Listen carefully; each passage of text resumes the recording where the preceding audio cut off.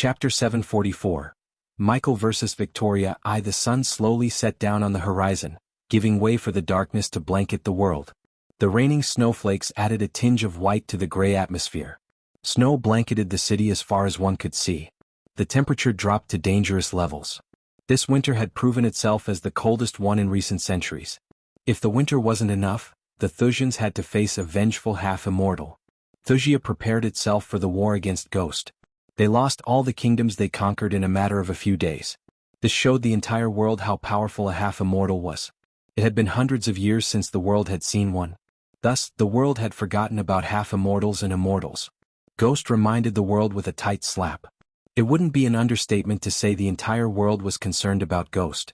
Even the Empress of Aur gathered all her war gods and asked to formulate a plan to defend their land in case Ghost turned his murderous gaze toward them. She ordered everyone to raise their cultivation levels fast.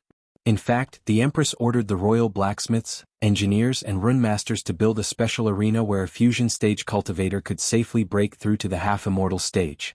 Of course, this arena wouldn't save them from the heavenly tribulation 100%, but it would certainly increase their chances of survivability. Finally, when darkness completely took over the day, Michael arrived at the capital. He didn't bring anyone with him because he didn't need them. He ordered King Gunnar, King Baldur and all his allies to leave the Ithilien island. They didn't dare to argue with Michael. They all heard what had happened to the Duchy of Valeria. It was indeed a pity they had to leave Golden Port. However, their lives and their soldiers' lives were more important than the city itself. The golden dome around the capital flickered, indicating Michael's arrival to the Thusians. Michael could have blocked these arrays with the system, but he simply didn't. In fact, he wanted them to know. Only that way would they feel helpless and afraid before losing their lives. Granted, he could kill Victoria, her family and destroy the kingdom in a couple of days. But he wanted every single one of them to suffer and live their last moments of life with fear. He wanted them to wish they were dead instead of living in constant fear. As for Victoria and Maxim Barnes, he had special plans. Michael's glance swept over the capital. Although he grew up in the forest far north of the castle, he knew nothing about the city. His whole world was the sanctuary and the people living in it. Up to this moment, he had no idea about the exact location of the cosmic stream. The system asked 3 million badass points to pinpoint the stream. However, Michael chose not to pay the system. Since King Maxim Barnes was using the stream to break through to the half-immortal stage, the location would be revealed automatically to him the moment Maxim Barnes triggered the heavenly tribulation. Unluckily for Maxim, Michael would be waiting to hinder his tribulation. Michael slowly flew toward the Golden Dome. It covered the entire city. As much as Michael hated Edith, he had to admire her talents in runes and arrays. Even Elidor was surprised by some of her runes. The closer Michael moved toward the energy dome, the more ripples appeared in the dome. Using his X-ray vision, Michael scanned the city. He found no life signs in the city except inside the castle grounds. The reports Michael heard were right. Victoria evacuated the citizens out of Thusia. Not that Michael would have cared if there were people in the city, but at least now he had a clear conscience. The soldiers within the castle came running outside. They all prepared the trebuchets, giant crossbows and flamethrowers ready. These machines were engraved with powerful runes to hurt cultivators. Michael couldn't care less about them. Even the immortal killing weapons failed to harm him. The only way to kill him was the god-killing arrows that Michael was still researching about. Michael had a feeling these arrows were somehow connected to the system and its origins. After all, as long as Michael had the system, killing him would be impossible. Michael shoved all those thoughts to the corner of his mind. At this moment he completely focused on one thing, the destruction of Thusia once and for all. To Michael's surprise, Evan and Zanali flew through the energy dome to him.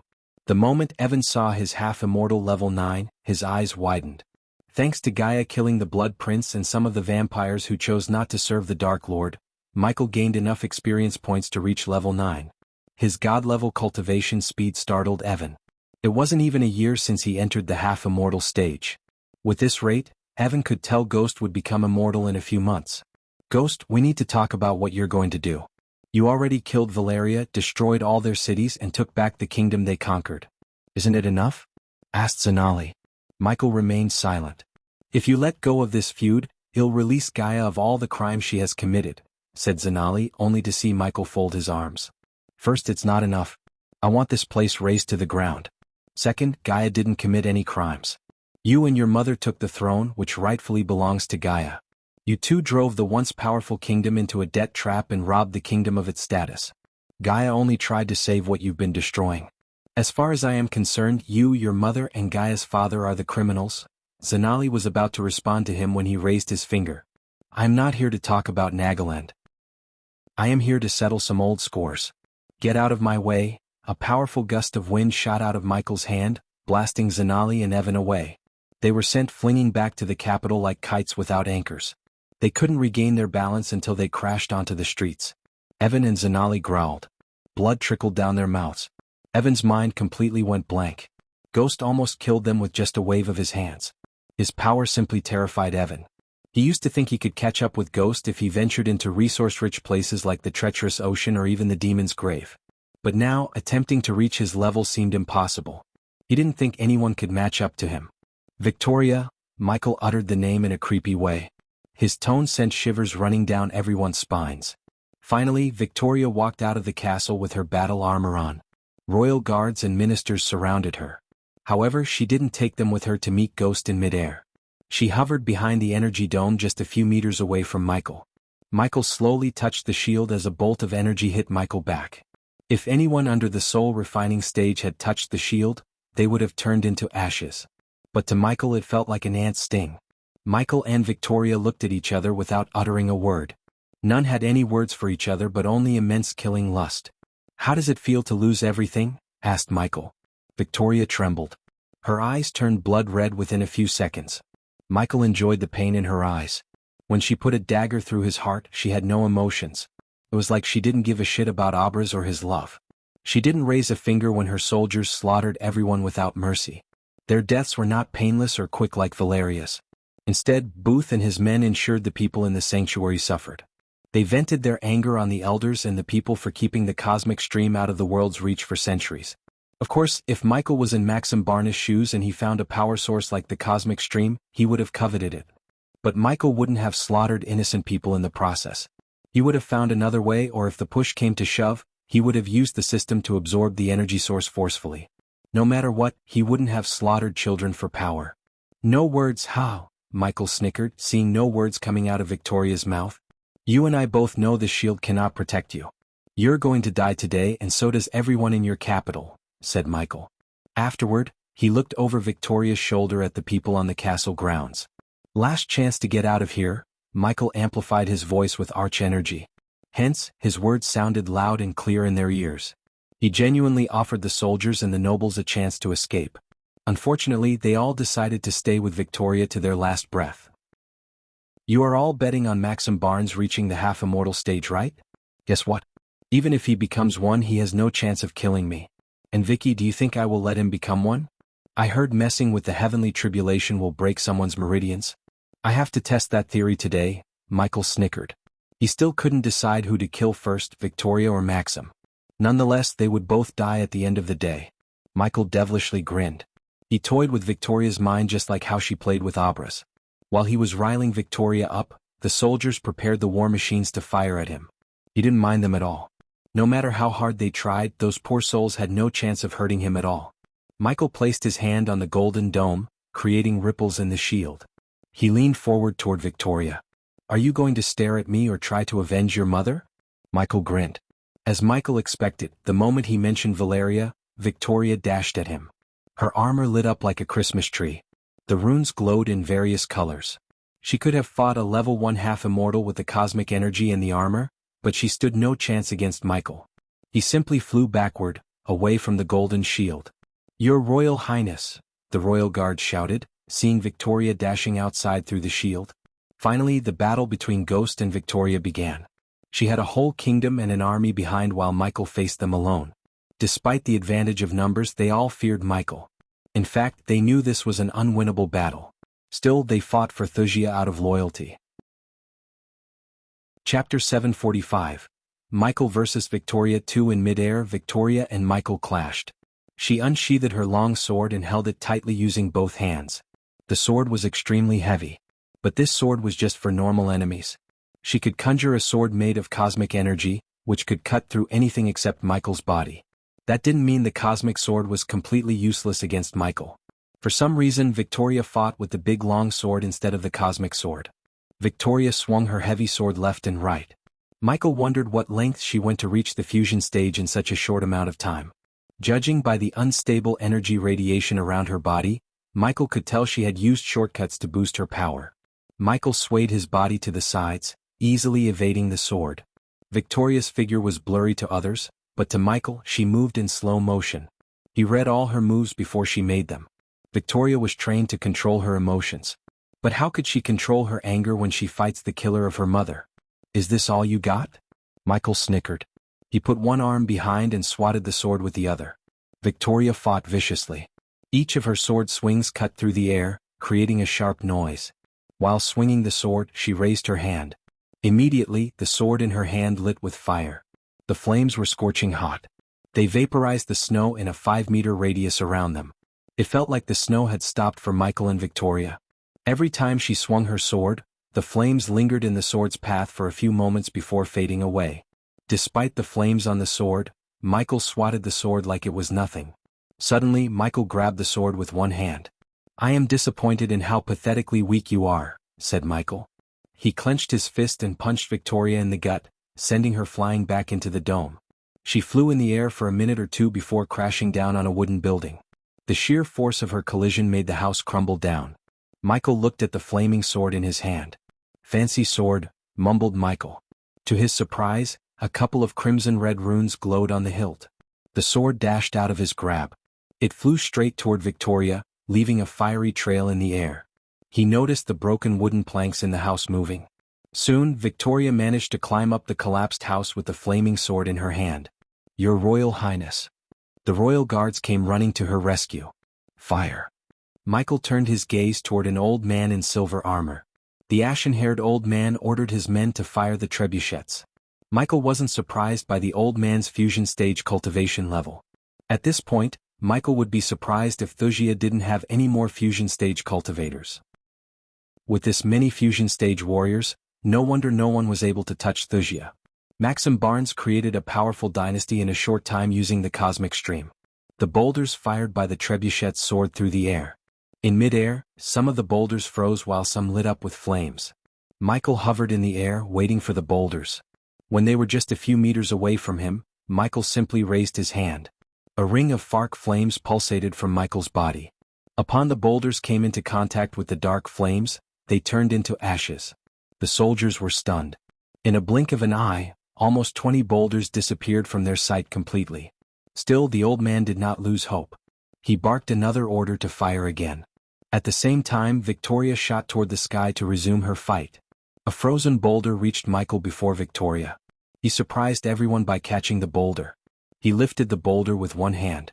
He started to spin the boulder on top of his index finger. When he saw Victoria soaring through the air, he threw the boulder at her. She swung the sword, cutting the boulder in half. But when the boulder split open, she saw Michael's fist. She quickly raised the sword to defend herself. Michael's fist hit the sword. In return, the sword hit Victoria's face. Her vision became blurry for a moment. Michael utilized the opportunity by grabbing her by the shoulder and head-butting her. The helmet she wore formed cracks as she felt like she hit a stone wall. For a few moments, everything around her started to spin. Michael sent her flying back to the castle with a single slap. Blood and Victoria's wisdom tooth gushed out of her mouth. The royal guards couldn't see their princess getting beaten to death. Although they were ordered to stay out of the battle, the loyal Thusians broke the order for the sake of Victoria. All the 12 royal guards shot toward the sky with no fear but intense anger and killing intent in their eyes. Each of them was armed to the teeth and halberds engraved with various runes. Unlike Victoria, the royal guards began to cast various spells. In a blink of an eye, Michael saw various shapes and forms made of celestial energy materializing in front of his eyes. The spells lighted up the dark sky, and the boulders were the fireworks.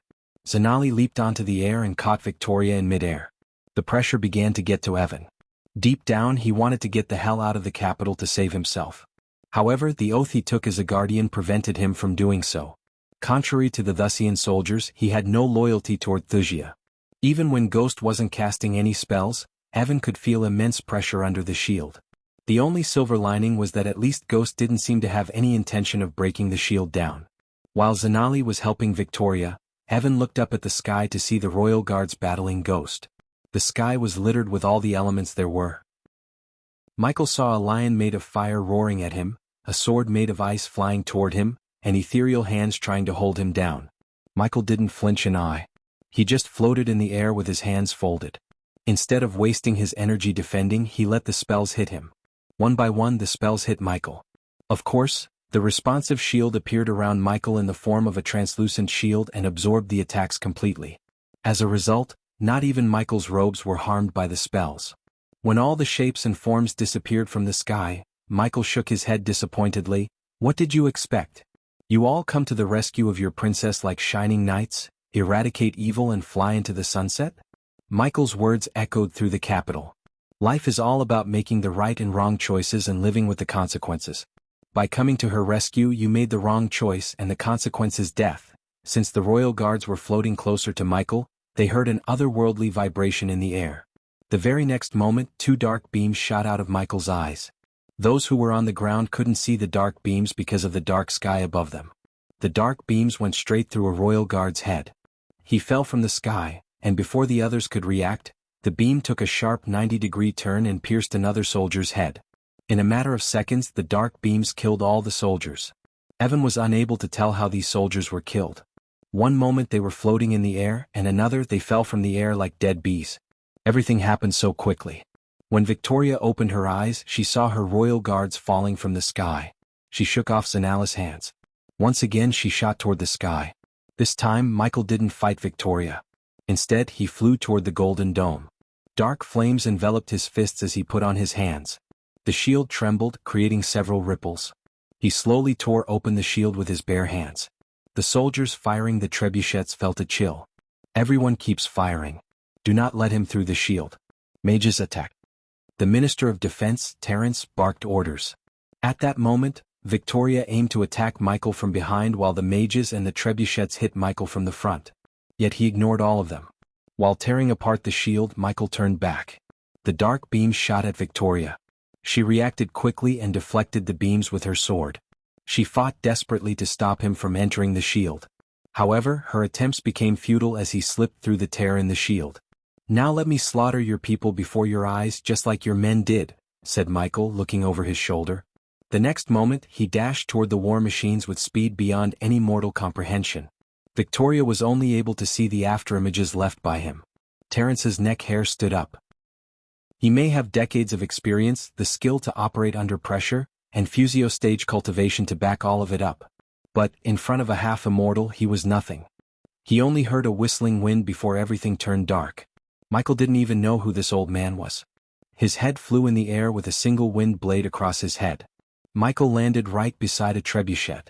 Instead of casting a spell, Michael just punched the trebuchet toward the war machines behind it. The trebuchet crashed into the others at the speed of a train.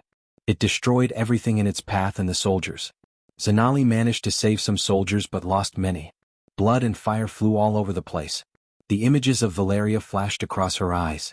Seeing the destruction, the nobles screamed as they ran back into the castle for cover. Poor souls had no idea the castle was Michael's main target.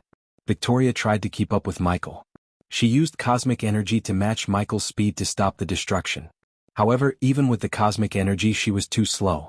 Michael picked up a broken trebuchet and threw it at Victoria. Just like before, Victoria sliced through the machine. Arg! She screamed as she brought down the sword upon Michael. Michael simply grabbed the sword, but the shock wave sent everyone around them flying, including Zanali and Evan. Michael felt the cosmic energy radiation from her body getting unstable by the second. It took great effort to keep himself from killing Victoria with a single punch. If he did that, it wouldn't be the proper revenge he had waited all these years for. The moment Michael grabbed the sword, he pulled it toward him. He grabbed Victoria's hand and began hitting her against the floor left and right like she was a piece of cloth. After a while, Michael threw her toward the cluttered houses around the castle. Zanali noticed Ghost raising his hand toward the sky. Suddenly she felt something strange. In the sky, several large fiery boulders slowly materialized. Evan's eyes widened in shock. The humongous size of the boulders cast shadows on the ground, darkening the city. Even from afar, everyone could feel the scorching heat. This meteor spell once belonged to Zachary, and now, Michael unlocked its true potential. Chapter 746. Michael vs. Victoria 3. At that moment, 4 giant boulders covered in scorching hot flames hovered over the city. "Please don't do it, Ghost," Zanali pleaded.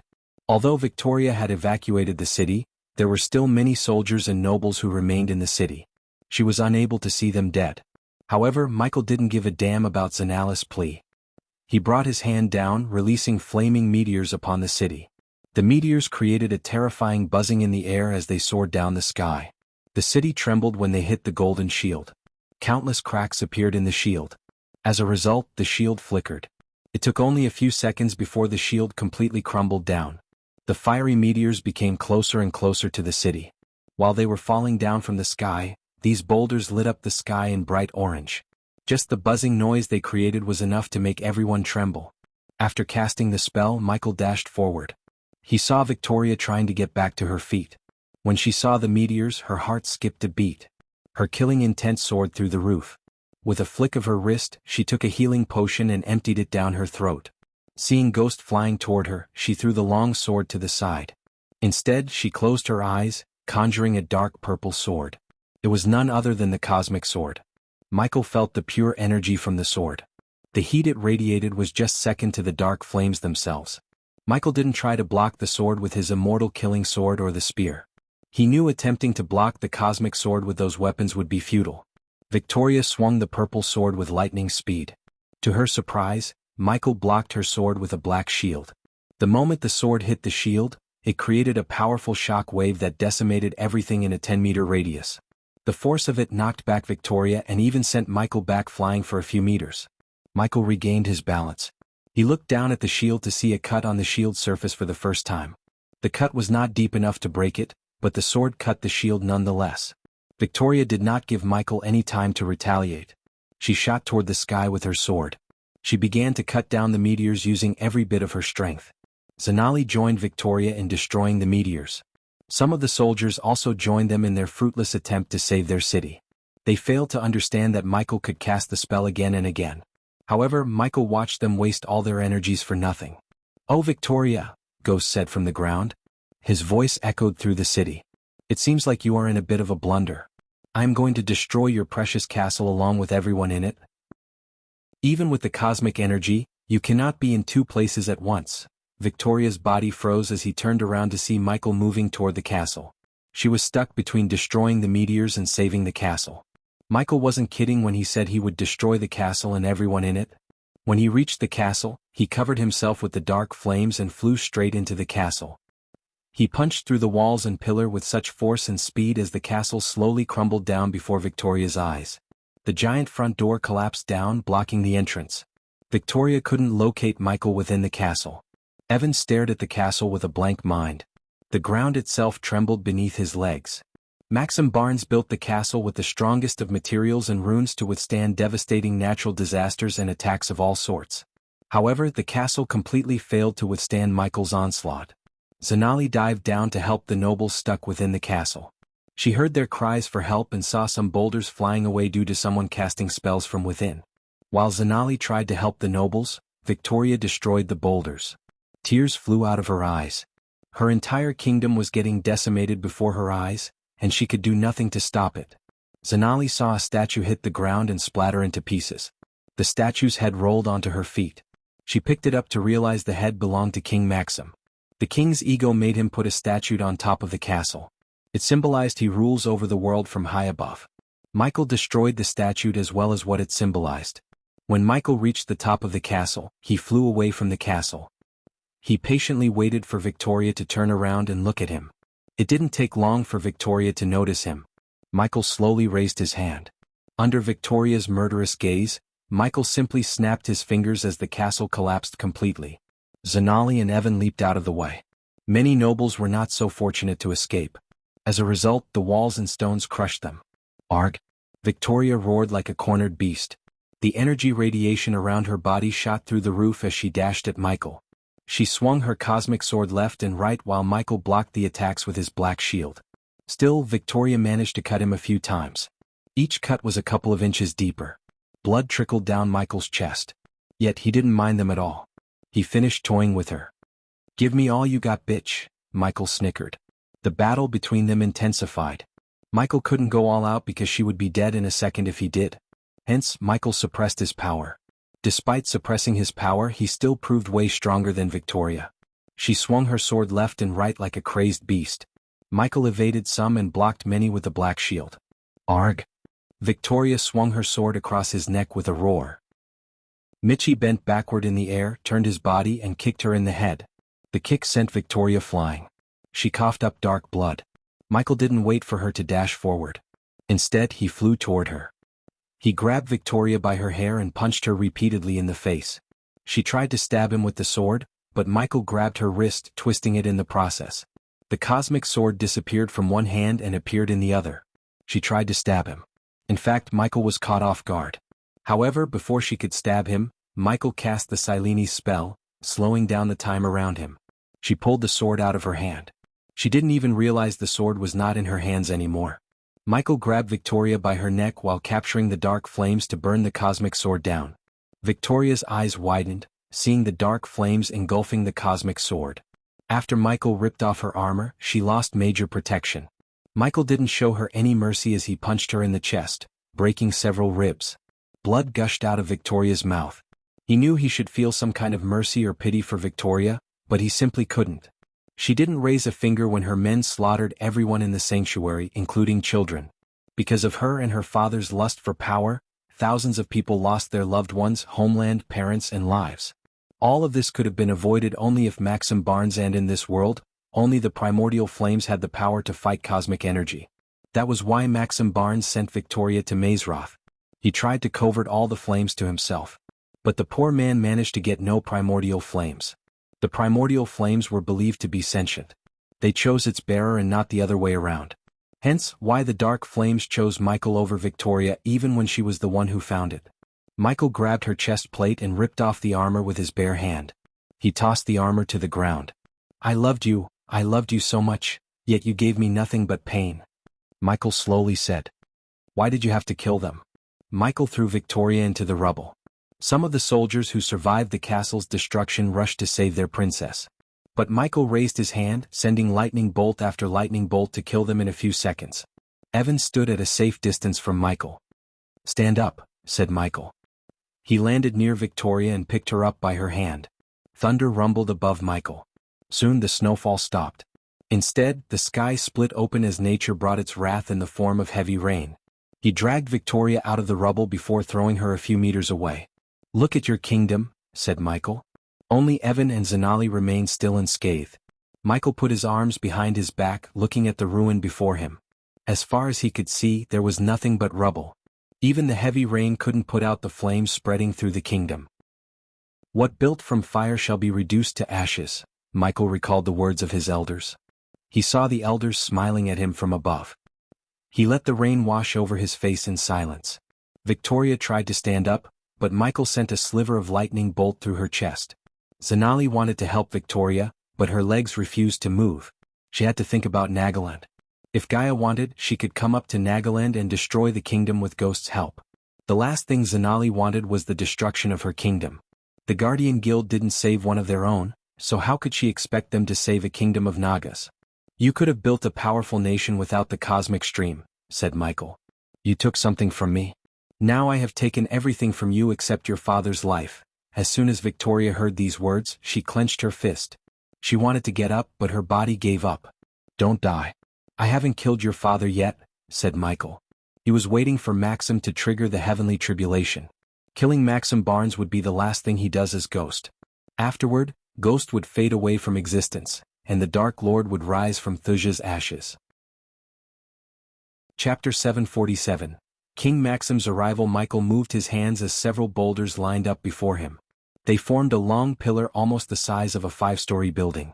Michael picked up Victoria, shot toward the sky, and banged her against the pillar formation. Soon, golden chains appeared around her, pinning her in a T-pose on the pillar. From this position, Victoria could see the entire city. I wish I had taken your head, Victoria groaned. Good. I want you to regret every decision you've made, Michael snickered. He slowly turned around. Dark clouds slowly gathered in the sky, darkening the place. It wasn't Michael's doing but the result of energy fluctuation in the air. An outside force messed up the balance between celestial energy and arch energy around the world. Suddenly the sky started to rumble. Purple lightning streaks struck across the sky. The heavy rain became worse by the second. Coupled with the howling wind, the heavy rain put out the fire in the city. As a result, darkness took over the place. Their only light source was the streaks of lightning in the sky. Everyone, including Zanali, could feel the pressure in the atmosphere. Out of the blue, a thick purple lightning bolt hit the forest north of the castle. Unlike a typical bolt of lightning, it didn't disappear. Instead, the lightning bolt lingered in the air as though it was frozen. They all looked at the bolt of lightning with bewildered faces. Michael's lips curved upwards, revealing a devilish grin. "It seems like your father has begun his heavenly tribulation," said Michael. Victoria struggled against the chains to escape. But no matter how hard she tried, she couldn't escape. First, she was too tired and exhausted her energy fighting Michael.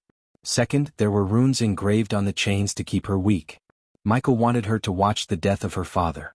At that moment, Victoria only had her father, and Michael wanted to take that away from her. Michael patiently waited for Maxim Barnes to trigger the heavenly tribulation. He knew the first lightning bolt was just a phenomenon before the actual tribulation. As Michael expected, the sky was lit with hundreds of lightning flashes. The lightning bolts formed a web in the sky as thunder kept rumbling louder and louder. Michael still didn't lift a finger. He watched the heavenly tribulation begin with Zanali and Evan. "Is that heavenly tribulation?" Evan mumbled. "The elders would sense it in a few minutes," said Zanali with a heavy sigh. She knew even if the elders appeared here, there was nothing to achieve here. Ghost had decimated the kingdom, and it would only take a spell from him to disrupt the heavenly tribulations. The damage had already been done. To be honest, Zanali didn't think the Guardians would be able to stop Ghost. He didn't even give a damn about the Council of Immortals. "The Guardians will kill you if you do something to my father," Victoria growled. Michael slowly turned around. "What? Because they want another human to be a half-immortal?" Michael tilted his head. "You and I both know your father doesn't give a shit about the Guardians. All he wants is power and control. You can't stop him." "He has the cosmic stream," said Victoria, only to receive a tight slap to her face. Michael leaned closer to her ears. "Not for long. The cosmic stream will be mine." Zanali, who had heard the word cosmic twice, wondered what the hell was that. She had no idea what they were talking about. However, she had a feeling it was connected to whatever happened between Ghost and Thusia. "What? You want to protect the stream so no one can benefit from it? Your people could have ruled this world and led it to a golden age. You are just a dog that doesn't eat and let others eat. Oh, darling. I'm going to use the shit out of it. You think this is only about revenge? Well, it's mostly about vengeance, but the cosmic energy is a cherry on top." Michael ran his fingers through her face as she growled. Finally, an ear-piercing thunder rumbled in the sky. Following the thunderclap, a strange buzzing noise resonated throughout the city. At that moment, another lightning bolt hit the forest several meters away from the first lightning bolt. Like the one earlier, the second lightning bolt froze in the air. Electricity crackled around the two bolts. Several smaller streaks of lightning bolts branched out from each, forming a net in between. Michael cracked his knuckles. Unlike everyone expected and hoped in Thusia, Maxim's fate would be a bit anticlimactic. Michael waited for the lightning to strike from the sky. Victoria noticed golden bolts of lightning crackling around Michael's fist. She shivered. A single bolt of lightning from his hand could disrupt the entire heavenly tribulation and make his father a cripple. "No. Kill me, no. Please don't do anything, Abras, please." Victoria panicked. Her fear and panic only made him happier. "Beg me more. It feels so refreshing." Finally, Michael sensed Maxim's presence in his environmental scanning. But Michael didn't go after him. Instead, he just raised his hand. He looked at Victoria with an amused smile. "This is your father's end. Look closer." "No." Victoria's scream echoed through the air as the lightning bolt shot out of Michael's finger. The bolt of lightning traveled in slow motion in Victoria's eyes. Zanali immediately waved her hand, casting a defense spell around her and Evan. The bolt of lightning soared through the air and hit the frozen lightning bolts. As soon as they clashed, an explosion went off. This explosion made nuclear explosions look like mere candlelight. For a few moments, Zanali and Evan couldn't open their eyes. Moreover, they were blasted away by the explosion's effects. The temperature rose in the air to the point that the rain droplets evaporated before reaching the ground. It didn't even take a few minutes for the snow to melt down and vaporize. A few long, brief moments later, Zanali opened her eyes. Her ears rang with a strange buzzing sound. To her shock, Everything around her turned into ashes. She slowly moved her head upwards to see Ghost and Victoria floating in the air. Zanali could barely see them through all the dark ashes in the air. "Father!" Victoria screamed. She noticed the lightning strikes had disappeared from the sky, and the atmosphere had returned to normal. Michael dashed forward into the forest with thousands of charcoal trees. Although Michael wasn't a natural guardian, he hated destroying nature. This world's beauty was its forests, lakes, mountains, and every piece of nature. However, it was a necessary sacrifice to stop Maxim Barnes from breaking through to the half-immortal stage. Of course, Michael could defeat Maxim Barnes even if he had reached the half-immortal stage, but Michael didn't want to complicate things. Why would Michael want to battle Maxim Barnes when he could cripple him with a single spell? Zanali wanted to rescue Victoria and let her escape. That's the least she could do for Victoria as a guardian. However, before she could move toward her, Ghost returned to Victoria. This time he had a bleeding man in his hand. Ghost held him by his neck like he was handling a rabbit. "Father!" Victoria screamed. But Michael ignored her. "Where am I?" Maxim Barnes slowly opened his eyes. Blood slowly trickled down from the corners of his mouth. One moment he was near the cosmic stream and the other he felt excruciating pain from every corner of his body. "Little puppy forgot its kingdom," Michael snickered. With a flick of his wrist he took out a healing potion from his space ring. He forcefully poured the healing potion into Maxim Barnes' mouth. Otherwise, Maxim wouldn't survive the pain Michael was about to inflict on him. After the healing potion entered his body, all the wounds and pain in his body disappeared. The light of life glimmered brighter than before in Maxim's eyes. Michael raised Maxim by his neck and stared at him from top to bottom. Although Maxim was Michael's nemesis, this was the first time he had seen Maxim with his own eyes. With striking red hair, a muscular build, and a stubble beard, Maxim was quite a handsome king. More than that, Maxim really did have a kingly aura around him. Even when his meridians were broken, Maxim had an imposing aura. However, a king's aura was nothing compared to a god's aura. "Victoria?" Maxim's eyes widened, seeing his daughter chained to a pillar. It took his mind a few moments to realize everything around him. Michael let King Maxim Barnes soak the beautiful sight of his kingdom. "This is your capital," said Michael. Tears gushed out of Victoria's eyes. She couldn't see her father so powerless and weak. Maxim Barnes tried to reach out to his daughter. Michael squeezed the back of Maxim's neck. Maxim Barnes' eyes were blood red with uncontrollable rage. He punched and kicked Michael furiously. How does it feel to be a cripple? Initially, Michael planned to let Maxim Barnes fight him with the unstable cosmic energy that would turn Maxim into a ticking nuclear warhead. Michael wanted to use Maxim to destroy the kingdom. However, he recently learned from Aladir that making Maxim explode would not only destroy Ithilin but also mess up the energies in the atmosphere. As a result, the entire world could be littered with natural disasters such as storms, tsunamis, and droughts, to name a few. Hence, Michael was forced to change his plan. He didn't feel right to sacrifice millions of people to destroy Thusia when he literally had many options. One of them was using Victoria to destroy the kingdom instead of Maxim Barnes. Since Victoria wasn't crippled by Ghost, he could force the cosmic energy to become unstable to the point she turns into a sticking nuclear bomb. But first, Michael needed to vent his anger on Maxim Barnes. Maxim Barnes' body shivered. His eyes were full of shock. He tried to conjure his energy, yet he simply couldn't. And one more thing, Michael grabbed Maxim's chin and turned his head to look him in the eyes. "I am Ghost." Chapter 748. Toying with the prey. A sliver of shock glistened in Maxim's eyes. Soon his shock turned into absolute horror. He slowly realized what had happened to his kingdom while he was cultivating in seclusion. He hoped the Guardians and his men would keep Ghost away from him until he broke through to the half-immortal stage. In his shock, he didn't try to escape from Michael's hands. He felt too weak. "This is payback, bitch." Michael threw Maxim down. "Father!" Victoria screamed. Her father hit the ground with a small thud. "Save him!" Victoria shouted at Zanali. King Maxim Barnes coughed up blood several meters away from Zanali. However, her body refused to move an inch. The killing intent radiating from Ghost petrified both Zanali and Evan. Victoria was just an arrow. In Michael's mind, Maxim was the one who fired that arrow in his direction. So King Maxim Barnes deserved worse. He landed beside Maxim Barnes before kicking Maxim in the face. Blood splattered across the ash-covered floor. Michael lifted Maxim by his torn robes and repeatedly punched him in the face. Michael heard the crunching noise of bones breaking in his face. Victoria screamed and begged from the pillar, Yet Michael ignored her completely. He was completely focused on destroying Maxim Barnes. "Come on. Fight back," said Michael. He grabbed Maxim's hands and crushed his palm. King Maxim screamed. Michael noticed Maxim's eyes closing. Quickly, Michael took out another healing potion and emptied it onto Maxim's mouth. "There you go. Healed up again."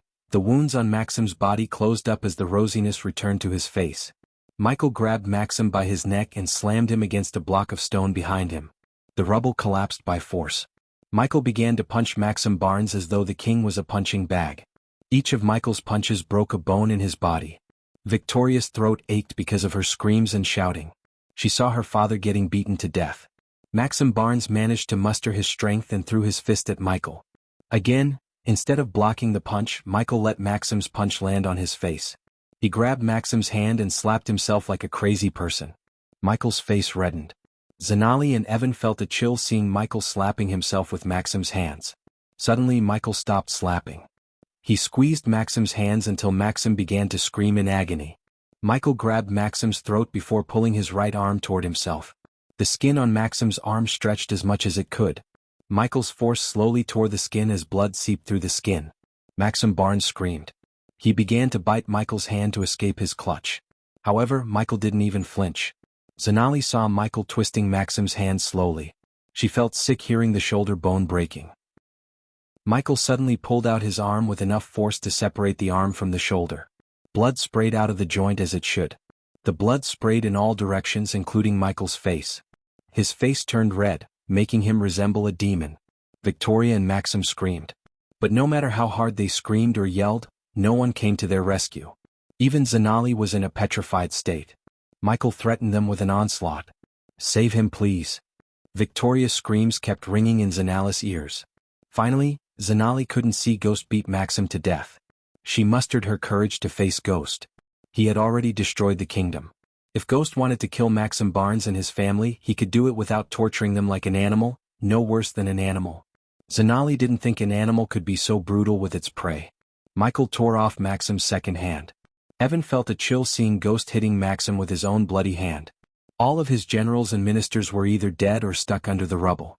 Unless the Guardian Guild comes with several immortals, Evan knew there was no stopping Ghost. He wondered where the heck did Edith go. Not that Evan believed Edith could stop Michael, but at least she would be stupid enough to try to stop him. "Stop." Zanali raised her voice. Michael ignored her completely. Maxim Barnes coughed up blood. Michael slammed Maxim Barnes' head against the wall. Whenever the light of life began to fade away in Maxim's eyes, he forcefully emptied a healing potion down Maxim's throat. Zanali approached Michael. She grabbed his shoulder trying to stop him. Michael shook his shoulder as Zanali fell backward. Evan saw Victoria screaming from above, helplessly, while Maxim groaned in utter pain. He saw Zanali get back to her feet. Once again she tried to stop Michael. This time Michael stopped hitting Maxim Barnes. Instead, he grabbed Zanali by her neck and slammed her against a pillar next to Maxim Barnes. "Look, Snake. The only reason you're alive is Gaia doesn't want me to kill you. You already destroyed them. At least kill them. You tortured them enough," Zanali said. Michael tightened his grip around Zanali's throat. "Why the fuck are you even here?" Michael said, gritting his teeth. He clenched his fist. Before Zanali could finish her sentence, Michael punched her in the face. A single punch knocked out Zanali cold. Evan's subconscious mind forced him to dash forward. He thought Ghost had killed Zanali. When Evan saw Ghost suddenly turn his head in his direction, Evan's legs put a brake automatically. Michael kicked a football-sized stone on the ground.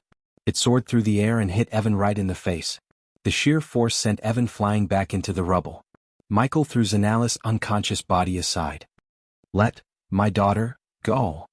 Maxim Barnes managed to utter these words. Michael laughed out loud. "Did you know I killed your precious wife?" Maxim Barnes was stunned. His face was covered in too much blood to make out his expression. However, his eyes glistened with rage. The poor man could do nothing without his two arms. On the other hand, Victoria slowly lost her strength to scream out loud. Michael slowly walked toward Maxim. He stared at the king without lifting a finger. After a few moments, he grabbed Maxim by his neck and shot toward Victoria. When he arrived before her, he grabbed Victoria by her neck with his other arm. Michael pulled Victoria out of the bonds before flying toward the burnt forest. The explosion flattened the entire forest. Everything looked nothing but burnt. However, something was glimmering under all the burnt trees and ashes. The dark beams shot out from Michael's eyes, hitting the ground. As soon as the beams hit the ground, ripples appeared in the air. Soon, the scenery before Michael changed from a burnt forest to a small pond filled with glistening liquid. The pond was barely 7 feet wide and 5 feet thick. But it contained the most powerful energy source in this world, cosmic energy. No one knew how this pond of cosmic energy came into existence, not even Michael's sanctuary. The origin of cosmic energy was still a mystery to them. Our feud started because of this. So it must end here. Michael released the two. They hit the ground, groaning in pain. Victoria immediately crawled toward her father. She embraced him tightly. Father, tears rolled out of her eyes. At that moment, she had no interest in the cosmic energy that she had killed and fought so many people for. In fact, she hated cosmic energy. Because of this, she lost everything. If her father hadn't found a secret note in a meteor that hit Wuxia, he wouldn't have found out about cosmic energy. Everything began with that mysterious purple meteor. Michael won and successfully exacted revenge when she regretted everything she had done. But it wasn't enough for Michael. He collapsed to his knees and looked around the place. He could see the buildings made of wood, children running around, the elders feeding the little ones, and his friends playing with him. A painful smile appeared on his face. Protect the stream, Maxim Barnes coughed up blood. Seeing the glistening energy made Maxim lust for it. He was like a possessed person. He wanted the cosmic stream for himself no matter the cost. This was the reason why the elders had never touched cosmic energy. Whoever uses it would lose everything.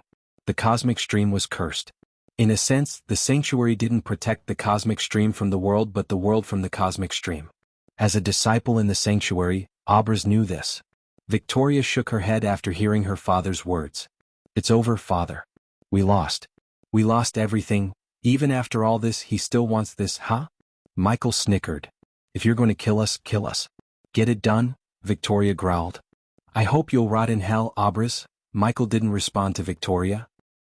Azazel, gather all my subordinates and teleport to my location, said Michael.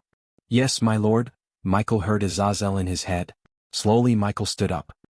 He turned around to look at Victoria and Maxim in her arms. With a flick of his wrist, Michael took out a crimson-red dagger. He tossed it toward Victoria. You want this to end? Do it, said Michael. Victoria stared at the dagger on the ground without batting an eye. Her hands trembled as she reached for the dagger. No. Fight him. No. Maxim Barnes mumbled. He looked completely pale after all the blood loss. Since Michael hadn't given him a healing potion for a few minutes, his body started to lose vitality. Compared to being tortured to death by Ghost, killing her father and herself with her hands seemed the better option. Michael waited for Victoria to kill herself. The despair and helplessness in her eyes quenched the thirst for revenge. He didn't feel like torturing her anymore. Instead, he wanted to absorb the cosmic energy. Victoria finally grabbed the dagger. Even if she could fight back, she didn't want to because there was nothing to fight for. Her kingdom was gone, her mother died, and her father was on the verge of death. If she kept fighting, it would make only her people suffer more. At least with her dead, Ghost would let the Thusians live. She slowly moved the dagger toward Maxim's heart. She placed the dagger's end on her father's chest. Tears gushed out of her eyes like a flood breaking out of a dam. She was about to plunge the dagger into Maxim's heart when they heard a shout echo through the place. Stop. Chapter 749. Beginning of the end. Michael looked up to see countless ships on the horizon. He focused on the person who was leading the ships. It was none other than Edith herself. Michael wasn't surprised. On the contrary, he was expecting her. Something deep down always told Michael when Victoria was about to lose her life, Edith or someone would appear to stop the inevitable. One would expect Michael to panic, but he remained calm. The main reason for his calmness was he didn't have to hide his secret anymore. He welcomed them with open arms. He had a surprise stored in for the Guardians. Looking at the ships, Michael slowly floated above. The Guardians sent all their warships. Each ship was fitted with 60 to 70 cannons. All of them were enhanced with runes to kill even a fusion stage cultivator. This was the first time Michael had seen a glimpse of the guild's true power. With this much firepower, they could easily decimate a kingdom in a few hours. The closer Edith got to Michael, the clearer he saw the shock and anger in Edith's eyes. He was wondering where Edith went after rescuing the spirit child. In Michael's vengeful spree, he didn't even talk to Layla or take a moment to see his spirit child. To be honest, Michael wanted to have a few words with the child before he returned to the southern continent. Michael doubted he would be able to talk to the child after he revealed himself as the Dark Lord. "What have you done?" Edith stuttered. She couldn't believe her eyes. The entire city was reduced to ashes. Everywhere she looked, she saw nothing but ashes and fire. He kept his promise by burning Thusia to the ground. Instead of responding to her question, Michael flew back to Victoria and landed before the cosmic stream. Hundreds of Guardian soldiers armed to the teeth surrounded him in the air. Every single one of them was at the fusion stage. The Guardians weren't playing. They showed their true power for the first time in a long time. The whole world believed only a handful of fusion stage warriors existed in the world. However, the Guardians had an army of them. Michael even saw several half-immortals and immortals in the air. He sighed inside and looked a bit down. "Stand down, please," Edith pleaded to the Guardians. Michael couldn't see any of their faces because they were all armored from head to toe. The ships floated quite a distance from Sayahel, unlike the armored Guardians. It wouldn't be an understatement to say the sky was littered with an army. All of them were ordered to kill Ghost if what Edith said was true. Michael detected some commotion among the soldiers. They all sensed the pure and powerful energy radiation from the cosmic stream. If Michael was right, the elders in the ships were already trying to figure out the nature of this new energy. "Vicky," Edith dashed at Victoria. Her heart skipped a beat seeing Victoria all battered and wounded. Furthermore, her father almost looked like a new person. It took Edith a few moments to recognize him. She embraced Victoria tightly before saying or doing anything. Their reunion gave Michael the needed time to put his plans in motion. With seconds turned to minutes, Edith's sorrow turned into pure rage. Victoria broke into tears as she buried her head in Edith's chest and sobbed without a break. The tears and sound of Victoria's sobbing fueled Edith's rage. She had never wished someone to die in a most horrific way, but she wanted that judgment to fall upon Ghost. He destroyed an entire kingdom because of his vengeance. "You are the devil," Edith finally turned her gaze toward Michael. "My offer will expire in a few minutes, Victoria," said Michael. "I have an offer for you," Edith slowly said. Michael saw the naive girl speak with vengeful eyes for the first time. She looked like an entirely new person. He saw a glimpse of Layla in Edith for a few moments. Unlike many others, Michael didn't think of Edith as a stupid, naive girl. In his mind it was just a facade. She was scheming enough to brand him as the Dark Lord to the Guardians. "Kill yourself, motherfucker!" Edith screamed as a powerful shock wave brushed past Michael. The ships around Edith trembled. Furthermore, the stone walls of the broken castle exploded into pieces. Yet, Michael remained firmly on the ground. He didn't even move an inch. It could have blasted away any other person but not Michael. "Go away, Edith. He will kill you too. I've seen enough death." "Please go away," Victoria begged Edith. Maxim Barnes couldn't move his lips. He almost lost consciousness. "I am here to save you, Vicky. Don't worry about me. The Guardians are here. I brought help. Today I will take his life." Michael's laughter suddenly broke the silence. His devilish laughter echoed through the forest. This time his laughter wasn't normal. It was thick, demonic, and otherworldly. The Guardian soldiers were stunned. A glimmer of surprise emerged in Edith's eyes. Michael sensed several powerful figures watching him from the shadows. These figures tried to be sneaky instead of drawing Michael's attention. The only surprise Michael received was the disappearance of Noah. He really wondered what the heck had happened to him. Honestly, Michael could not believe Noah didn't try to fight or stop him for once. For now, Michael paid no attention to Noah. He had bigger things to deal with. Victoria looked around to see hundreds of soldiers in the air. Finally, a small light of hope lit in her heart. Michael was delighted to see that one small ray of hope in her eyes. Snuffing this light would be the last nail in Victoria's coffin. Edith slowly raised her hand before snapping. Suddenly, the immortal killing spear he took from General Franklin appeared in Michael's hand. Michael noticed countless runes radiate a bright crimson-red glow on the spear. The spear pulsated strange energy. Soon this energy surrounded Michael. "A good plan indeed," Michael said to himself. He let the strange energy surround him completely. This energy felt familiar to Michael. It was the same energy radiation he felt from Hunter when he fought. Michael was surprised to see Edith mimic Hunter's energy signature, which the entire world believed to be the energy signature of the Dark Lord. Edith even managed to create a dark cloud around him to sell the idea that he was the Dark Lord to the Guardian Guild. Little did she know that Ghost was really the Dark Lord. Michael sensed the tension among the Guardian Guild soldiers. They all tightened their grips on their weapons. Michael felt the energy fluctuations around him go crazy. He could tell the guardians were casting spells all around him. It would only be a matter of time before they go all out. "He is the Dark Lord," said Edith.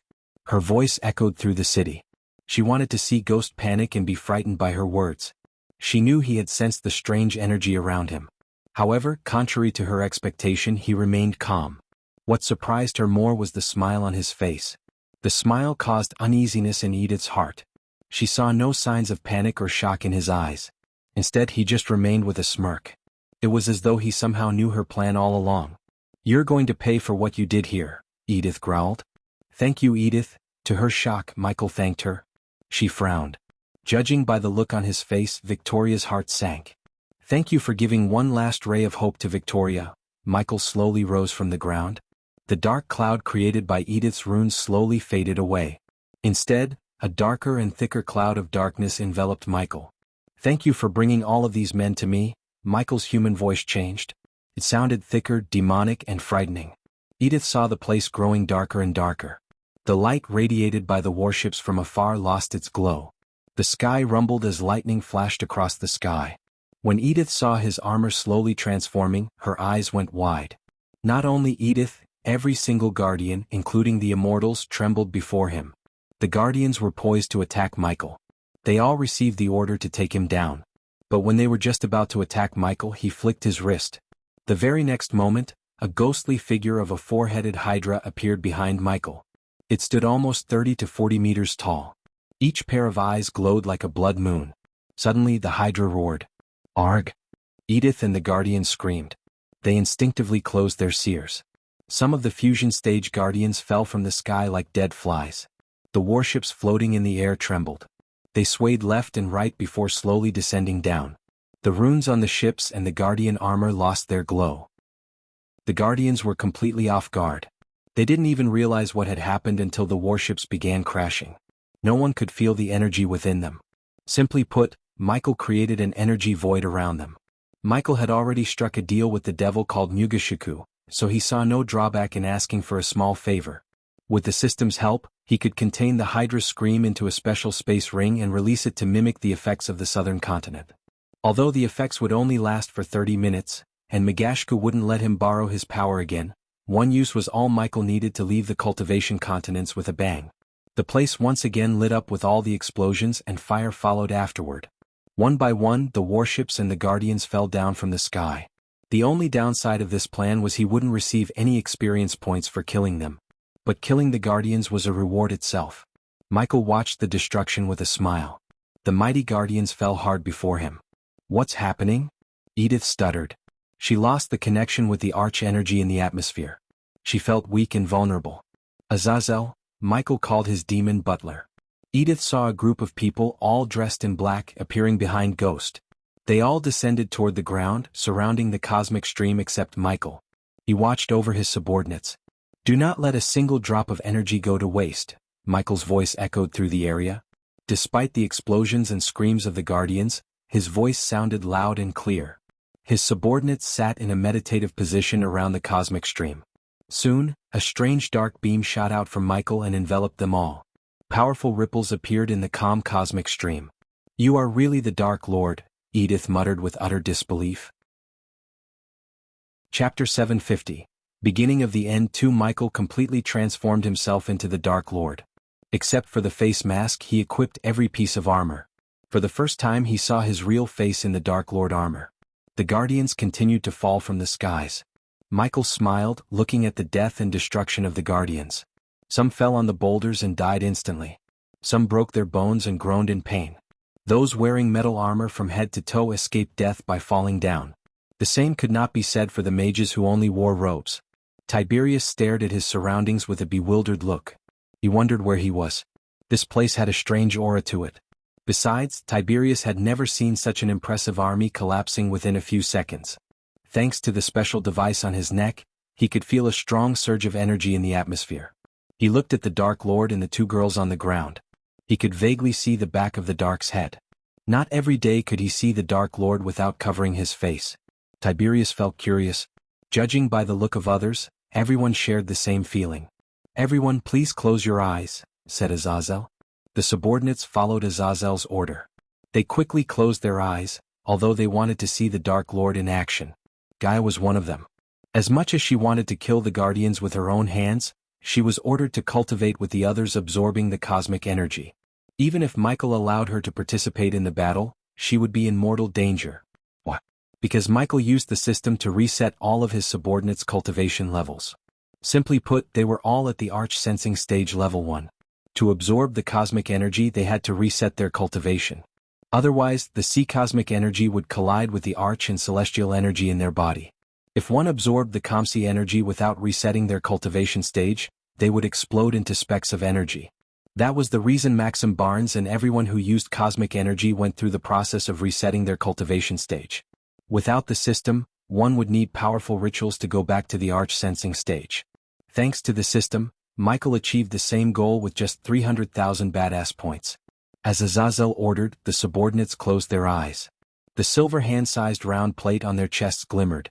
Each plate had a single crimson-red rune engraved onto it by Eladir. This special rune enabled the subordinates to absorb the cosmic energy at a rapid rate. "Feel the energy around you," said Azazel. "Focus only on my voice." The subordinates heard Azazel as they tried to cut out all the screaming, explosions and thunder rumbling. "Now, slowly absorb the energy into your body. Feel the energy traveling into you and strengthening you," said Azazel. Since Azazel's cultivation directly depended on Michael, he didn't have to absorb the cosmic energy to level up. Instead, Azazel was ordered to guide the others in their cultivation process. Meanwhile, Michael picked up a red-haired man in silver armor from the ground. Although the man looked rather normal, he was a half-immortal. "What did you do?" the man growled. Michael floated toward Edith. "Let him go," said Edith. "This is your doing, Edith," Michael snickered. The very next moment, hot blood splashed on Victoria and Edith's face. The blood made Edith close her eyes instinctively. When she opened her eyes, she saw a headless body hit the ground. Michael crushed the half-immortal's head with his bare hand. Michael did not receive any experience points since he made them powerless using the Hydra's shout. However, he did receive badass points. By killing the half-immortal, he received 20,000 badass points. Michael did not waste too much time, as time was of the essence. First, Michael targeted the strongest guardians. That way, even if the effects of the Hydra's shout wore off, he could fight off the rest. Michael wanted Edith and Victoria to see all the death and destruction. He even sensed a couple of recording stones lying around. If he had to guess, he would say the Guardians brought the stones with them to record his capture and use them to clear their names. Only his capture could bring the Guardian out of the shitstorm Michael created by exposing their connection to the vampires. Although Michael could easily destroy these stones, Michael chose not to. He wanted the entire world to see what the Dark Lord was capable of. One could argue that using Hydra's shout and killing them wasn't exactly showing his true power. However, Michael always considered his brain as his biggest and most powerful weapon. His plan and intelligence made the Guardians lose their powers. He took the risk of negotiating with Mugashiku and containing its shout in a space ring. No one else could have brought one of the powerful battalions to its knees than Michael. This was his true power. Michel slowly raised his hands. He willed to cast the ultimate Ignitia. The sky rumbled as the clouds turned darker. Anyone could feel the tingling due to the high electric energy in the air. Soon, thunder rumbled as hundreds of lightning bolts struck down from the sky. The sky rained lightning bolts instead of water. The entire place lit up as each golden lightning bolt hit the ground, electrocuting a guardian. Despite the ominous crackling noise the bolts created, Edith was able to hear the screams. Not even a minute passed as the air smelled of blood and burnt skin. This was a massacre that Michael enjoyed. The Guardians played a big role in messing up his birth and life. Finally, Michael started to pay them back with interest. Every life he took made Michael happier. Finally, after a few minutes, the rain of lightning bolts stopped. The air still became electrified as Edith's hair stood straight up. Edith's mind went blank by all the death and destruction. No one could say she wasn't to blame for all this. The Guardians would have been alive if she hadn't brought the Guardians here. Once again, Edith paid a steep price for not listening to her sister Layla. She doomed more lives than she saved. She led a herd of sheep into the den of wolves. Michael played her right from the start. At some point, Michael really did hope that this girl would listen to Layla and go with her to the Rainbow Islands. Instead, she chose to stick with her best friend, which Michael admired about Edith. Right or wrong, Edith stood by her friend's side. But admiring her didn't mean Michael would let her do whatever she wanted. Michael wasn't satisfied by the burnt bodies around him. He wanted to eradicate the Guardians completely. Even after using the ultimate ignitia, many escaped the spell's wrath. But before he cast another spell, Michael's gaze turned toward Maxim Barnes. Victoria hugged her father tight. The look in his eyes terrified her. Michael dashed forward using a lightning dash, grabbed Maxim Barnes and flew back to the sky. Everything happened before Victoria could realize her father was gone. "Father!" Victoria shouted. She tried to get to her feet only to receive a bolt of lightning through her gut. Victoria dropped to the ground, holding her stomach. Her clothes slowly got soaked as blood poured out of her gut. She gritted her teeth to fight the pain. Seeing the wound on Victoria's stomach, Edith panicked. She couldn't even access her space ring to give Victoria a healing potion.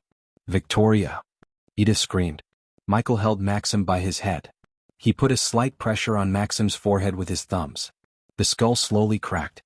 Maxim hissed in pain. Michael applied more pressure as blood seeped through Maxim's forehead skin. Maxim's legs frantically quivered. She lost her ability to cast a spell or fly toward her father. Hence, Victoria could only scream. Michael kept applying pressure little by little as the skull slowly cracked. The crunching sound of Maxim's skull sounded like music to Michael's ears. Edith was absolutely horrified at the scene. She couldn't stop her body from shivering to see the blood ooze down from Maxim's head. Michael took his time. He slowly ripped Maxim in half. Blood and guts fell down. Edith jerked her head aside as she started to throw up. It was a horrible sight. Victoria, on the other hand, outright fainted on the ground. While Edith was puking her guts out, Michael turned his focus back to the Guardians. He dashed toward the ground, firing lightning bolt after another at the Guardians. Each bolt ended a life. Michael zigzagged around the field, leaving nothing but a death trail. The recording stones captured nothing but his afterimages. Michael was simply too fast. In a sense, these Guardians were truly lucky. Compared to Maxim, their deaths were quick and merciful. Meanwhile, the subordinates inhaled the air mixed with the cosmic energy. The rune on their neck glowed brighter and brighter. Each of them felt rejuvenated by the cosmic energy. The Guardians were not in a state to stop Michael's subordinates from cultivating. Azazel noticed everyone's energy radiation getting stronger by the second, especially Gaia's. She went from Arch Sensing Stage Level 1 to Body Refining Stage Level 7 in a few minutes. The other subordinates slowly became stronger but at much less speed compared to Gaia. Azazel saw the Guardians crawling on the field. He wanted to join the Dark Lord in slaughtering the Guardians. However, the Dark Queen's words resonated in his mind. She ordered him to keep his bloodlust in check. He closed his eyes, took a deep breath, and turned his gaze away from the Guardians. Michael used the Eyes of Doom and the Dark Flames at the same time to kill the Guardians. The dark beams zigzagged through the field, killing the Guardians in an instant while the Dark Flames evaporated the weaker Guardians to nothingness. Michael's heart ached to see the immortal cultivators. He would have earned millions or billions of experience points if he had killed them without the Hydra's shout. For now, Michael could only sigh and take solace in eliminating potential threats.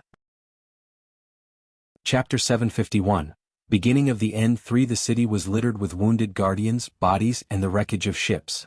Red, black, and brown were the new colors of what was once a spirited city, which had become the stage of a devastating war. The air, which would normally be vibrant with the sound of work, trade, and craftsmanship, was now glowing red with fire and thick with smoke, ash, and embers. Hell had descended upon this area.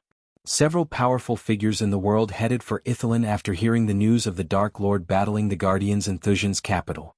Almost all the prominent families and powerful people had spies within the Guardian Guild. So it wasn't very hard to get a whiff of this news. Michael noticed these strange figures on the horizon but completely ignored them. He knew they were here to spectate. It was fine with Michael. The more people watched the slaughter, the more badass points he would receive. Michael continued to slaughter the Guardians left and right. He almost felt exhausted after killing them. Hundreds of corpses littered the ground. Those who moved an inch received a bolt of lightning through their head. Michael spared no one. This was not a battle but a massacre. The people who saw the massacre from a distance felt shivers down their spines. Some immediately turned around and left the island. They did not take the risk of drawing the Dark Lord's attention to them. Still, many daredevils remained in the sky watching the massacre. Among them were some news reports, including Nadia Hall. She wrote down everything she had seen in Ithilien. After killing every Guardian in his sight, Michael started to throw the bodies near the cosmic stream. The bodies formed a big pile. They wondered what the Dark Lord was doing. He walked toward the pile of bodies, taking deep breaths. Even a half-immortal like him would feel exhausted after all the killings. Michael leaped on top of the bodies and sat down as though the bodies were his throne. Edith looked terrified. Her face went completely pale. She held Victoria tight in her arms. Victoria didn't seem better either. The blood loss caused Victoria's face to become pale. On top of the bodies, lightning crackled around Michael's wrist. He pointed his finger at Victoria as a bolt of lightning shot toward her. The bolt of lightning woke Victoria up. "No, stop," Edith begged Michael.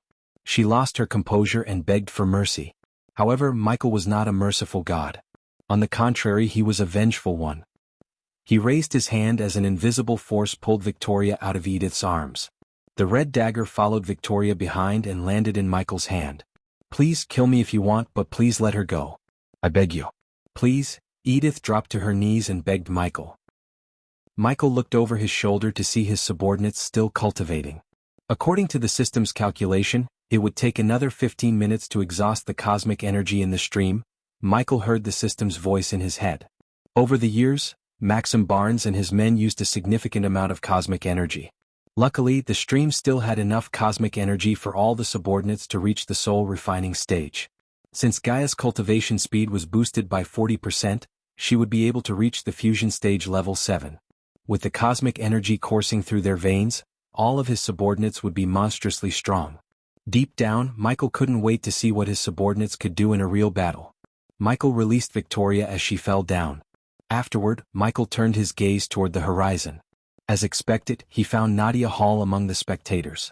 "Nadia," Michael's voice echoed through the sky. Everyone hovering in the air turned their gazes toward the young woman in brown robes and gray fur coat. She adjusted her glasses. There was a glimmer of fear and shock in her hazel eyes. "Come here," Michael called Nadia Hall. "I will give you an exclusive," said Michael.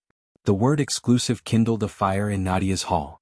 As a journalist, she knew what an interview with the Dark Lord could do to the newspaper. The sales would go through the roof, and her higher-ups would offer her the promotions on a silver platter.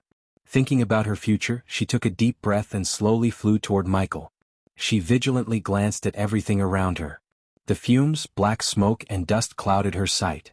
Despite everything, she noticed hundreds of bodies. Judging by the armors, Nada could tell they were not a run-of-mill guardians. Finally, her vision cleared enough to take a good look at the Dark Lord. To her complete shock, she saw Ghost in the Dark Lord's armor. For a moment, she thought this was some kind of elaborate prank. Only recently, the Dark Lord attacked Ghost. So how could Ghost be in the Dark Lord's armor? Ghost. Nadia tilted her head. She saw Edith crying in the corner of her eyes. The bloody remains and guts of Maxim Barnes almost made Nadia throw out on the spot. Luckily, she had a high tolerance for brutality. Michael sat on top of the bodies, guarding his subordinates. Michael waved his hand as Nadia Hall floated above to match his height. At that moment, Nadia Hall clearly saw Ghost. There was no mistaking it. "I am the Dark Lord," said Michael. "Ghost was just a life I tried to live in peace. But the Guardians made sure that I turned into the Dark Lord before I was even born." Nadia Hall's hands trembled while writing his words on the parchment. What about the battle in the royal land?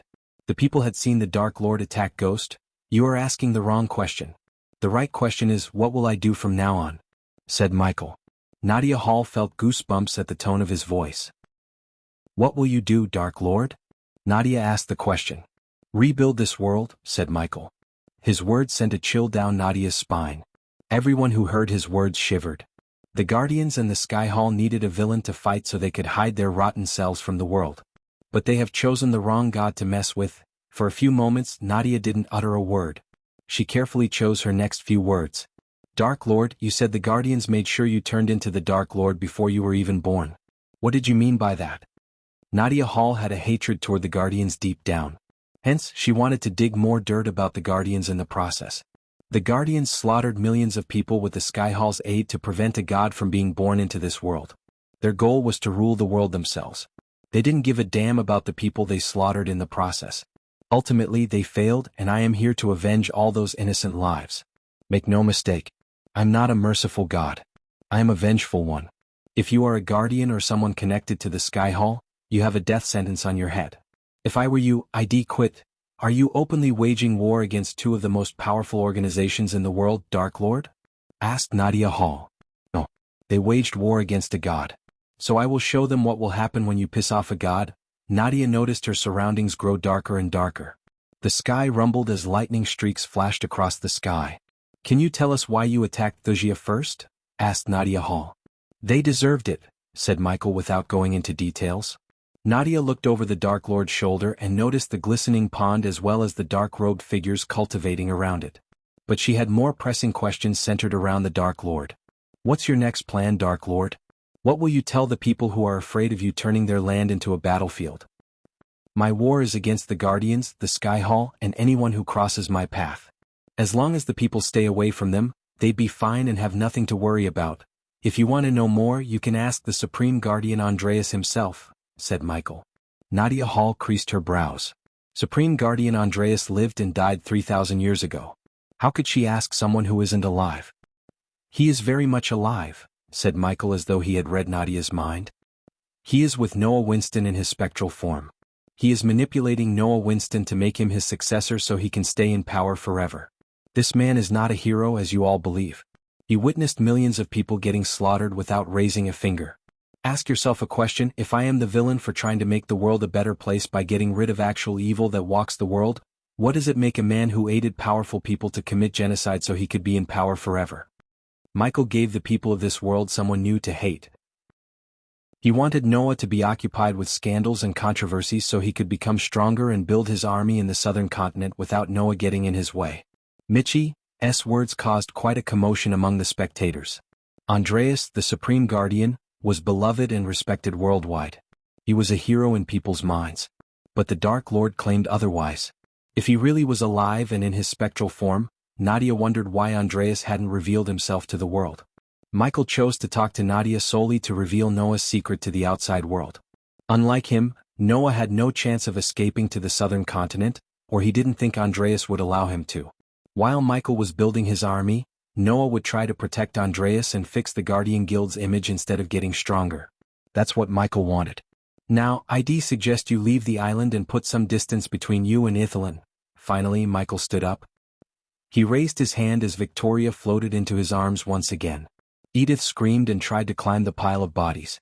Victoria slowly opened her eyes. She was weak and exhausted. Kill me, Victoria mumbled. If there is a next life, do not try to seek revenge, said Michael. The crimson-red dagger flew into his hand as he finally plunged the dagger into her chest. Chapter 752, Rise of the Dark Lord. No!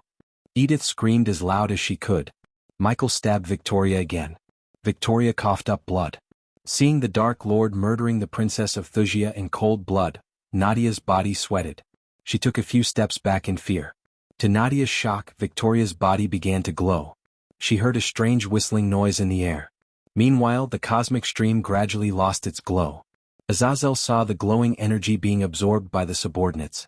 Gaia had already reached the soul refining stage. Experience points converted 20,000. Experience points converted 60,000. Experience points converted 50,000. The energy devourer absorbed the cosmic energy and converted it into experience points. Unlike the subordinates, Michael didn't have to sit around the pond and cultivate. The moment Michael appeared near the cosmic stream, he started to absorb cosmic energy. However, Michael ordered the system to slow down devouring the energy because his subordinates needed cosmic energy more than him. Otherwise, Michael would have emptied the stream all by himself. Unfortunately, his subordinates could not become stronger by killing people like him. Hence, absorbing energy sources was their only chance. After stabbing Victoria so many times, Michael threw her body down. She hit the ground with a thud. Edith dashed at Victoria. The light of life had already faded away from Victoria's eyes. Edith frantically shook Victoria by her shoulder. Tears flooded out of her eyes. Victoria! Edith screamed. Edith's eyes started to hurt due to the glow in Victoria's chest. Nadia did not linger around anymore. She flew away from the island because she felt something bad was about to happen. On the ground, Victoria's body vibrated. Edith cried. Her neatly combed hair became a mess, and her eyes had dark circles. Finally, Michael felt huge pressure was being left off him. He felt light. His soul and mind calmed down. After 2 years, Michael finally exacted revenge on Wuxia and everyone who wronged him. When Michael looked at the bodies in the field, it didn't satisfy Michael. On the contrary, it worried him. He knew this was just the beginning. The path before him would be cruel, hard, and treacherous. From now on, every single great clan in the Sky Hall would use everything they got to kill him. At least Michael got powerful and loyal subordinates to have his back. He patiently waited for Victoria to transform into a nuclear warhead and for his subordinates to finish cultivating. He was slightly surprised to see the cosmic stream losing its glow. Maxim had used the stream for years, yet Michael finished it within an hour.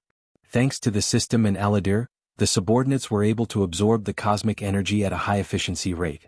Suddenly, the entire island started to quiver. This did not surprise Michael. The earthquake resulted from the cosmic energy in Victoria's body colliding with the arch and celestial energy in the atmosphere. This was similar to a chemical reaction. Azazel, Michael called Azazel for the status report. 3 minutes, my lord, said Azazel. What's happening? Edith mumbled. Victoria's body began to float toward the sky. No matter how hard Edith tried to keep her body down, she simply couldn't.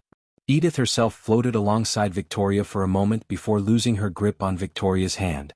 When Edith hit the ground, she could only scream for Victoria. Michael gave no shit about Edith. He promised Layla not to kill Edith with his own hands. But if she died in the explosion, that was not technically killing her by his hands. Michael seriously hoped she would die. He had a soft spot for Layla. Although at first Michael hated her for trying to kill him for what she did, later on, Layla realized her faults and warmed up to him. She even tried to kill the Dark Lord in Ar because she thought the Dark Lord attacked Ghost. He was aptly to blame for the disappearance of Layla's child. The last thing Michael wanted was to make Layla sadder by killing Edith.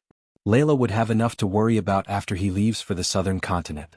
He didn't know Noah had read the child's journal and learned the spirit child was his. Even if Michael knew this, he would not do anything because he knew Noah would not endanger a child. The whistling noise sounded louder and louder. Nadia and the others could hear the noise even from miles away. Eventually, all of Michael's subordinates opened their eyes. They no longer felt the strange energy in the air.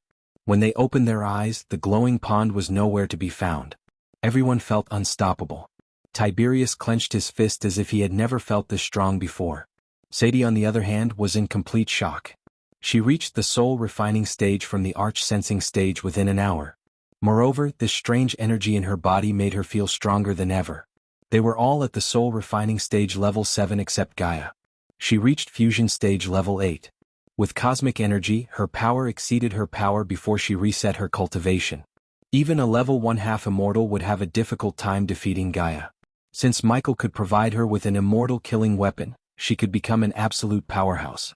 However, Michael had other plans to make her half immortal within the next few months. It was finally time for her to finish her metamorphosis. Vidora stayed hidden within Gaia's robes and did not show itself to the others. On the contrary, Nightmare had a proud grin on his face. He checked out his body, which gained a new glossiness to it. Hovering in the air, Michael waved his hand as a bright light enveloped all his subordinates. In a blink of an eye, they disappeared from the field. Only Michael remained on the island. This island will serve as a warning and an example of what will happen if someone goes against me. Michael's voice traveled across the continent. Everyone in the Azer continent heard his demonic voice at that moment. Many closed their ears because of how loud and thunderous his voice was. Eventually, Victoria's body glowed as bright as a mini sun. She lit up the entire island, and her glow could be seen from miles away. The light from her body blanketed the entire island in white except Michael. Michael was the dark spot in the area. Edith screamed as she closed her eyes. Boom! Michael snapped his finger before teleporting away from the island. The very next second, Victoria's body exploded with the force of a nuclear warhead. The bright light reached the point where it turned the sky white. But soon the white turned orange. The island crumbled as violent waves moved chaotically in the ocean. Nadia and the others were startled and terrified to see the mushroom cloud reaching for the sky. They were thrown away by the shock wave for a mile. When they regained their balance, Ithilin disappeared from their sight. They vaguely saw crumbs of the island floating on the ocean for a moment before sinking down. The sound of the explosion resonated throughout the Azer continent. Even the nearby kingdom felt the explosion's wrath. Several cracks appeared on land deep enough for a man to disappear. Luckily for the nearby kingdoms, the explosion did not produce any radiation. Michael had no intention to harm others yet. Almost after 7 hours, the mushroom cloud and the smoke cleared up. The Guardians arrived at Ithilin with Mutrad on board. However, they saw no island on the sea. For a moment they thought they had come to the wrong place. There was not a single clue to say an island existed there. He destroyed an entire island. Mutrad looked over his shoulder to see Zanali walking toward him. Before the explosion went off, Zanali used a teleportation scroll to teleport Evan and herself. She was really lucky to regain consciousness. Mutrad never expected the Dark Lord to cause such death and destruction. Considering Mutrad studied the Dark Lord's behavior, he thought the Dark Lord wouldn't hurt innocent people. But he was proven wrong when the Dark Lord slaughtered Thusian soldiers. Granted, Mutrad knew something happened between the Dark Lord and Thusia. Still, the Dark Lord's behavior caught Mutrad off guard. The only silver lining was he finally revealed himself. So all this time it was Ghost, Mutrad frowned. Even he was fooled by Ghost when he interviewed him at the alchemy competition. And Gaia Ashton, sighed Zanali. P1E's Visiti, N0V1B in. You and your kingdom will receive full protection of the Guardians and the Sea Folk. A whole lot of good it did to Thusia, Zanali snickered. Today he showed the whole world how incompetent Guardians are. No, Mutrad shook his head. They aren't incompetent or weak. He's a sneaky bastard with full of surprises. Although Mutrad sounded calm and composed, he was afraid deep down. He heard the reports of how the Dark Lord slaughtered the Guardians, including immortals. He was nowhere near matching the Dark Lord in raw power. The only advantage Mutrad had over the Dark Lord was the 8 great clans. Ithelin's destruction was a good trump card when it came to negotiating to gather the 8 great clans against the Dark Lord. Of course, some of the clans might feel reluctant to go against the Dark Lord after his warning. Why are we here? Asked Zanali. After the day she had, she just wanted to head home. I don't know. Just needed to see it with my own eyes, said Mutrad. So the war between the Dark Lord and us has finally begun. Mutrad looked in the direction of the southern continent. Something told him the Dark Lord had gone beyond the void line. Open your eyes. We are losing this war, Zanali growled. She didn't think Mutrad should be the one who leads the fight against the Dark Lord. Instead she wanted Noah. Unfortunately she was still searching for Noah. Chapter 753. World has changed. 1 year had passed since the Dark Lord revealed himself who he truly was. Almost all the kingdoms in the world mourned the destruction of Thusia. They announced holidays in the name of Victoria Barnes, who fought the Dark Lord valiantly to the end and lost her life. The world called that day a black day. Everyone in the world lit candles and light sources for the entire day to fight off the darkness. The Elon continent mainly went through several changes. The Sunrise sect, which the Dark Lord studied, became the target of the Guardian Guild. However, the new Supreme Guardian concluded that the sect had done nothing wrong. Despite the reputation of the sect that the Dark Lord used to study, the Sunrise sect became one of the most powerful sects in the entire world. Many still suspected the sect leader to have connections with the Dark Lord, but no one had any proof. The Guardian Guild had dismantled the majestic alchemy chain founded by the Dark Lord along with Hades, the restaurant. The guild stopped all the revenue streams of the Dark Lord and marked him as the enemy of humankind. Anyone who aids or worships the Dark Lord would be put in the darkest dungeons in the Guardian Guild. The new Supreme Guardian used a diplomatic approach to ally with almost all the Great 8 clans. Under his new leadership, the Guardian Guild slowly started to regain its former glory. Despite everything, many groups still worshipped the Dark Lord and hoped he would take over the world one day. When the sun reached the middle of the sky, several ships reached Pentown. The people rushed out of their homes to take a look at the ships casting shadows on the ground. One by one the flying ships halted as people flew out from the ships.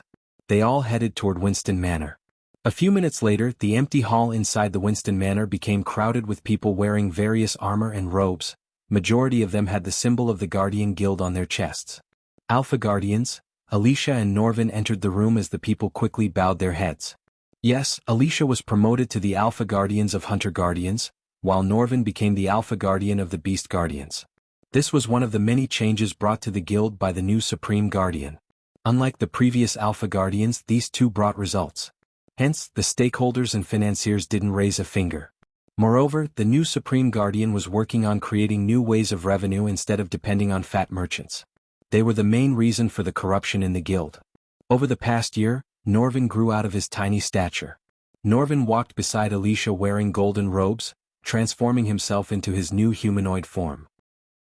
His humanoid form was muscular, hairy, and had the puffy mouths of monkeys. Norvin had lost the childness on his face and looked mature. Alicia, on the other, looked as she always did, cold and distant. Everyone except the Hunter Guardians can stay outside. "The Supreme Guardian will be with you shortly," said Alicia. The Guardians and the warriors from various factions left the hall, leaving a group of Guardians behind. Silence fell over the hall as they waited for the Supreme Guardian. A few moments later, Noah Winston, adorned in his new white knight armor, entered the hall. Noah radiated a much more powerful aura than he did a year ago. The noticeable thing about Noah was his hair. He cut his long raven black hair short and grew a stubble beard. Besides, he looked a bit tired and exhausted. The usual glossiness was missing on Noah's face due to the pressure and responsibilities of a Supreme Guardian. Leading one of the most powerful guilds took a mental and physical toll on him. Supreme Guardian, the group of Hunter Guardians knelt down to show their respect. Although Noah was weaker than them in terms of cultivation stages, his godly aura and leadership talents gained the Guardians' respect. Ultimately, Noah single-handedly pulled the Guardian Guild out of the hole the previous leader put the guild into. After the Dark Lord's interview with Nadia Hall, every organization put the Guardian Guild under the microscope. Many blamed the Guardian Guild for its incompetence and corruption. The revelation about Andreas being alive hit the world like a violent storm. It was always easier to put guilt on someone than prove them innocent. The Dark Lord's interview and the people's hatred toward the guild forced Noah to reveal the prophecy of the Dark Lord. That was the only way to calm the people down and focus on the real threat, the Dark Lord. But Noah himself hated the guild and Sky Hall for massacring innocent people 3,000 years ago. No matter what Andreas said, Noah refused to accept that killing many people was justifiable. This put a dent in the relationship between the teacher and the student. No one except Noah could rebuild the guild and simultaneously focus on stopping the Dark Lord. It was hard, especially when he and his mentor Andreas had different ideologies and plans to deal with the Dark Lord. Noah acknowledged the team with a nod. He flicked his wrist as a stone table appeared in the center. He went to the table as the team gathered around it. Alicia spread open the southern continent's map and the surrounding regions. An X mark was on the farthest west side of the continent, with nothing but an endless ocean. This ocean was unmapped territory for the rest of the world. Due to the constant lightning storms, tornadoes and tsunami waves, no one ventured into this ocean. Since it was inside the void line, even the cultivators refused to venture into this part of the map. The previous nameless ocean was now called the Dark Ocean by the world because that was where the Dark Lord currently resided. The Dark Ocean was the only place next to the dark forest where the sun didn't shine. It's always dark there. "What did you learn?" asked Alicia. The group around her was the best of the best among the Hunter Guardians. Alicia sent them to learn about the Dark Lord's operations in the southern continent. The Dark Lord is building something on his floating mountain. He's been pouring resources and men into the construction. Judging by what we saw, I'd say he's building a castle for himself. How is he keeping the mountain afloat inside the void line? Asked Norvin. No idea, a Hunter Guardian shook his head. What else? Asked Alicia. According to the spies I placed in the southern continent, no one has seen him since Ithalon. If I have to guess, he'd be in the mountain. What are our chances if we are to attack the mountain now? Asked Norvin. Not great at all, the Hunter Guardian slowly shook his head. The mountain has 3 layers of defense as far as we have learned. The first and obvious one is located inside the void line. Second, the lightning storm around the mountain. Besides, the tsunami waves and tornadoes will make reaching the mountain impossible. Third, the dark figures flying around the mountain. They constantly guard the mountain. We cannot gauge their strengths, but if we have learned anything about the Dark Lord, he doesn't have weaklings under him. Alicia and Noah listened to the Guardian in silence. Where does he get the materials to build his castle from? Can we place a Guardian as a builder? Asked Norvin. The Guardian sighed as he flicked his wrist. Soon, a skull appeared on the table. Already tried that, and this is what's left of the 5 men I sent to spy on the Dark Lord. So he knows about you? Asked Norvin. If I was him, I'd know the Guardians will always try to hunt me down. It doesn't matter whether he knows about the spies or not, Alicia said. We need to know more about him to get ahead of him. He puts us in a corner because he always knows more than he should. Alicia banged the stone table and turned her cold gaze toward Noah. We should have killed him when we had the chance. Calm down, Alicia. We didn't know Ghost was the Dark Lord. Also, we don't kill people. There'd be no difference between him and us if we go down that path. If you think we can deal with the Dark Lord without killing people, you are not right in the head. He slaughtered our men and sunk an entire island to the bottom of the ocean. The families didn't even get to put a body into the ground. This will end in only one way, the death of the Dark Lord, Alicia coldly said to Norvin. They all turned their gazes toward Noah, who remained silent. Noah, Alicia said. You have something to say, P1E's visit N0V1B in? Any, T. Noah sighed. There is no use trying to reach his mountain. Putting a spy into the mountain is like sending them to their death. The Dark Lord will find out, said Noah. So what should we do? Asked Norvin.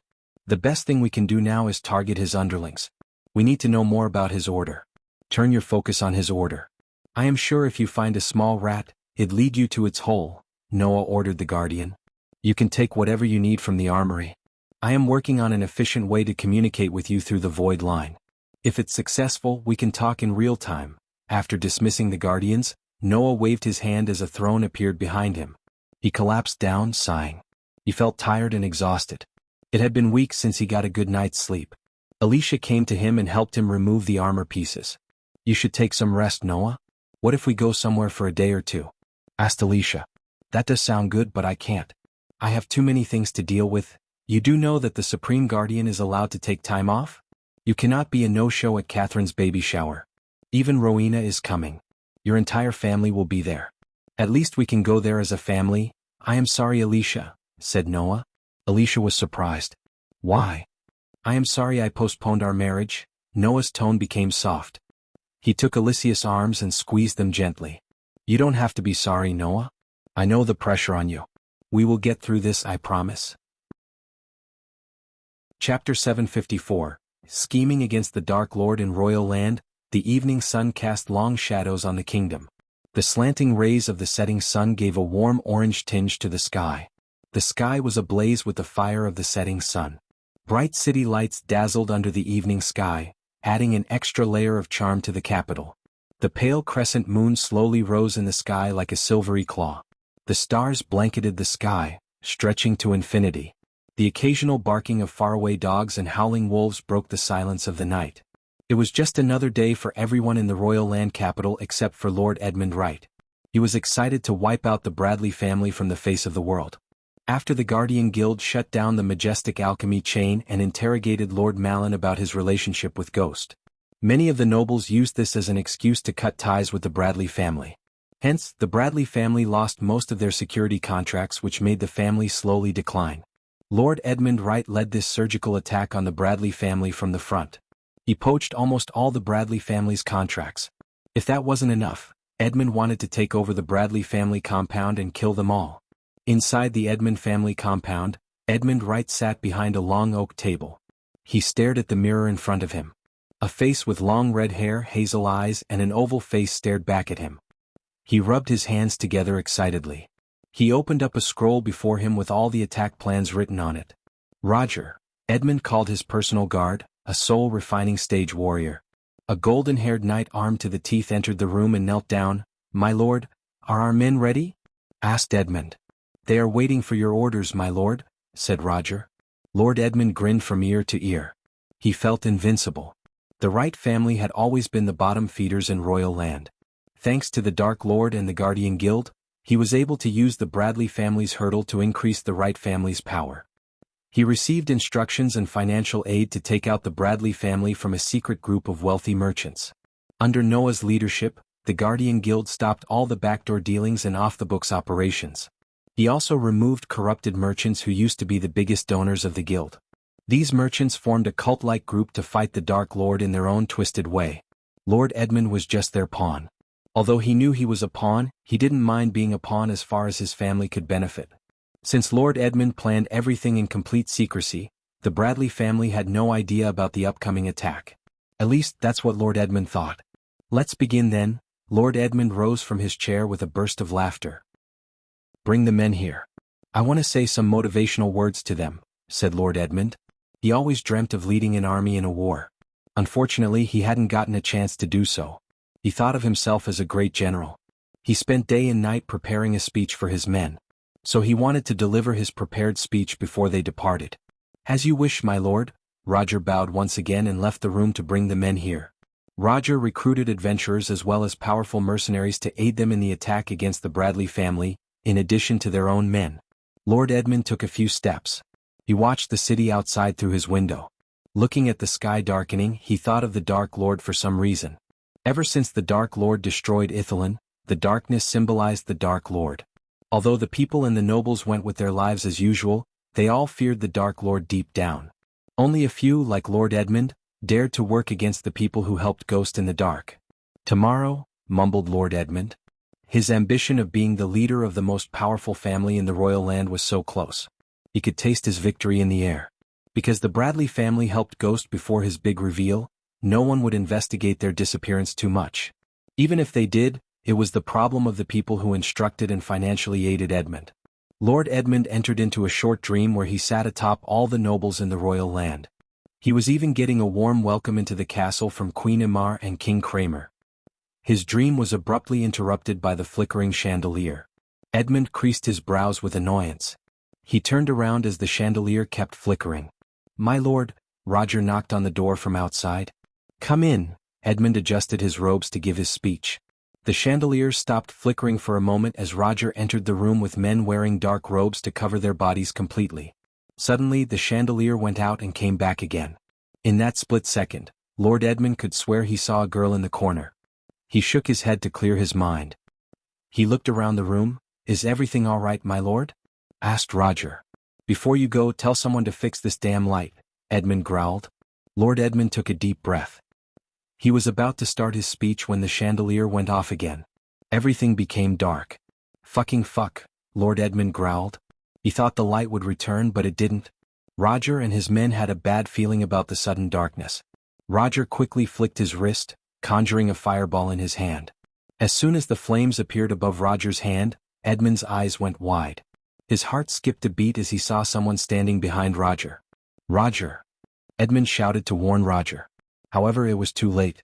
The dark figure standing behind Roger plunged a dagger right into his throat. The others were startled by the splash of blood gushing out of Roger's neck. Edmund panicked as dark figures appeared one by one behind his men. They cut their throats before they could even react. The men groaned, clutching their throats. When they hit the ground, the air reeked of blood. The fireball above Roger's hands slowly faded away, letting the darkness envelop the room once again. Edmund wanted to shout for his men, yet no words came out of his mouth. He was too stunned. When he managed to find his voice, he felt something cold against his throat. "Shout and it'll cut open your throat," Edmund heard a chilling voice of a girl. His whole body trembled. The girl behind him forced him to sit back on his chair. Edmund heard the curtains closing. The blade was still against his throat. He still couldn't believe the strongest man he had was slaughtered in front of him in a blink of an eye. Silence fell over the room. A few moments later, Edmund heard a chair creaking. He could tell someone had sat before him. The next moment, he heard a snapping as the chandelier returned to life, bringing light to the room. When the light came back, Edmund saw a young man wearing exquisite black armor with a skull engraving on the chest sitting before him. The dark-robed figures stood around the room, covering their faces with dark hoods. These figures wore different black armor with the same skull engraving on their chests. The young man had shoulder-length black hair, a stubble beard, and a small cut on his left cheek. He signaled the girl behind Edmund to move the dagger away from his throat. "Who are you?" Edmund stuttered. He knew who these people might be judging by their armor, yet Edmund's mind refused to believe it. He desperately wanted them to be someone else. "Congratulations, Edmund. You successfully drew the Dark Lord's attention," said the young man. Edmund's heart almost jumped out of his chest when he heard the name of the Dark Lord. "No, no, no, no." Edmund's eyes watered. He mumbled repeatedly. "Please forgive me." Edmund banged his head against the table to apologize. The entire world knew the result of going against the Dark Lord. A year ago, he destroyed an entire kingdom and slaughtered hundreds of guardians, including immortals. The world hadn't forgotten that day. Hence, the people called it the Black Day. The moment Edmund decided to go against the Bradley family, he enforced several powerful runes, arrays, and defense mechanisms around his manor. He even spent hundreds of thousands of gold coins to recruit powerful guards to guard the compound. Yet, the Dark Lord's men reached his room without raising a single alarm or tripping an array. "Did you know the Bradley family helped the Dark Lord and were his allies?" asked the young man. This young man was none other than Ricky. Despite Michael's real identity, Daniel and Ricky followed him to the southern continent without a second thought. They did not give a damn about what the world said about the Dark Lord. Instead, they remained loyal as ever to Michael. Ricky and Daniel moved their families to Giselle without anyone knowing with Gaia's help. Ever since then they've been helping the Dark Lord as they always did. Unfortunately, Ricky's choice to follow Michael cost him his love. The current Ricky was more ruthless, powerful and loyal to the Dark Lord than the Ricky, who served as the gate guard in the river town. His loyalty earned Ricky a spot in the Dark Lord's close circle. Soon, Ricky would be officially initiated into the order along with Daniel. Hearing Ricky's question, Edmund remained silent. He shivered, trying to find words. So what made you go against the Dark Lord's allies? Did you wake up one day and say to yourself, "Damn, I really hate this life, so I should end my pathetic life?" asked Ricky. Please don't kill me. They forced me to do this. P1E's visit N0V1B in. To who? The Silver Order? asked Ricky. According to Arya and Sadie, a group of people who call themselves the Silver Order have been working against the Dark Lord in the Elon continent. It was Arya who tipped Ricky about Edmund's connection with the Order as soon as Edmund started to steal the Bradley family's clients. Poor Edmund did not know that the Bradley family's head Lord Malin had sworn his allegiance to the Dark Lord and joined the Order of Death. To the outside world, the Bradley family was slowly declining, but in reality, Lord Malin had been helping the Dark Lord in secret using his family's resources. Yes, Edmund did not know they were called the Silver Order, yet he bobbed his head up and down to save his own life. Now, how should we deal with you? Ricky slowly unsheathed a black dagger. Chapter 755. Result of scheming against the Dark Lord. Ricky slid the dagger toward Edmund. You have two choices. You can take the dagger and kill yourself. If you do that, we will leave your family alone. Your brother will take over the family. He is not as stupid as you. Your family will continue to live and even prosper under his leadership. Your family will mourn your death every year, and you'll go as the greatest leader of the right family, said Ricky. Edmund shivered, yet no words came out of his mouth. Each black-robed figure had a murderous glimmer in their eyes under the cloak. Or, you can take the dagger and try to fight for your life. In that case, we will kill you and slaughter the strongest in your family. Your family and women will be vulnerable. Your allies will turn into rivals. They will come to pick the flesh off the bones. Your women will be ravished and sold to the slave traders. Your kids will be orphans and forced to beg for a scrap of food. You will go down in history as the last leader of the right family, Ricky slowly said. You have 5 seconds to make your choice. Ricky leaned back on his chair. Edmund stared back and forth between the dagger and Ricky. 1, 2, Ricky began counting. Edmund slowly picked up the dagger. He had to make a choice for the sake of his family. At that moment, Edmund regretted everything. If he could travel back in time, he would slap the hell out of the person who roped him into going against the Bradley family. There was no fighting against the young man and the dark-robed figures around him. He was at the core formation stage, while each black-robed figure was at the soul refining stage. Any one of them could kill him without breaking a sweat. This group could indeed slaughter all the strongest men in his family. Judging by the young man's look, Edmund could tell he wasn't kidding. 3, 4, Edmund placed the dagger against his throat. Tears rolled out of his eyes.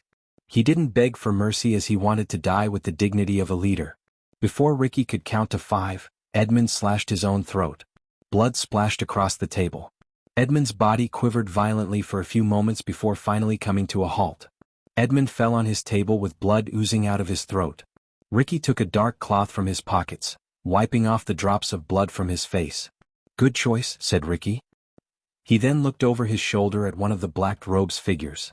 Bring him in, said Ricky. The black-robed figure exited the room and returned to the room with a red-haired man who shared some features with Edmund. He was none other than Edmund's younger brother, Norden. He didn't react like he saw his brother's body just now. On the contrary, Norden watched everything that had transpired, from Ricky's arrival to Edmund's suicide. Ricky walked back to Normand, forcing him to sit on the chair he was sitting on a few moments ago. Ricky grabbed Norden's hair and made him watch Edmund's dead body. You know your brother is lucky. We gave him a choice. But you. Ricky patted Norden's head a couple of times. You are not so much. If you fuck this up, we won't give you a choice but make everything that your brother didn't want happen. Norden's face lost its color. He shivered. And also you serve the Dark Lord from now on. You want to serve the Dark Lord, right? asked Ricky. He slowly ran his finger across Norden's neck, pretending to cut his throat open. In utter fear, Norden bobbed his head up and down. His life was more important compared to the Guardian Guild's rule. Yes, I will serve the Dark Lord with every fiber in my body, Norden said. Good answer, Ricky patted Norden on the shoulder. I expect this amount of gold every month. Ruiki took out a scroll and handed it over to Norden. One of my men will come and pick it up. Ricky made his way toward the door, leaving Norden behind. And Norden. Before opening the door, Ricky looked over his shoulder at Norden. We'll be watching you. So no funny business with the Guardian Guild, Ricky said and left the room. After leaving the Wright family compound, Ricky flew straight to Aragoth. He dismissed Arius assassins as he wanted to be alone. Aragoth was located amidst the captivating mountain chain. Lush forests, misty cliffs and majestic waterfalls were just a glimmer of beauty that Aragoth had to offer. Under the sparkling blue moon in the dark sky, Aragoth Academy buzzed with life. Ricky landed on a tall mountain cliff from where he could watch a 3-story building. The building's top floor was roofless. When Ricky landed on the mountain cliff, several runes glowed for a few moments before dating away on the ground. Elidar's runes deactivated the defense runes so no one would be alerted of Ricky's presence. After Michael announced himself as the Dark Lord, almost every sect, academy, noble family and organization enhanced their defenses with the help of the Guardian Guild. It forced Elidar to form his own group of runemasters to actively work on deactivating these runes. Even though Elidar was a 6-star runemaster, it was difficult for him to face dozens of 6-star runemasters of the Great 8 clans. Under the moonlight, Ricky saw Olivia meditating on the 3rd floor. His heart ached to see his love of life alone. He was so close to marrying her when he had to choose between Olivia and the Dark Lord. As much as he loved Olivia, he knew that he was nothing without Ghost. Ricky's loyalty outweighed his love for Olivia.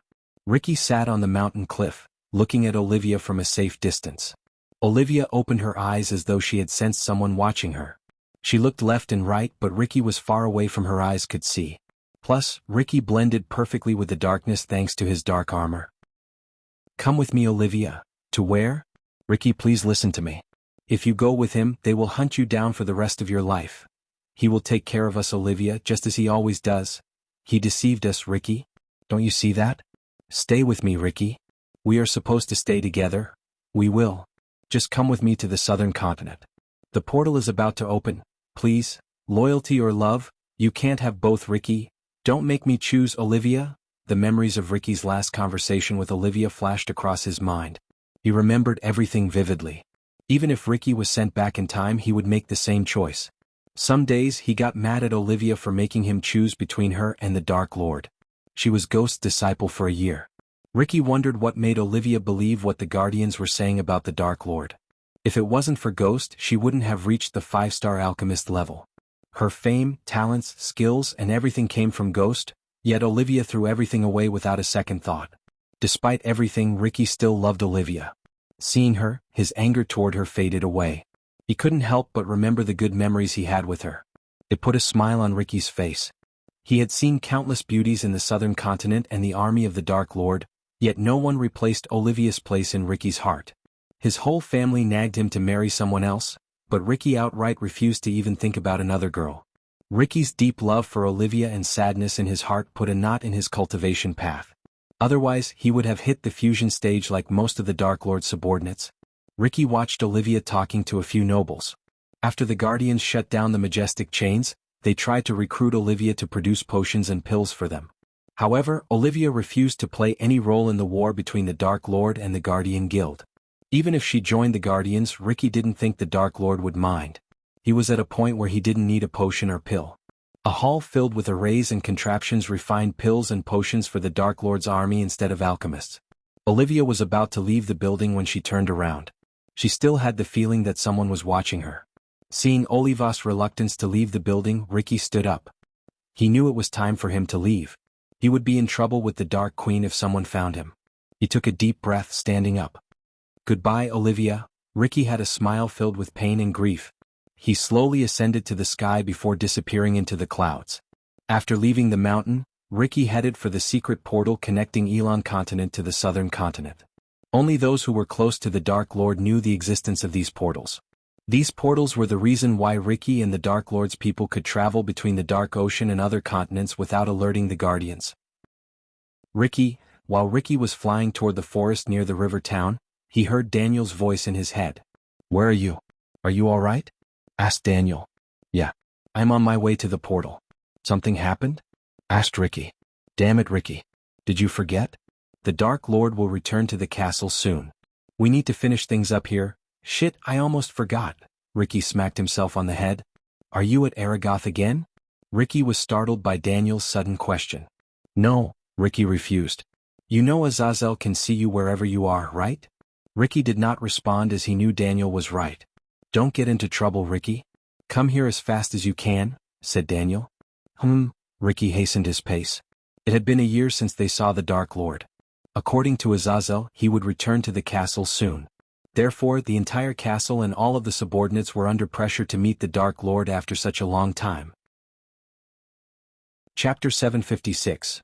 Return of the Queen. While Ricky was heading for the Dark Ocean, two giant trolls were rampaging through an empty, barren land. One could see nothing but barren land except the two trolls. One troll was icy blue that stood 12 feet tall, while the second was red and stood at least 15 feet tall. These trolls sported a set of large tusks on the edge of their faces. Each troll had a big and heavy stone totem engraved with a rune that granted it a specific elemental power. The blue one, for example, had a totem that granted it ice elemental power. In stark contrast, the red troll's totem granted it elemental firepower. Despite their elemental differences, the trolls had a common enemy and glazing anger within their eyes. The ground contained several crates due to the trolls hitting the ground with their heavy totems. Of course, they missed their targets. Otherwise, the trolls wouldn't be roaring and swinging their totems left and right. With their gigantic bodies and half-immortal stage cultivation, these trolls could reduce any kingdom in Elon to the ground. Fortunately, these trolls were trapped within a pocket dimension. Is that all you got, you fucking ugly pieces of shit? At that moment, an annoyed voice echoed through the barren land. The trolls roared in anger as though they had understood the meaning of those words. A young woman clad in shiny black armor with a skull engraved on the chest descended to the ground. Her armor glistened under the starry sky. One could see runes radiating a dim light on her armor. A dark skull mask covered her face, but a few strands of raven black hair escaped the mask and flowed down on her shoulder. A long black scythe dangled on her back while she held a crimson-red spear in her hand. Her long black coat covering the shiny armor fluttered in the wind. The trolls roared, looking at the young woman. They banged the ground with their totems to vent their anger. The girl slowly removed the skull masking, revealing her angelic face. She was none other than Gaia herself without wearing the mask of Elia. It had been a year since she wore that mask. For the last 11 months she had been going in and out of this pocket dimension, searching for the Dark Lord's armor piece. She hoped she was getting close to the armor piece. She cursed the past Dark Lord for filling this dimension with all kinds of weird yet powerful enemies. Without the teleportation scrolls proved to her by the Dark Lord, she couldn't have reached this point. Gaia closed her eyes for a moment as the golden spear turned jade. The spear let out a sizzling noise, reacting with her poison. Gaia threw the poison-covered spear at the blue troll. The spear soared through the air. The troll swung the totem in its hand to deflect the spear, yet it was too slow. The spear hit the troll in the chest. Giardishchich. The troll roared. Meanwhile, the red troll opened its mouth, breathing fire like a dragon. Gaia simply raised her hand, summoning a jade shield around her. The fire brushed past the shield. She slowly walked toward the fire-breathing troll. The blue troll was too focused on pulling out the spear stuck into its chest. Arg! The fire troll roared. It raised the totem high in the air to bring it straight down upon Gaia. When the totem was just a few inches away from her head, she dashed at the troll at lightning-quick speed. The troll did not expect her to disappear suddenly. She leaped into the air. In midair, she took the scythe from her back and plunged the pointy end into the troll's neck. The troll roared as boiling hot blood splashed out of its neck. She dropped down from the troll's neck, holding the scythe tight. As a result, she cut the troll from its neck to its gut. The fire troll went berserk in pain and anger. It violently swung the totem in all directions. It kept banging the totem against the ground, sending shock wave after shock wave. Several deep cracks appeared in the ground. Gaia leaped behind to put some distance between her and the troll. Meanwhile, the blue troll finally pulled out the spear. The troll possessed enough intelligence to try to bend the spear. Gaia quickly raised her hand as a rune on the spear. The troll's eyes went wide as the spear flew out of its hands. Gaia jumped onto the spear and used it as a hoverboard to reach the blue troll. Both the trolls retaliated by breathing ice and fire at Gaia. The stream of ice and fire produced a vapor hot enough to melt iron blocks. Gaia leaped higher in the air, escaping the hot steam. When she was right above the trolls' heads, she waved her hands as a cloud of thick green mist covered the trolls. The trolls breathed in the poisonous air. Soon they began to cough, which sounded like explosions. The trolls couldn't breathe. They coughed to the point their movements became wobbly. But to Gaia's shock, the fire-breathing troll stomped the ground with enough force to create sparks. The sparks met with a poisonous cloud, resulting in an explosion. At that exact moment, the blue troll breathed cold ice, creating a shield around the red troll and itself. I hate when they use their heads. Gaia rolled her eyes. After the explosion, the green mist vanished into thin air. Gaia landed almost 10 meters away from the two trolls. The two trolls rubbed the ground with their feet, threatening to dash at Gaia. She cracked her neck. The next moment, she tossed the spear and the scythe to the ground. The trolls were slightly surprised. After throwing away her weapons, she rolled up her sleeves. Up to this moment, she was going easy on the trolls. But that was about to change. Looking at the trolls, she decided to use her new spells. A silvery light enveloped Gaia's wrists. Gaia dashed at the trolls, breaking the sound barrier itself. Her speed created a shock wave that formed a clear circle around where she was standing. The troll was taken aback by her speed. Compared to the trolls, her small stature made her more agile than the trolls. She leaped into the air as targeting the red troll. Both the trolls swung their totems left and right, but Gaia swayed her body to the side, easily avoiding the totems. She raised both her hands toward the red troll as a silvery energy beam shot out of her hand. A bright light flashed across the barren lands, making the trolls go blind temporarily. The beam went straight through the totem and penetrated the troll's chest. The troll groaned, collapsing down. Gaia somersaulted in midair before landing on the troll's shoulder. The troll quickly reacted by trying to swat her like an insect. However, Gaia moved easily behind its neck. She then placed her hands on the troll's ear, firing another blast of energy beam. The troll's roar echoed through the barren lands. Anyone could tell how much pain the troll was in by its roar. Gaia did not show any mercy. She fired another energy beam, but this time she aimed at the blue troll through the hole in the red troll's head. The beam hit the blue troll before it could hit Gaia with the totem. Instead, the energy beam hit the blue troll's totem. As a result, it lost the totem as well as its balance. Gaia quickly reached out for the scythe as it flew straight back into her hands. She swung the scythe with enough force to cleave the troll's head right off its shoulder. Hot blood splashed across the ground and on her face. The troll's body twitched uncontrollably. Seeing the troll's death, the other roared with fury. Its eyes lit up with icy blue energy. Its power shot through the roof. Within a few seconds, the troll went from half-immortal stage level 2 to level 5, which meant the troll had become 3 levels stronger than Gaia. The troll's sudden power-up did not surprise Gaia. She was prepared to face it. She was about to fight the blue troll when an ethereal cobra made of crimson-red energy descended from the sky. The troll was completely off guard. The snake was several times bigger and more powerful than the troll. To Gaia's shock, the snake coiled around the troll, making the troll roar in agony. The snake slowly squeezed the troll as it started to puke blood. Blood and guts gushed out of its body. Little by little, the troll lost its life to a gruesome death. Finally, the light of life faded away from its eyes. When the snake faded away from existence, the troll turned into a bloody mashed pulp. The air reeked of its blood and guts. Gaia rolled her eyes. She swung the scythe to remove the blood on its blade. "I had that under control," Gaia raised her voice. For a few moments she heard nothing.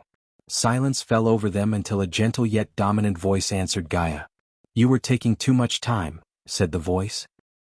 Gaia slowly turned around to see a woman resembling Gaia and wearing the same armor as her descending from the sky. "No, I wasn't, Mother," Gaia said with an annoyed smile. Still, Gaia didn't forget to greet Adelia with a big bear hug. Just like Ashton Kane said, Adelia revealed herself right after Michael revealed himself to the outside world. Gaia met Adelia when Michael moved the floating mountain to the southern continent. Since Michael had a cure for vampirism, he cured her without breaking a sweat with the system's help. However, no matter how many times Gaia asked, Adelia never told Gaia about her real father. To everyone's surprise, Adelia was already a half-immortal on the verge of entering the immortal stage when they met her. Ever since she joined the Dark Lord's army, Adelia had been helping the Dark Lord find the god-killing arrows. A year later, Adelia found one with the help of the Dark Lord himself. Chapter 757. City of Mvarian. Gondolin's capital Mvarian was the richest city in the entire world. This was where the Empress of Ar Nithrol Grimfield resided. The city brought shame to the starry sky with its lit-up streets, houses with golden chandeliers and various lights. From a distance, the city looked like a gem mine filled with various colors of glistening stones. The city reeked of richness. Skyscrapers littered the skyline.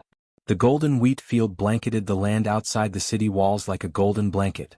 Farmer villagers were built within the wheat fields, and these villages made some cities in Elon look like villages.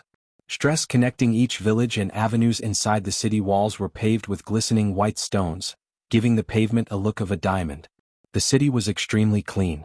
One would fail to see a single piece of trash on the street. Even the alleyways between two buildings had glowing street lights to prevent unwanted crimes.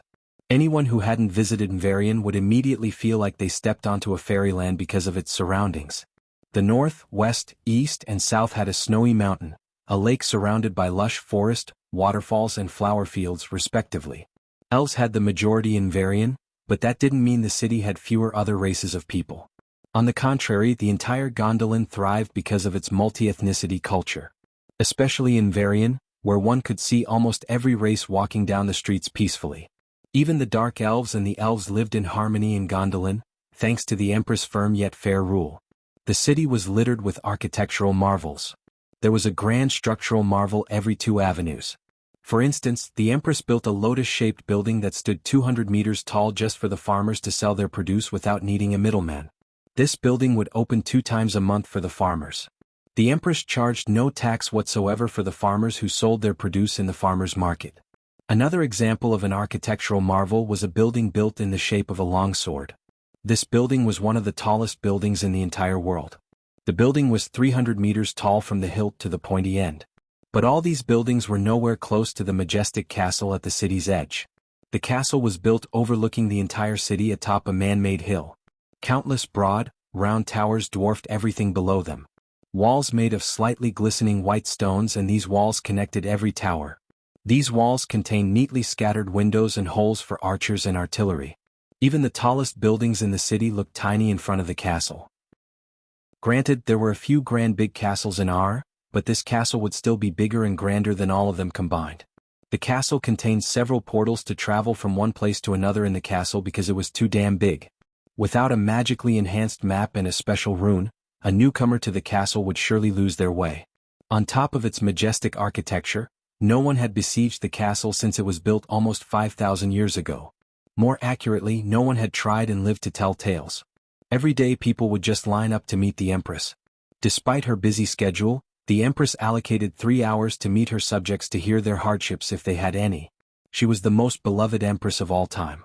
People just adored and worshipped her as a goddess. Unfortunately, the people had to wait for a few days as the Empress left the kingdom to meet with the Supreme Guardian in a secret location. Because of her visit, she missed the annual alchemy competition that's happening in the capital. The last alchemy competition ended up with no winner. Instead, they were attacked by the vampires. It was a black day in the alchemy world. Almost half the alchemists were wiped out by the vampires that day. Only a few survived, thanks to Noah Winston, the current Supreme Guardian. After Ghost revealed himself as the Dark Lord, many theorized that he orchestrated the attack on the alchemist competition from the beginning. The world turned everything Ghost did into an evil, messed-up story. The worst thing was that the world believed everything because the Guardian Guild before Noah took over ensured the people believed everything. However, Noah put a full stop to false stories. The alchemy competition was held in a building made of jade glass. The building resembled a lotus. Each petal had shops, homes for the rich, and halls. Since the alchemy competition attracted thousands of people, the committee decided to hold the event in the center where even 100,000 people could comfortably sit and enjoy the event. Today was the second day of the competition. The rules and format of the competition did not change, but the judges did. Last time they invited Ghost, Adovan, Gabriel and Hendrix Gardner as the judges. Obviously they couldn't invite Ghost this time. So in his stead, they invited the current youngest 5-star alchemist in Elon Continent, Olivia Palmer. Hendrix Gardner and Asian accompanied Olivia Palmer on the stage. Hundreds of fledgling alchemists occupied the stage below them. Since they weren't as experienced as the alchemist who died last year, the competition committee decided to give relatively easier formulas. The front-runners of the competition were Leylon Icarus, Gabriel's disciple, Jennifer Voldegard, and Elmer Genrick, an elf from the prestigious Genrick family in Gondolin. After a year of rigorous practice, Leylon and Jennifer had almost reached the 4-star level. Everyone in the arena was focused on Jennifer and Leylon. Although Elmer performed well enough to reach 3rd place, his technique and purity level did not earn him people's confidence. The elves cheered for Elmer since he was their kind, but they did not have any hopes for him to win the competition. "This time, I'll honor my teacher by winning this competition," said Leylon, standing on the field next to Jennifer. "Last time the competition was rigged. I was robbed of my first place," Leylon complained. The hall had an array to prevent the cheers and outside noise from the spectators from reaching the competitors. However, if the crowd was silent, they could hear any sound from the field. Unfortunately, they were still buzzing as they failed to hear Leylon's words. Jennifer tried to remain calm. Even though she was a clone of the Sky Hall, she had her own thoughts and feelings. Hence, she felt annoyed by Leylon's constant nagging. "We both knew Noah was winning last year," said Jennifer. She glanced at Elmer for his thoughts, but the elf was busy cleaning his jade table. "Sorry, I didn't know that. But hey, I also knew your sister was working for the Dark Lord," snickered Leylon. Eve Voldegard was one of the people who followed Ghost to the southern continent despite what the world said about him.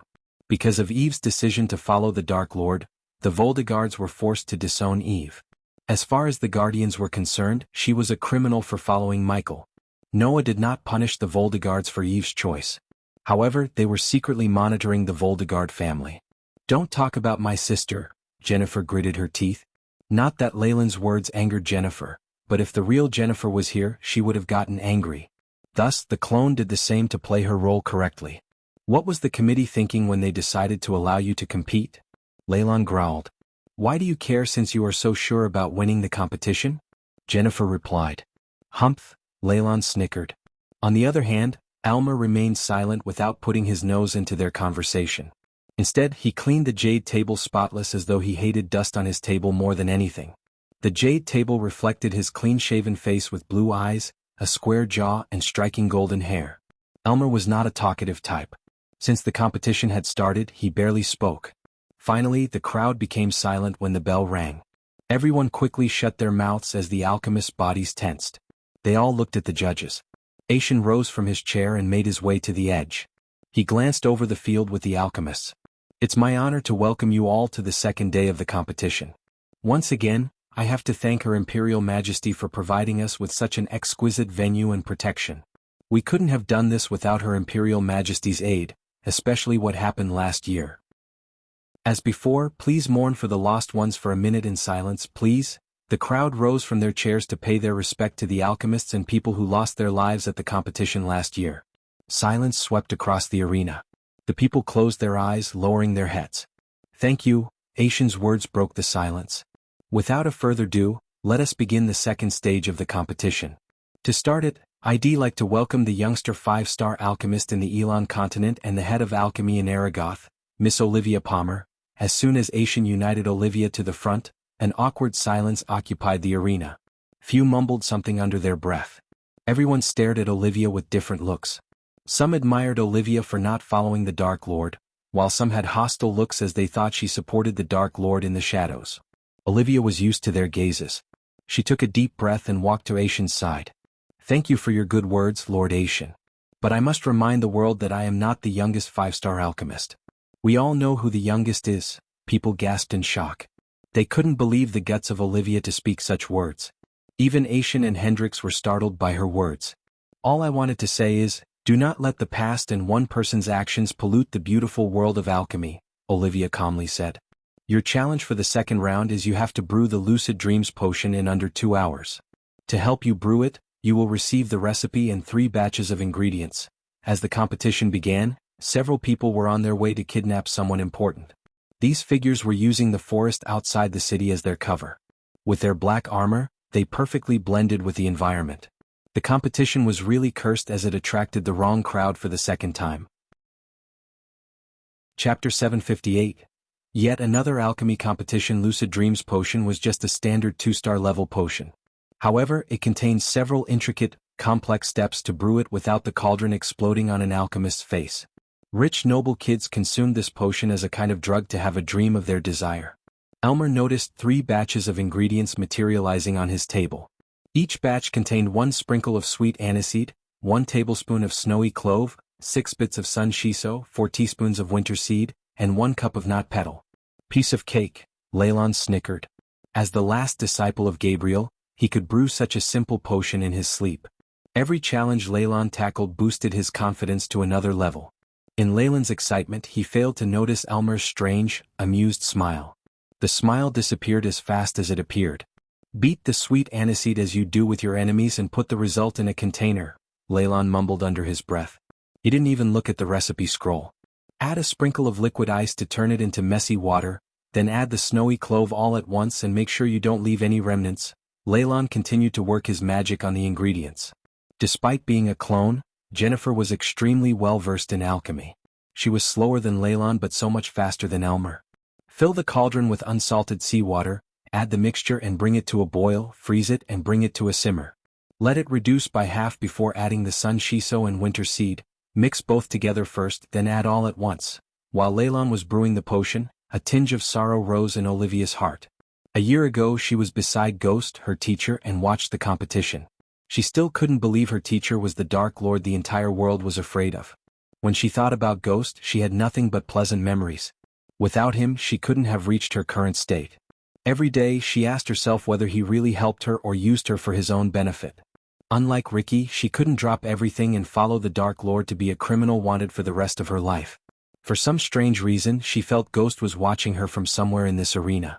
But she quickly dispelled the feelings as the arena was protected with all kinds of defense arrays and runes. It was impossible for the Dark Lord to step into the arena. Little did she know that the Dark Lord was in the arena and closer to her than she thought. "Are you all right, Miss Palmer? You look a bit worried," asked Hendrix Gardner. He was the 6-star alchemist who almost lost his life to the vampires. The reason he was sitting here alive was Michael. Unlike Gabriel, Michael did not want Hendrix dead. "Nothing," Olivia shook her head. "You remembered him, didn't you?" Hendrix surprised Olivia with his question. "No, Lord Hendrix. Why would you say that?" Olivia creased her brows. Hendrix leaned closer to her. "Friendly piece of advice. Every coin has two sides," Hendrix whispered to Olivia. For a moment she almost doubted Hendrix to be one of the Dark Lord's minions. Even if he was, Olivia had no way of knowing. But this was the first time anyone had talked about the Dark Lord without fear in their eyes. In the meantime, Leyland completed half of the process. The wide grin on his face told everything. "Reheat what by now is a foul liquid, mix in the knot petal, and let everything rest for 15 minutes. You could do something else in the meantime, like laughing at how pathetic the rest of them are." Leyland laughed at Jennifer and Elmer, who hadn't even finished refining the ingredients. 2 hours flew by in a blink of an eye. As expected, Leyland had the highest purity rate, followed by Jennifer and another new alchemist. Elmer placed 6th in the ranking. He barely avoided elimination by purity. After the results, the second day of the competition ended. The judges dismissed the alchemists. Most of them stayed in the building. Instead of staying in the room allocated to him, Elmer went outside. When she stepped out, he met a silver-haired elf surrounded by knights. The elf was at the soul-refining stage and radiated an aura of a born leader. "There he is. Took you long enough, Elmer," the elf greeted Elmer with a stoic face. "Lord Hammond," Elmer bowed deeply, showing his respect. "You still in the competition?" Hammond tilted his head. He was an elder in the Jenrick family and the man who brought Elmer to the family. "Apparently," Elmer said. "Brother Elmer." Suddenly 2 elven kids jumped out of the carriage behind Hammond. They were twins. One was a silver-haired boy and another was a golden-haired girl. They were just 7 years old who loved to play with almost anyone. "Voron and Eva?" Elmer was surprised by the kids. Usually these two wouldn't leave the family compound for security reasons. The kids hugged each of Elmer's thighs as Hammond sighed. "I have an important task for you, Elmer. You need to get them to Jenrick family safe house. Did you win, Brother Elmer?" "Nah, he lost." The kids played with Elmer. "Why me?" Elmer asked Hammond. "Because I said so and I must be somewhere else," said Hammond. "You expect me to ride in the carriage with them?" "Yes. We cannot fly until we cross the border, remember?" Looking at Elmer's worried face, Hammond patted him on the shoulder. "Quit worrying. My guards will be with you all the time. Just take a quick nap inside and when you wake up you'll be at the manor. It's not like I have a choice." Elmer rolled his eyes. "Come on, kids. Get inside." Elmer pulled the 2 kids away from his legs by their collars. "That's the spirit." Hammond patted Elmer on the back as Elmer opened the carriage door for the kids. "I will see you soon, Lord Hammond." Elmer bowed before getting inside the carriage with the kids. Hammond signaled a couple of his men to get on the carriage. Inside the carriage, Elmer sat in silence without indulging the twins in their silly games. The carriage slowly moved away from the arena, leaving Hammond and his men behind. something felt off to Elmer. The twins were the heir of Genrick family, yet Hammond only sent 2 guards with them. However, a bigger party might attract unwanted attraction. No one would bother to think twice about a carriage with 2 soul refiners in the Ara continent.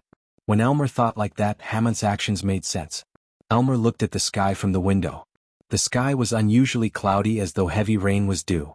He hoped to reach the manor before the rain. "Brother Elmer, come play with us," said Voron. He climbed on Elmer's back and played with his pointy ears. Since they were kids, their ears were not as pointy as Elmer's. "Instead of playing, why don't you 2 meditate? It's good for both your brains and souls," said Elmer. The kids shook their heads as Elmer expected. He let them do whatever they wanted and focused on the bustling streets. As time passed, they exited the street. The lush green field was in stark contrast to the busy streets of Mvarian. Soon the field extended into lush forest. Everything became dark after they entered the woods. The forest was small, thick, and blooming. Its canopy was eclipsed by alder, larch, and ash, and twinkling lights bursting through their crowns allowed for a mosaic of shrubs to claim the brittle leaves on the ground below. Swooping tree limbs held onto every tree, and a range of flowers clung to any space they could find and looked almost out of place in the otherwise mundane terrain. A cacophony of beastly noises, predominantly those of insects and critters, filled the air, and were accompanied by the occasional sounds of large animals in the distance. Elmer savored the sight in silence outside. He trained himself to ignore the 2 annoying kids and focus on something else. For example, the elven rune in the Genrick family underground vault. This particular elven rune favored the fire element.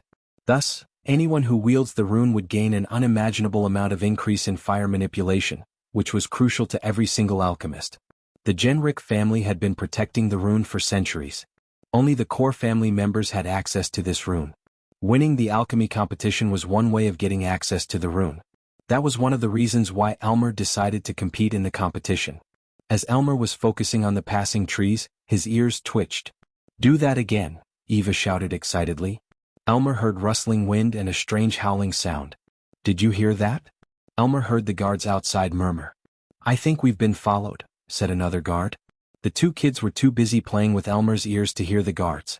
"How far are we from the border?" asked a guard. "Not very far," said the marriage driver.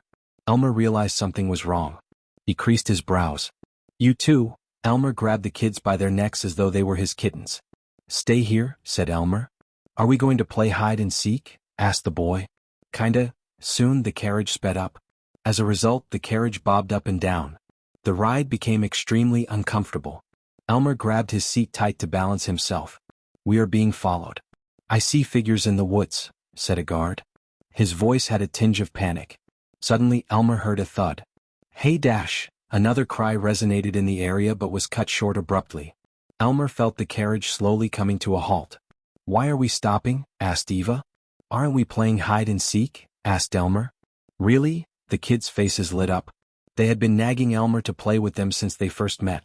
So when Elmer agreed to play, they were so excited. "Yes. I am going to close my eyes and you are going to hide within this carriage." "Ah. Where do we hide in here?" Eva complained. "I don't know, but that's the rule. To make it a fair game, I will step outside," said Elmer. Having no choice, the kids nodded. Finally, Elmer opened the door and stepped outside the carriage. They were in the middle of nowhere. When Elmer walked to the front, he saw an arrow sticking through the driver's head. The very next moment, several figures dressed in dark armor stepped out of the shadows. Each of them was at the soul refining stage level 5. Elmer counted at least 12 of them standing around him. "The kids inside?" one of the dark-armored figures asked Elmer. "Hand them over to us and we will kill you painlessly," the figure threatened Elmer. "Michael will make his appearance in the next chapter. Stay tuned." Chapter 759, Dark Lord Returns. "No can do." Elder shook his head. He wasn't going to hand over the twins to these people. He may have been cold toward the kids and didn't like to spend time with them, but the kids adored him. His heart simply refused to give the kids to the strangers. The black-robed figures chuckled. The elf before them was just at the core formation level 1. They could kill him without breaking a sweat. Nonetheless, the black-robed figures saw no signs of fear in the elf's eyes. Elmer cracked his neck. "Kill this fool and take the kids," the black-armored man ordered one of his men, who stood a couple of meters away from Elmer. The black-armored figure unsheathed his dagger. He strolled toward Elmer playing with his dagger.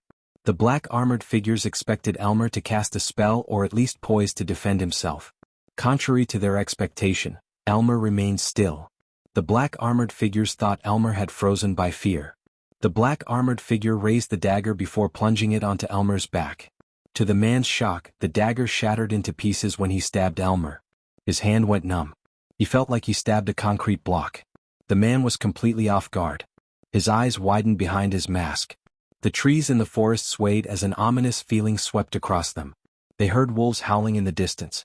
Thunder rumbled alongside the wolves. Suddenly, the black armored figures saw Elmer's eyes turn completely black. Black bolts of lightning crackled around his body. Slowly, the area around the carriage grew darker and darker. The black armored figures took a step back in fear. They had a bad feeling seeing the darkness around them. Elmer's expressionless face changed. Instead, a devilish grin emerged on his face. Chill ran down the black armored men's spines. They trembled in utter fear. Suddenly, everything turned completely black for a moment. When the darkness disappeared in a flash, Elmer disappeared from their sight.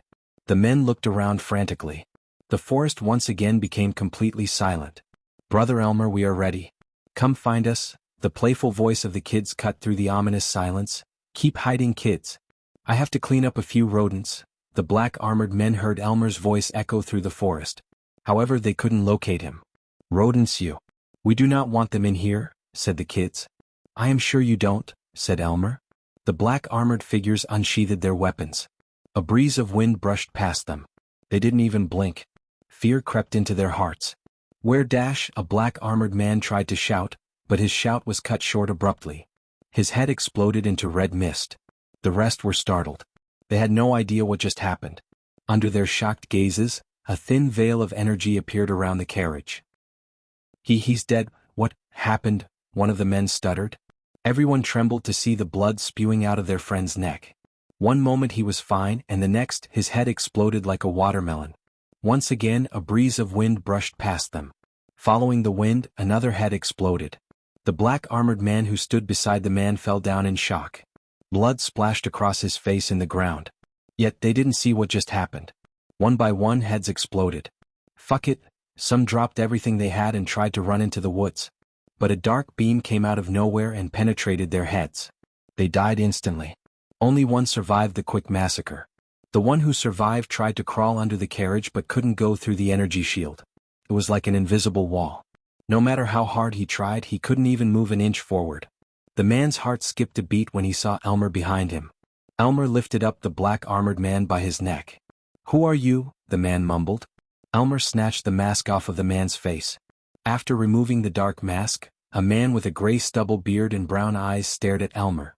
The man's eyes almost popped out of their sockets as Elmer's face slowly transformed. His pointy ears grew shorter, resembling human ears. The silvery hair turned black. If these weren't shocking enough, Elmer's face itself transformed into resembling someone else. The man recognized his face almost instantly. In fact, everyone in the world would recognize the face because the Guardian Guild had posted thousands of posters worldwide with his face on. Dark Lord," the man muttered. He couldn't believe that out of all people, they actually stumbled upon the Dark Lord himself. They were actually ordered to kidnap the kids where the Dark Lord was. The man's mind went blank. Everyone in the world knew how he slaughtered hundreds of Guardians, including immortals, before he obliterated Ithilin to oblivion. "What's your name?" asked Michael. "Thamer," the man mumbled. It had been a year since Michael took the identity of Elmer, an elf, and infiltrated the Genric family. A lot of things have happened since he exacted revenge against Thusia. One of the major things was the system going offline. He upgraded the system from version 7 to 8. To Michael's surprise, the system required an entire year to upgrade itself. But before it went offline, the system required Michael to get his hands on the Elven rune in the Genric family without revealing his identity for some reason. To the outside world and his minions, he disappeared and went underground. But in reality, Michael was staying with the Genric family, slowly gaining their trust and working as an amateur alchemist. Only a few knew about Michael's current identity, which included Gaia and her mother. While he was living with the Genric family, Gaia and her mother continued the search for the god-killing arrows and his armor pieces. Michael was so close to getting access to the secret vault, which was protected with all kinds of runes and arrays, that even Eladir had trouble breaking them. Since the system strictly advised Michael not to reveal himself, He didn't take the risk of letting Ellider take a crack at the arrays and the runes. Hence, Michael chose the good old ways. To be honest, Michael loved the fresh air.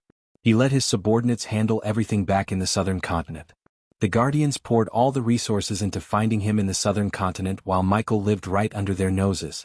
Plus, he was able to get a good understanding of Aura and Empress Nithrol Grimfield. Unfortunately, because the system went offline, Michael couldn't break through to the immortal stage. Everything was going great until these assholes decided to ambush him and the two annoying kids. Whoever sent Thamer just made it into Mysaheel's kill list. "You know who I am, right?" asked Michael. Thamer bobbed his head up and down. "So you know what I can do to you and everyone you know and care about?" Michael's eyes glimmered with killing intent. Thamer's heart skipped a beat. "But I will give you a chance to avoid all that bloodshed. Answer my questions and I won't kill your loved ones. Do you understand?" Thamer did not understand as Michael tightened his grip around his neck. "Do you understand?" Michael's voice became demonic for a moment. "Yes." Thamer immediately nodded in utter fear. "Who sent you?" Michael asked the simple and the most obvious questions. Considering his time in the Genric family, he could say the Genric family had no enemies hostile enough to kidnap the twins. A criminal act like this would get them the most brutal punishment there was from the Empress herself. The Empress was kind and brutal at the same time. Her war gods would go to any lengths to find out the kidnappers and bring them to justice. These war gods were the main reason why Gondolin had so few criminals. But if someone had sent people after the twins to kidnap them despite everything, Michael wanted to know who this daredevil was. "Hammond. Lord Hammond sent us," Thamer blabbered almost immediately without a second thought. The Dark Lord frightened him more than Hammond ever did. "That fucking rat." "It seems I am not the only one with hidden agendas in Genric family," said Michael. "Where do you plan to meet Hammond again?" "In a cabin not very far from here," Thamer answered Michael truthfully. Luckily for Thamer, Michael saw no signs of him lying. Otherwise, Thamer would be on the ground dead without a head. Finally, after hearing Hammond plan the ambush, Michael wanted to know why. He had a strange feeling that he could use Hammond to speed things up. Michael turned his gaze toward the carriage. With a flick of his wrist, he took out a silvery vial from his space ring. He threw the vial at the carriage as it shattered on the ground. Puffs of white smoke emerged from the broken vial and floated into the carriage. "Take the kids to Hammond as you planned. If he asks about Elmer, tell Hammond you killed him. Got it?" Thamer nodded frantically. Michael finally released his grip around his neck as Thamer collapsed down. He coughed several times. The rosiness slowly returned to his face. He picked himself up and slowly walked toward the carriage. When he got close, the energy shield around the carriage faded away. "Go on," said Michael. Thamer opened the carriage door. To his surprise, the kids were sleeping on the couch. More accurately, they lost consciousness by inhaling Michael's knockout gas. Eventually, Thamer picked up the two kids and returned to Michael. Michael looked at the twins peacefully sleeping on Thamer's shoulder. He then took out a scroll and tore it in half. Suddenly, several runes materialized in the air. "We are free to fly to the cabin," said Michael. Thamer led Michael through the woods toward Hammond's cabin. He didn't dare to utter a word or try to lose the Dark Lord. He knew messing with the Dark Lord would only lead to his death. Thamer just wanted this nightmare to end. He had already lost his men and did not want to lose his life too. On the other hand, Hammond was waiting for good news inside his cabin. Little did he know the Dark Lord was coming to greet him. Chapter 760. Dwarven Mercenaries. Michael followed Thamer through the woods. He always had doubts about Hammond. Not that Hammond showed any anger toward the Genric family, but he obeyed every single command they issued to the last letter. It felt too good to be true to Michael. Of course, Michael ordered Arya to investigate Hammond when he had his doubts, but Arya found nothing incriminating. This was what made Michael curious about why Hammond staged an ambush. That elf was willing to sacrifice Elmer. After flying through the woods for almost 30 minutes straight, Michael noticed a wooden cabin in the middle of nowhere. The cabin perfectly blended with its natural surroundings and was almost hidden from the naked eye. Veins and moths entangled around the cabin, hiding it with their green. Since the cabin was outside the no-fly zone, Hammond was able to fly to the cabin with his men. Hence, Michael saw neither carriage nor horses outside. "Go ahead," Michael gestured at Thamer to go to the cabin first. Instead of following Thamer behind, he decided to stay behind and see Hammond's true face for a change. Thamer nodded before flying straight to the cabin. Standing outside the cabin, Thamer knocked on the door. "Thamer," Michael heard Hammond's voice coming from within the cabin. "It's done," said Thamer. Finally the cabin door opened. Michael stayed hidden in the woods, looking at Hammond opening the door. Michael scanned the cabin to realize Hammond had brought backup with him. But they didn't look like Hammond's personal guards from the Jenrick family. These guards wore some kind of flaming armor. Moreover, they were shorter than an average human. They had long, bushy beards, messy hair, and bulky arms. Simply put, they were dwarves. Moguls, Michael mumbled under his breath. The Moguls were a mercenary guild from the Dwarven Kingdom. The vilest and most ruthless dwarves exiled from their homeland formed this brutal mercenary guild that would do anything for the right price. They were like the Grim Reapers but less secretive and more ruthless. They didn't end up on Michael's radar until now. They had been escaping the war gods using the mines and mountains. To be honest, Michael was surprised to see them with Hammond. Usually the dwarves loathed the elves. Thus, if they were working for Hammond, he must have offered them a handsome payment. There they are, Hammond licked his lips. His eyes turned predatory looking at the twins. They are alive, right? Asked Hammond. Yes, Thamer nodded. Something's wrong, Michael heard a dwarf growl. Michael was surprised by the dwarf's perception. Following the dwarf's statement, all his buddies unsheathed their weapons. Hammond was startled by their action. What's wrong? What's happening? Asked Hammond. He had no clue why the dwarves suddenly unsheathed their weapons. Unlike the dwarves, he failed to notice the fear in Thamer's eyes. He's being blackmailed. I can see the fear in his eyes, a dwarf with a long cut across his face growled. The dwarf immediately lunged at Thamer with his battle axe. He placed the axe against Thamer's throat while Hammond quickly took the kids off Thamer's shoulders. He threw the kids on the table like they were toys. Another dwarf kicked Thamer on the knees to bring him to his knees.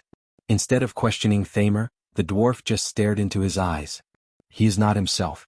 Someone forced him to do this, said the dwarf. Once again the dwarves surprised Michael. Despite their lust for blood and booze, they actually showed some intellect. They didn't even believe Thamer for a minute. Just by looking into Thamer's eyes, the dwarves figure out he was forced. Michael calmly watched everything that was happening inside the cabin. We are all fucked, mumbled Thamer. Tears rolled down from Thamer's ears without his control. Thamer's tears completely dazed Hammond.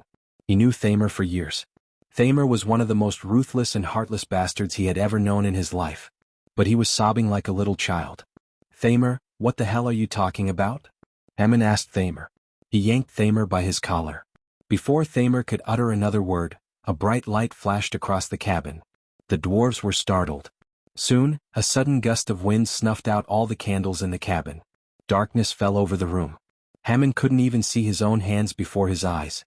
The dwarves quickly lit the lanterns dangling on their waists. Since they traveled through dark mines, they all had lanterns to light their way. Hence, they quickly fought off the darkness with the lanterns. The lantern light dimly lit the room with a shade of orange. Hammond let go of Thamer and moved closer to the twins. Someone's here, said a dwarf. Hammond's ears twitched as he heard footsteps. The footsteps sounded louder and louder until the door creaked.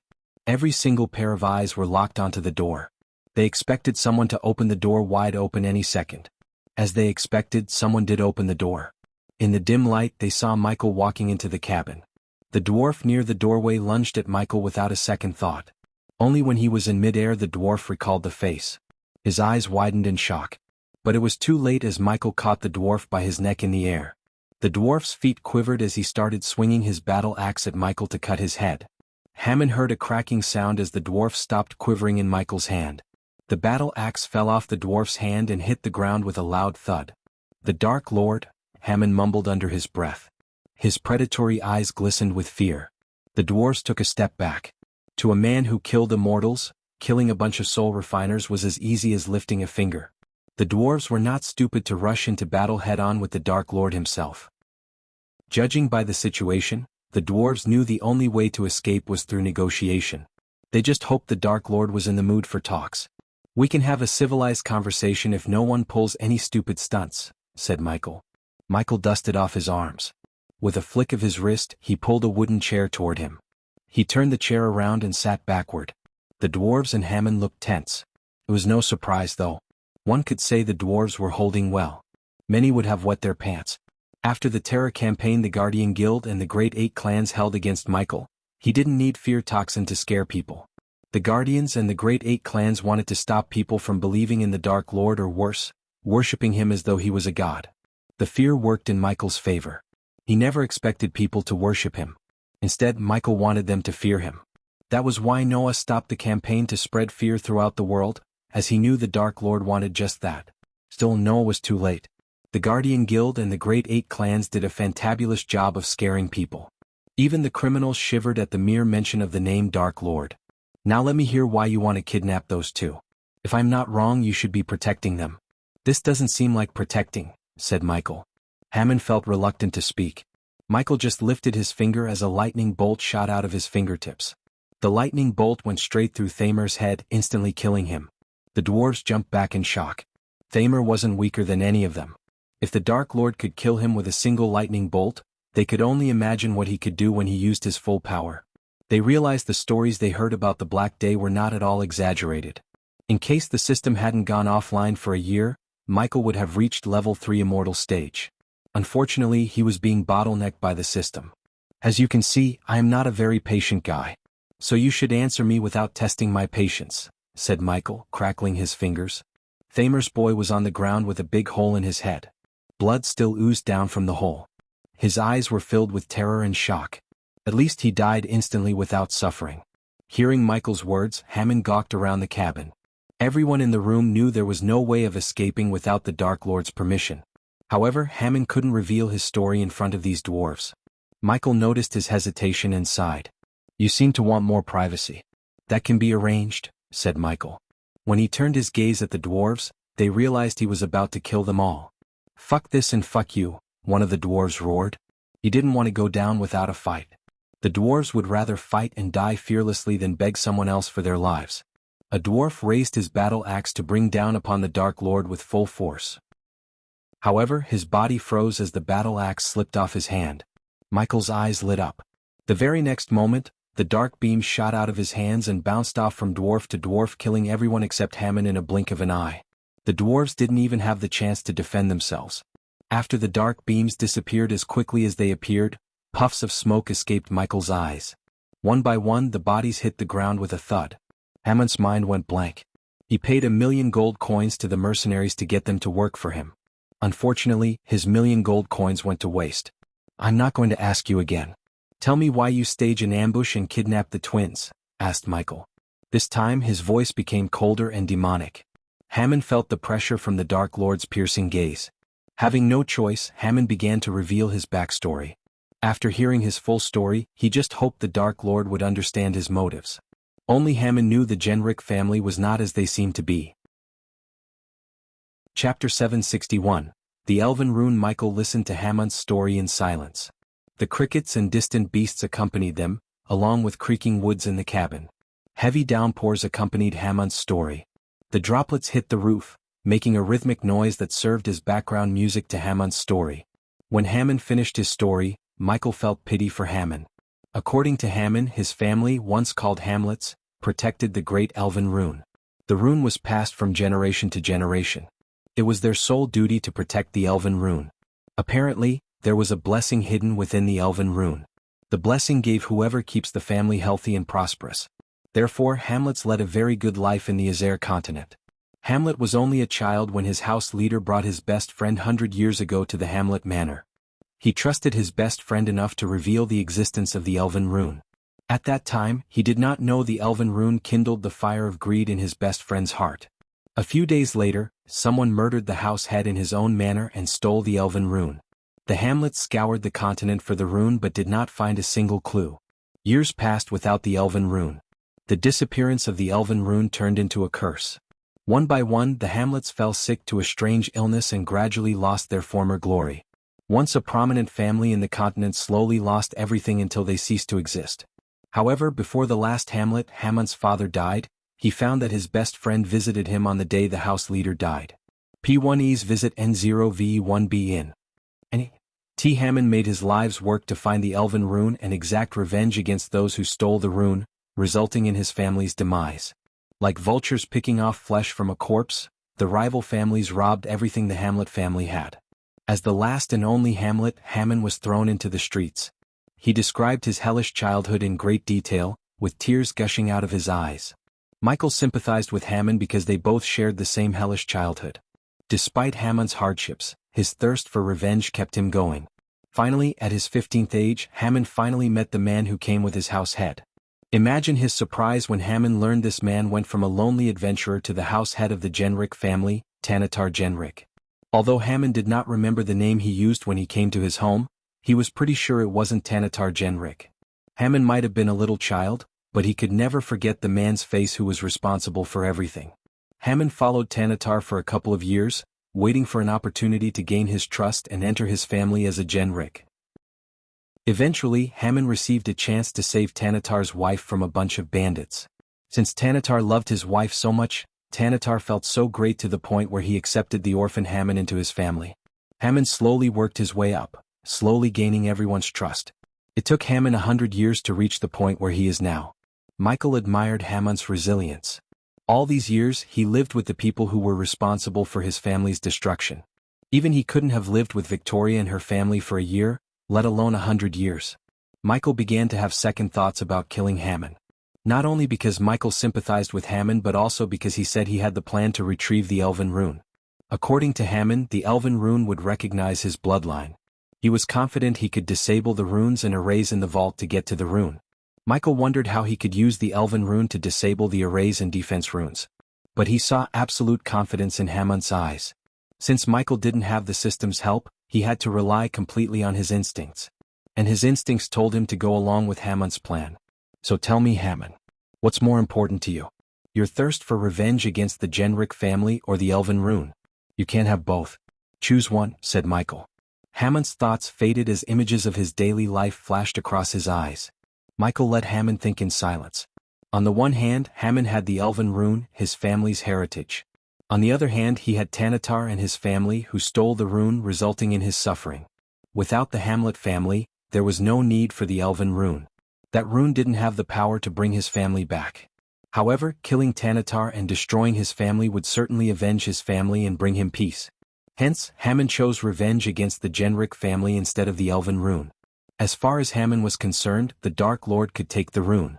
I want the Genrick family dead, Hammond growled. Except the kids. Be honest, do you really plan to kill the children? Asked Michael. Hammond hesitated to answer Michael because he wasn't a child killer. Subconsciously, Hammond was attached to the twins and the other children. His anger was pointed toward Tanatar, not the innocent children and others. Hammond was not a killer like Michael. He killed everyone in Victoria's family except the children because she sent them away before the war. The last time Michael heard, Noah had created an orphanage for children on every continent. As much as Michael hated Noah for being a righteous prick, he admired Noah for his leadership and initiatives such as the orphanages.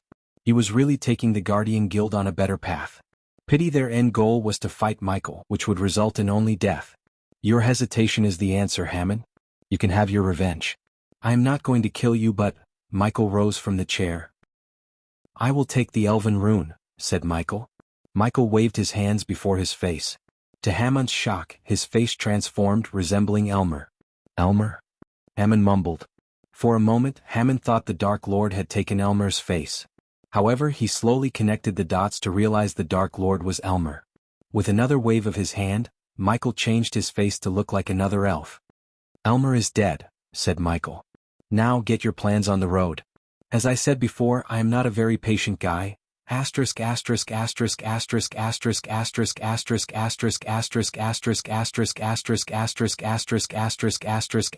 The Genrick family mansion was located on the outskirts of Mvarian. The mansion would have seemed identical to any other in the prestigious neighborhood to the outside viewer. Large curtained windows set in solid concrete walls and burnt silver tiles on the roof. Stone statues and a large metal gate guarded the entrance. A freshly trimmed lawn, flowering bushes, and sunlight reflecting off the surface of a fountain on a typical warm summer day. A well-kept gravel path led to automatic double doors. Inside rested several priceless artifacts proudly. In one of the many numerous rooms, the house leader Tanatar Genrick scoured through heaps of scrolls on his wooden table. Wooden boxes were stacked high against the ceiling, and the content of the few that had been unpacked was dispersed throughout the room. The heavy dusty air dimmed the area. Outside his room, the Genrick family went on with their life as any other usual day. Tanatar Genrick was a gentle-looking elf with blue eyes and long striking golden hair. Despite retiring from being an adventurer 100 years ago, he still had muscles underneath an inch of fat. One could easily see the deep scar on the side of his neck. Tanatar liked to be left alone in his storeroom. In this room, Only he and the thousands of scrolls in which one might hold an answer to his long search. Only by one he picked up a scroll, opened it up, read its contents and threw it away with a glimmer of disappointment. As he repeated this cycle, he heard heavy boot steps outside the room. "My lord," someone knocked on the door. Tanatar sensed an urgency and panic in the rough voice. His eyes glimmered with fury. He hated being disturbed in this room. "My lord, you must see this. It's about the twins." As soon as Tanatar heard these words, the anger in his eyes faded. Tanatar waved his hands as several runes glowed on the door. Soon these runes faded away, unlocking the door. The door clicked open. "My lord," a soldier rushed into the room and dropped to his knees. He reached out a scroll toward Tanatar. Tanatar immediately frowned, looking at the blood stains on the scroll.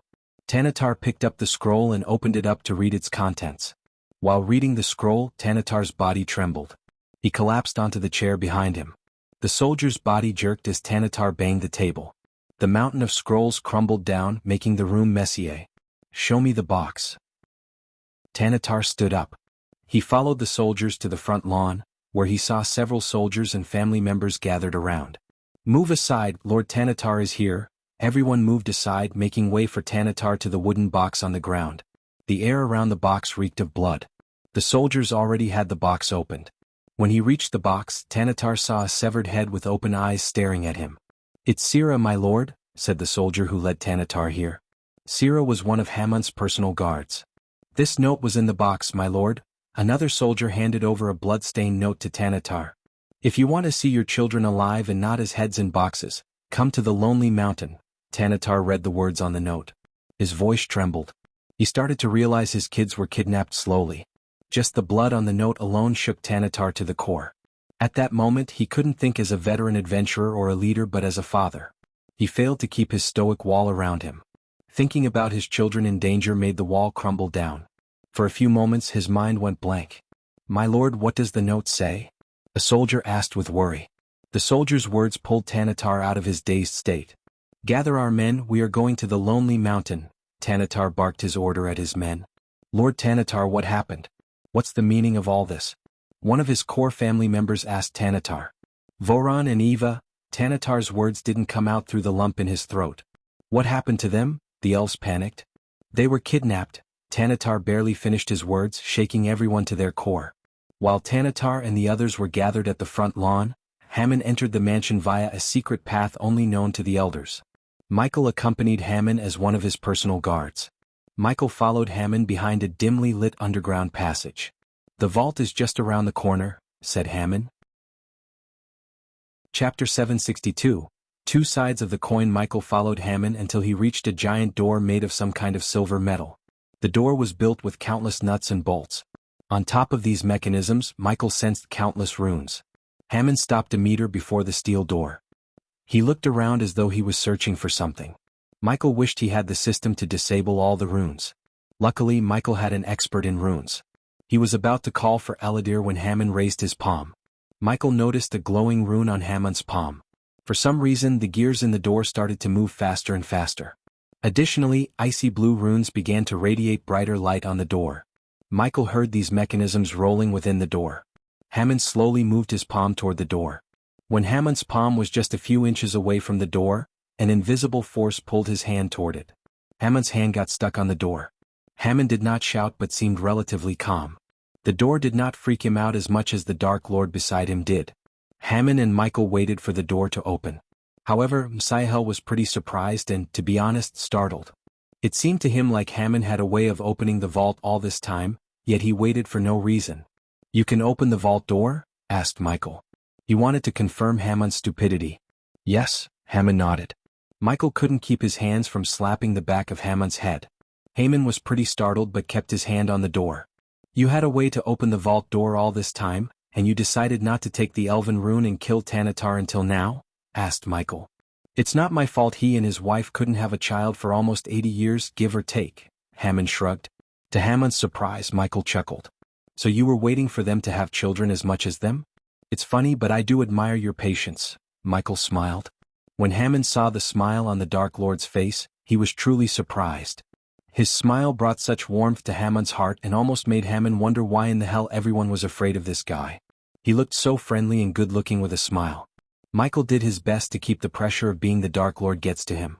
He didn't want to end up like his previous self, who had to reset the entire universe to fix his mistakes. A few minutes later, the gears finally stopped as Michael noticed the runes fading away. Michael did not care about how Hammond managed to disable the runes and the mechanisms. All he cared about was the elven rune within the vault. The vault door creaked. It slowly slid open, revealing a room surrounded by 4 marble walls. The vault was a meter thick. It would weigh at least a ton. Michael realized why no one opted for breaking the vault door using explosives. It would take a nuclear warhead to destroy this one. In the center of the room, Michael saw a golden plate hovering in the air within an energy shield. There was a glowing rune on the golden plate. It suddenly pulsated a wave of energy as though it had sensed something. At that same time, the rune on Hammond's palm produced an otherworldly whistling noise. The golden plate moved toward Hammond but was stopped by the energy shield. Hammond's legs turned to jelly, seeing the rune after so many years. He slowly took a step forward. On the other hand, Michael walked toward the elven rune to find a way to free it from the energy shield. Michael's eyes flickered. He activated the X-ray vision to locate the source that was powering the energy shield. Michael noticed a purple heat wave running from the ground below the golden plate into the wall on the other side. Michael made his way to the wall and ran his fingers through the wall.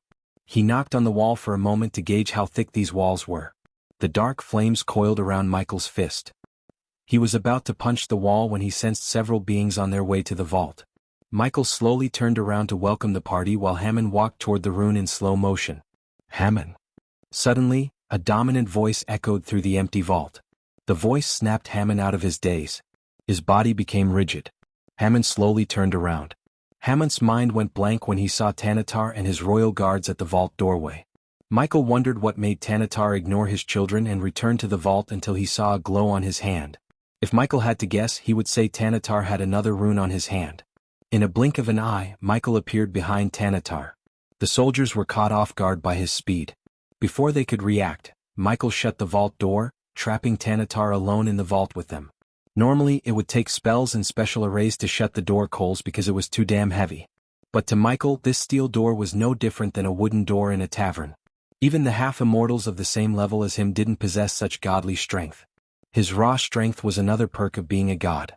Tanatar was startled. "My lord! Open this door." "Lord Tanatar!" The soldiers shouted from outside, yet only Michael could hear them. To Hammond and Tanatar it was all silence. "What's the meaning of this, Hammond? And who is this?" Tanatar pointed at Michael, who returned to the place he was a second ago.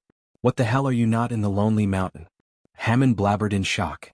"Wait, how do you know?" Tanatar held his words as realization hit him. "What did you do?" Tanatar dashed at Hammond with uncontrollable rage. He grabbed Hammond by his collar and shook him. "Tell me you had nothing to do with my kids being taken away?" Tanatar growled at Hammond. He didn't want to believe Hammond betrayed him. He had known Hammond for almost 70 years. Tanatar thought of Hammond as his own family. "Yes, I took them." Hammond roared, pushing Tanatar to the ground. Michael witnessed their feud without lifting a finger. The golden plate with the elven rune drew his attention the most. He felt familiar energy from the plate, which seemed strange to Michael. It would have been easy to scan the plate with the system if it didn't go offline. Since it wasn't the case, Michael had to rely on himself. It almost felt like there was something powerful hiding within the golden plate. When Michael focused on it, he heard a low-pitched roar coming from the plate. This roar was filled with rage like a wounded beast was trapped within. "How do I feel when you took everything from me?" Hammond lunged at Tanatar before he could get to his feet. Hammond got on top of Tanatar and punched him in the face. Tanatar grabbed Hammond's neck and rolled over, turning the tables on Hammond. But Tanatar did not punch Hammond. He was more shocked and stunned than he was furious. "I treated you like my family. You killed my entire family." Once again Hammond roared. He scratched Tanatar's hands, tearing his robes. "Okay, I had enough." Michael rolled his eyes. He just waved his hand as Hammond and Tanatar blasted away from each other. They hit the walls opposite each other. They tried to free themselves, but a powerful invisible force held them to the wall. "You have to listen to Hammond's story first," Michael said to Tanatar. Michael flicked his wrist as Tanatar couldn't open his mouth. He felt like an invisible hand keeping his mouth shut. "Hammond, tell him what he did to you. Get everything off of your chest." Michael turned his gaze to Hammond. It didn't take Hammond long to spew the same story he told Michael. Only this time his tone was filled with more rage and murderous intent. While recalling his story for the second time, blood trickled down from Hammond's nose. Tanatar's eyes widened and filled with shock. When Hammond finished his story, Michael noticed Tanatar's eyes watering up. Michael was surprised. Tanatar's eyes didn't look like a killer's. Michael had seen enough killers to know Tanatar may be innocent. Michael now wanted to hear Tanatar's side of the story. Hence, he shut Hammond's mouth and let Tanatar speak. "I didn't kill Erdan." Tanatar's voice stuttered. "He was my best friend." Tears gushed out of Tanatar's eyes. Hammond roared, but no words came out of his mouth. "He gave this elven rune to protect it because he suspected someone was planning to steal it and use it for nefarious purposes," Tanatar sobbed. "Now that's a twist." Msahil's brows arched up. "I'd rather die than murder my best friend. If Erdan wanted my life, I would have given it to him gladly," said Tanatar. Michael took a deep breath. He looked at Hammond. "Seems like you want to know his side of the story." To be honest, Michael wanted to know Tanatar's part of the story more than Hammond wanted. He spent a year in the Genrick family as Elmer, so Michael felt a little bit of compassion toward the Genrick family. At the same time, he felt Hammond's actions were somewhat justifiable after learning what Tanatar did to Hamlet's. However, Michael's thoughts changed when Tanatar completely denied killing Erdan Hamlet and stealing the elven rune. "Your kids are safe. Just tell him your side of the story," Michael said to Tanatar. Tanatar believed this complete stranger for some reason. After taking a few deep breaths, Tanatar began to tell what happened between Erdan and him before he departed for Ar from the Azer continent.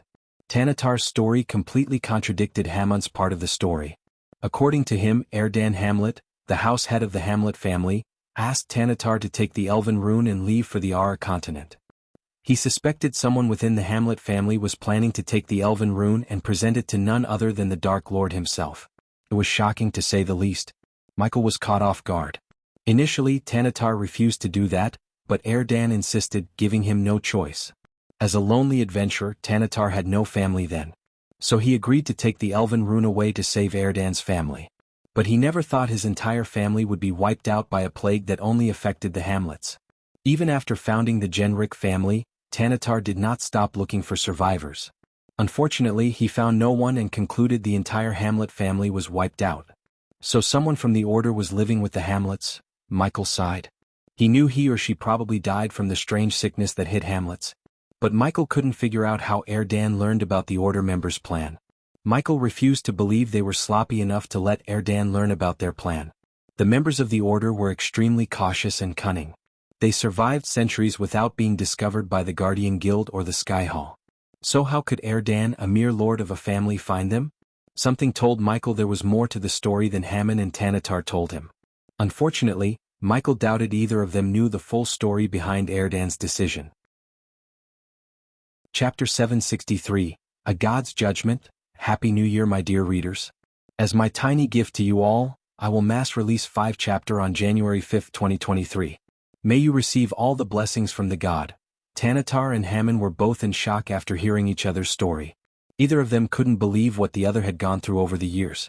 Michael believed Tanatar's story as much as he believed Hammond's. While they were silent, staring at each other, Michael punched the wall. The entire wall trembled as dust and pieces of ceiling crumbled down. Tanatar yelled at Michael, but he ignored the elf and continued to punch the wall. The wall was at least 2 or 3 meters in width. Usually it would take special equipment and runes to penetrate the wall. But to Michael, his fist was more than enough. The vault continued to tremble as dust crumbled down from above.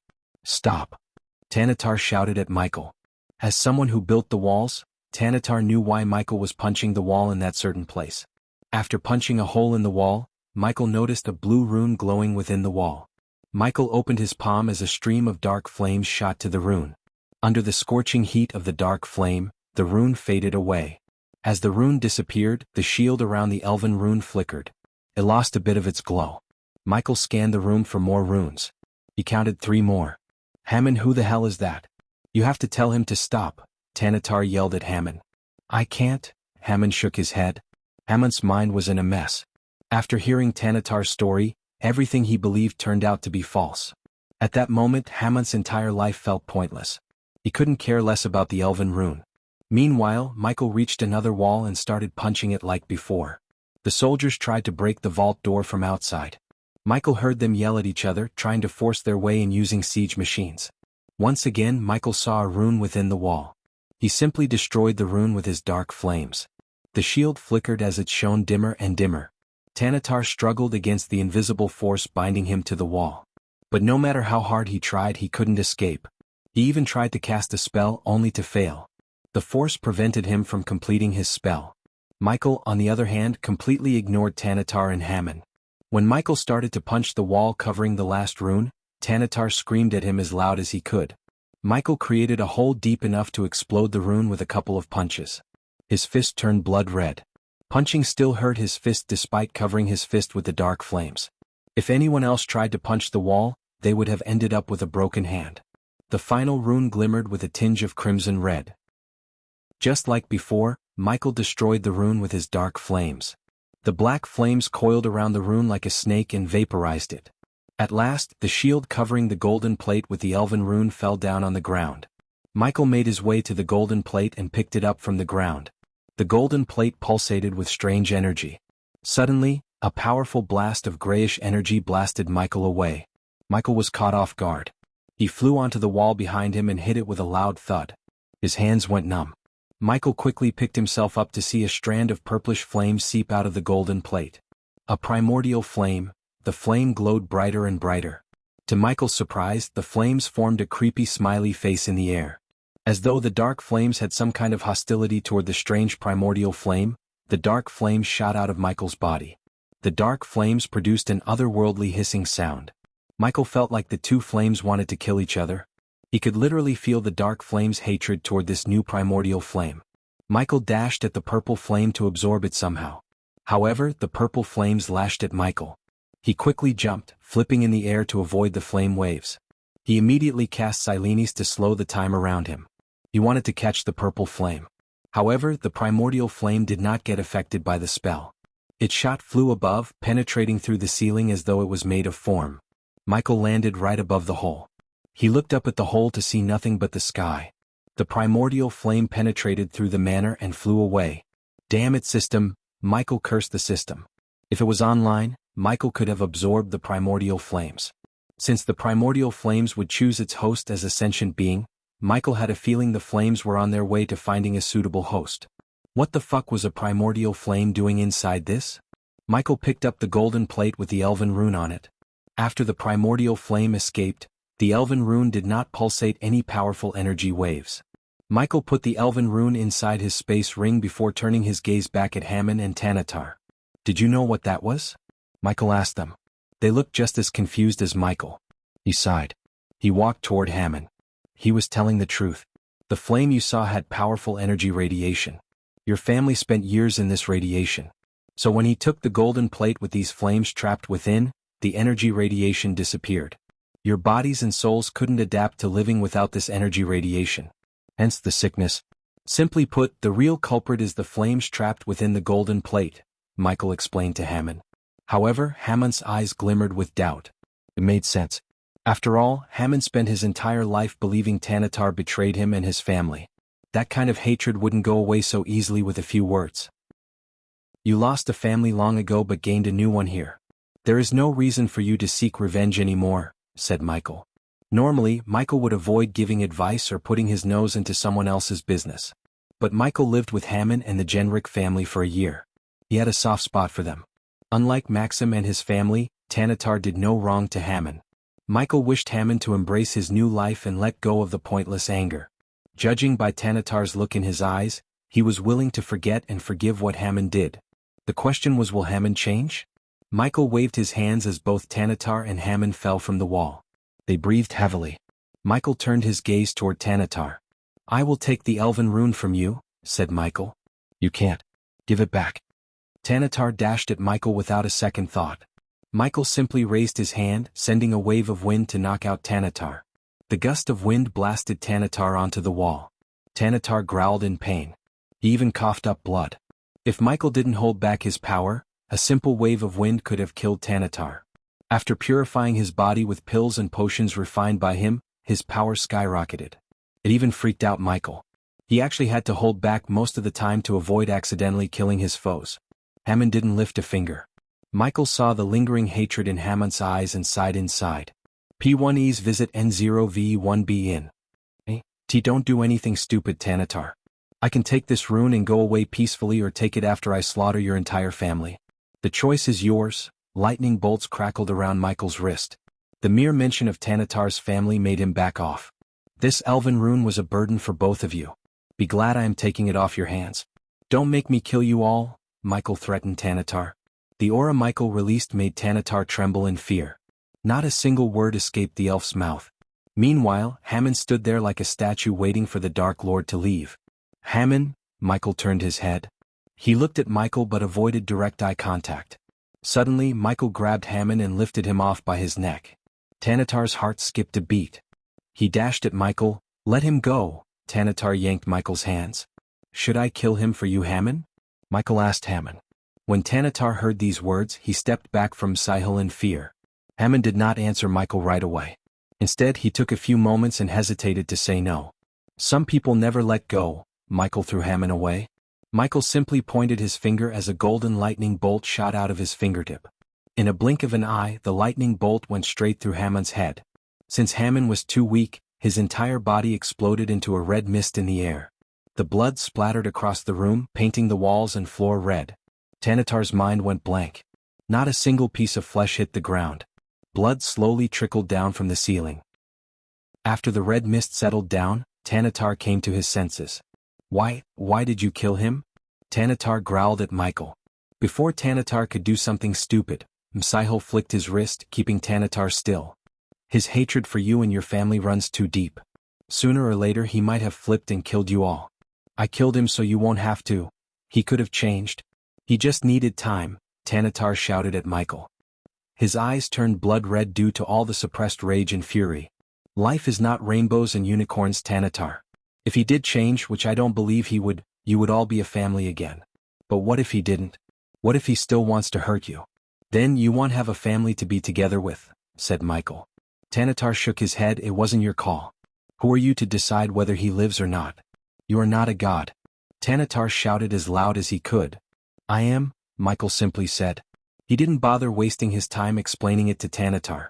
The elf may have held a grudge against him, but Michael knew he had done the right thing. Over the past year, the Genrick family treated him like he was their own. Michael felt grateful toward them. He just settled his debt by ensuring the Genrick family's survival. Chapter 764, Hell Flames. You have a lot to learn and improve if you are going to match him, baby girl, said Adelia. Gaia breathed heavily several meters before Adelia. The training ground behind the castle had several cracks in the ground. The mother and daughter duo barely held back in a mock battle between the two. Although Gaia used almost all her power, she couldn't defeat her mother. No one can match him. He is a god, Gaia growled. That's not an excuse. He wasn't always the god. He trained and fought hard to get to this point, said Adelia. Nightmare and Vidora gawked at Adelia and Gaia. They missed having a bowl of popcorn and snacks to watch them bicker and fight. Nightmare laughed, seeing Gaia getting her ass kicked by her mother. In the Dark Army, only Adelia could defeat Gaia in a battle. Even when Adelia suppressed her cultivation to match Gaia, she still defeated Gaia without breaking a sweat. I trained him. Well, mostly, Gaia rolled her eyes. Why don't you challenge him to a duel when he returns? Asked Gaia. It'd be a great motivation for me to see you get defeated for once. You want your mother to fight the Dark Lord? I never thought you had a grudge against me, Adelia sighed. Gaia sighed and threw the sword in her hand. It's not like that, mother, Gaia gently smiled. Gaia was about to go to her mother and embrace her when a bolt of lightning hit the training ground. Gaia and Adelia were startled by the sudden lightning bolt strike. To their surprise, they saw Michael where the lightning had just struck. How are my two favorite ladies in the world? Asked Michael as they all dashed at Michael. Nightmare shrunk himself and leaped onto him with Vidora. Nightmare and Vidora showered Michael with wet kisses. It had been a year since they saw Michael. Michael rubbed their chin as he turned his gaze toward Gaia. He opened his arms, waiting for her to embrace him tightly. Gaia hugged him as her face lit up with joy. She buried her head in his chest like a little girl. For a few moments, Michael stayed in this group hug. I missed you, bastard, Gaia purred. What do you mean, miss me? We just met a week ago, Gaia smiled. Even though Michael pretended to be Elmer in the Genrick family, he occasionally met Gaia by teleporting to the floating mountain in the dark ocean. He was grateful that the runic teleportation worked while the system was offline. Shut up for a moment. Gaia punched him in the chest and dragged this lovely moment as long as she could. Finally, after a minute or two, Adelia cleared her throat to disband the hug. She knelt down to pay her respect when she saw the Dark Lord's gaze fall on her. "You don't have to do this. We are family," said Michael. Vidora jumped onto Michael's shoulder. After a year, Vidora and Nightmare both grew in size and power. They were just a few months of cultivation away from reaching the fusion stage. "I swore to serve you as your servant long before you met Gaia, my lord. So it's my duty to bow my head and kneel down," said Adelia. "Oh, come on, mother. Don't make him pull ranks on you and order you not to do this." Gaia rolled her eyes. "You can do this until we get married.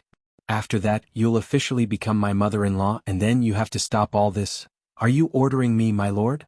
Adelia asked with a playful look. "Not yet," Michael smiled. Finally, Adelia rose to her feet as Michael let go of Gaia.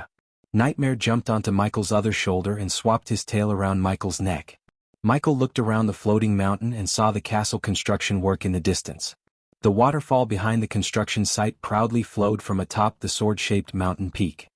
He noticed the vampires patrolling the floating mountain as Saber instructed them. Thanks to Mugashiku, the dark ocean became a perfect safe haven for Michael. Looking at the dark storm clouds above him and the continuous lightning storm, Michael wondered if he had lived in the place before he reset the universe. This place was simply perfect. The only drawback was transporting construction materials to the island by ships. At the moment, they had portals to let people go in and out of the mountain. However, these portals failed to transport goods and materials. He needed the system's help to find a solution to this problem. He slowly walked toward the construction site with Adelia and Gaia by his side. "Did you get the Elven rune?" asked Gaia. "Yes," said Michael. Gaia felt a strange concern in his voice. "Something happened?" Michael nodded. "I found the Elven rune, but I also found a primordial flame." Everyone was surprised by Michael's words. "Did you absorb it?" asked Diag, only to see Michael shake his head. "It escaped," said Michael. "Wait, you have the dark flames. Rowena has the cold flames. I saw Noah use heavenly flames. That makes 3 primordial flames. It's safe to assume there is a light flame since you have the dark flames. This means the primordial flame that escaped your grasp must be the hell flames," said Gaia. Michael shared the same thoughts too. But one question kept nagging Michael's brain regarding the primordial flames. If Noah has the heavenly flames, who has the light flame? Has it found a host yet? If Noah is the god of light, the light flames will choose Noah. "That's not always the case, my lord," Adelia interjected. "What do you mean?" Iag turned her gaze toward Adelia. "Let's just say someone has found the light flames before Noah and you were born, then the light flames have to choose a host. One of 3 things must have happened. 1. No one has found the light flames yet, and they are still trapped somewhere. 2. Noah possesses both heavenly flames and the light flames. 3. Someone else has absorbed the light flames." Michael listened to Adelia in silence. After spending time with Adelia, Michael learned where Gaia got her intelligence from. Adelia had both the brains and power. A deadly combination.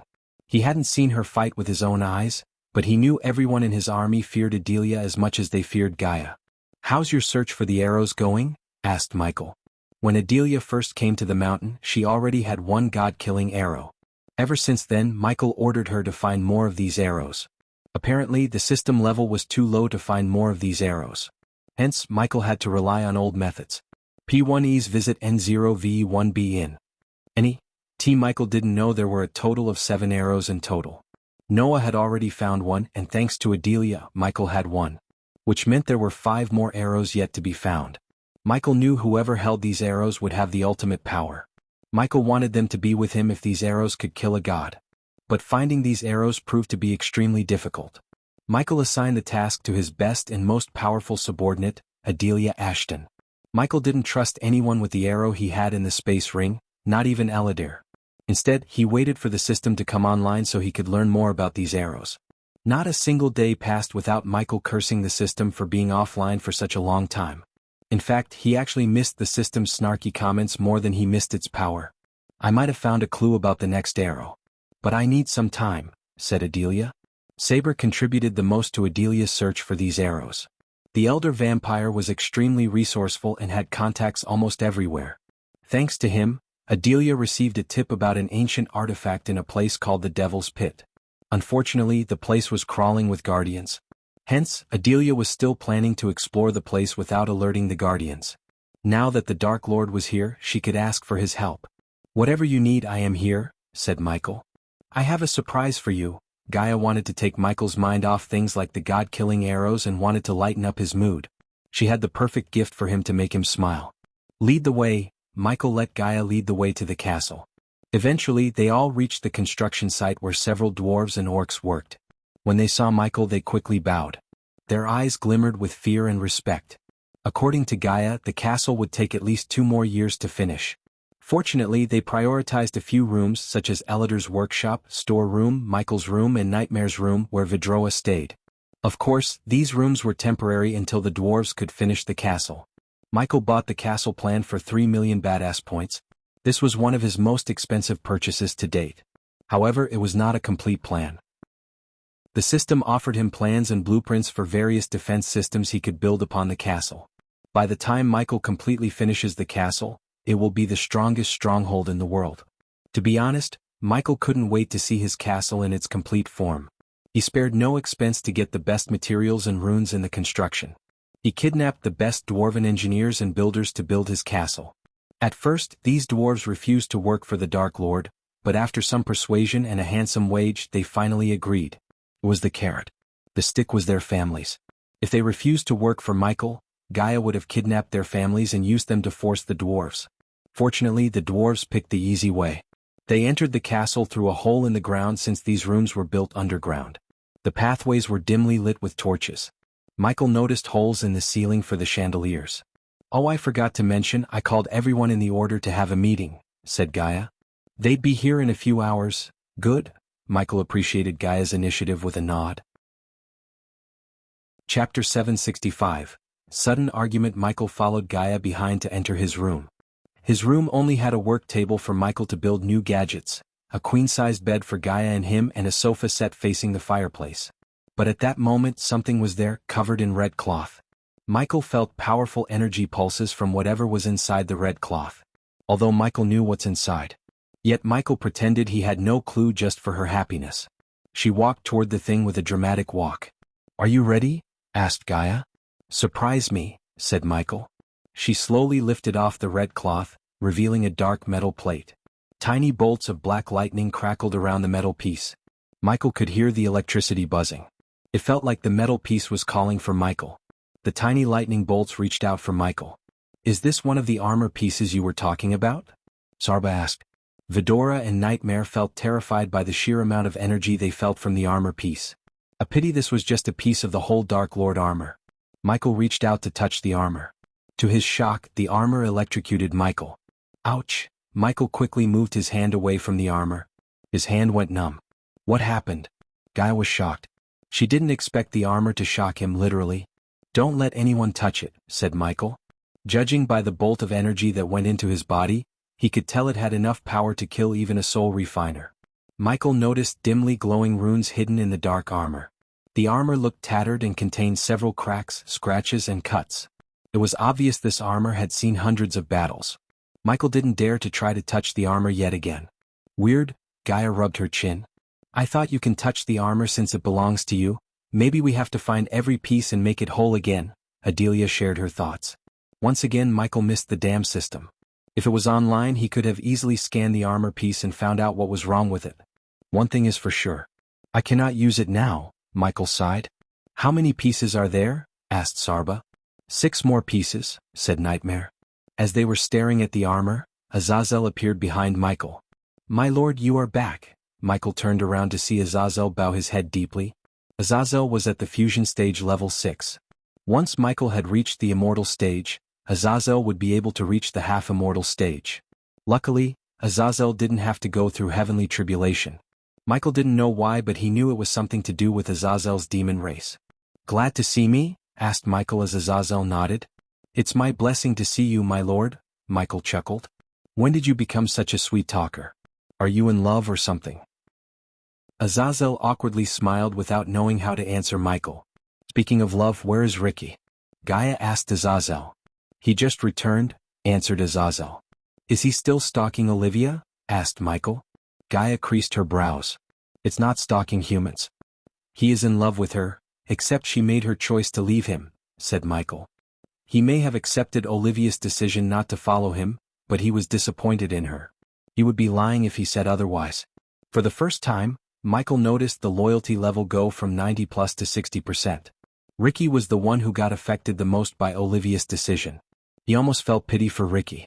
Gaia even asked Ricky to go with Olivia, but Ricky respectfully refused to leave the Dark Lord's side. Who knew the gate guards Michael met at Rivertown would be willing to give their lives for him? Certainly not Michael. They even brought their families with them and put them in Giselle. With Caius' aid, their families lived comfortably under the Dark Lord's protection. So what? He still loves her and I know she loves him too, Gaia argued with Michael. Seeing her bicker with the Dark Lord himself made Adelia chuckle inside. Even before the marriage she started to act like an angry waifu. So you're telling me she's with Ricky? Michael calmly asked Gaia. No, then she doesn't love him enough, said Michael. As soon as Gaia heard these words, her eyes glimmered with anger. Are you messing with me right now? She growled. We should go. Adelia grabbed Nightmare and Vidora from Michael's shoulders. Hey, let us go. It's getting good, Iag hissed at Adelia. Azazel followed Adelia behind and closed the door on his way out. Nope, Michael shook his head. Like any man in the world, Michael failed to comprehend Gaia's thoughts. He might be a god, but he still lacked the power to understand a woman completely. You are being a complete asshole, Michael, said Gaia. She seldom addressed Michael by his first name. But whenever she did, she was furious at Michael. Okay, I am confused.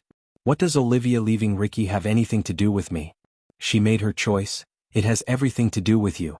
He chose loyalty over love because of you, the Dark Lord. You can't blame Olivia. Not everyone will follow you without a second thought, Gaia growled. Everyone thought Gaia was cold, but in reality she cared about all the subordinates.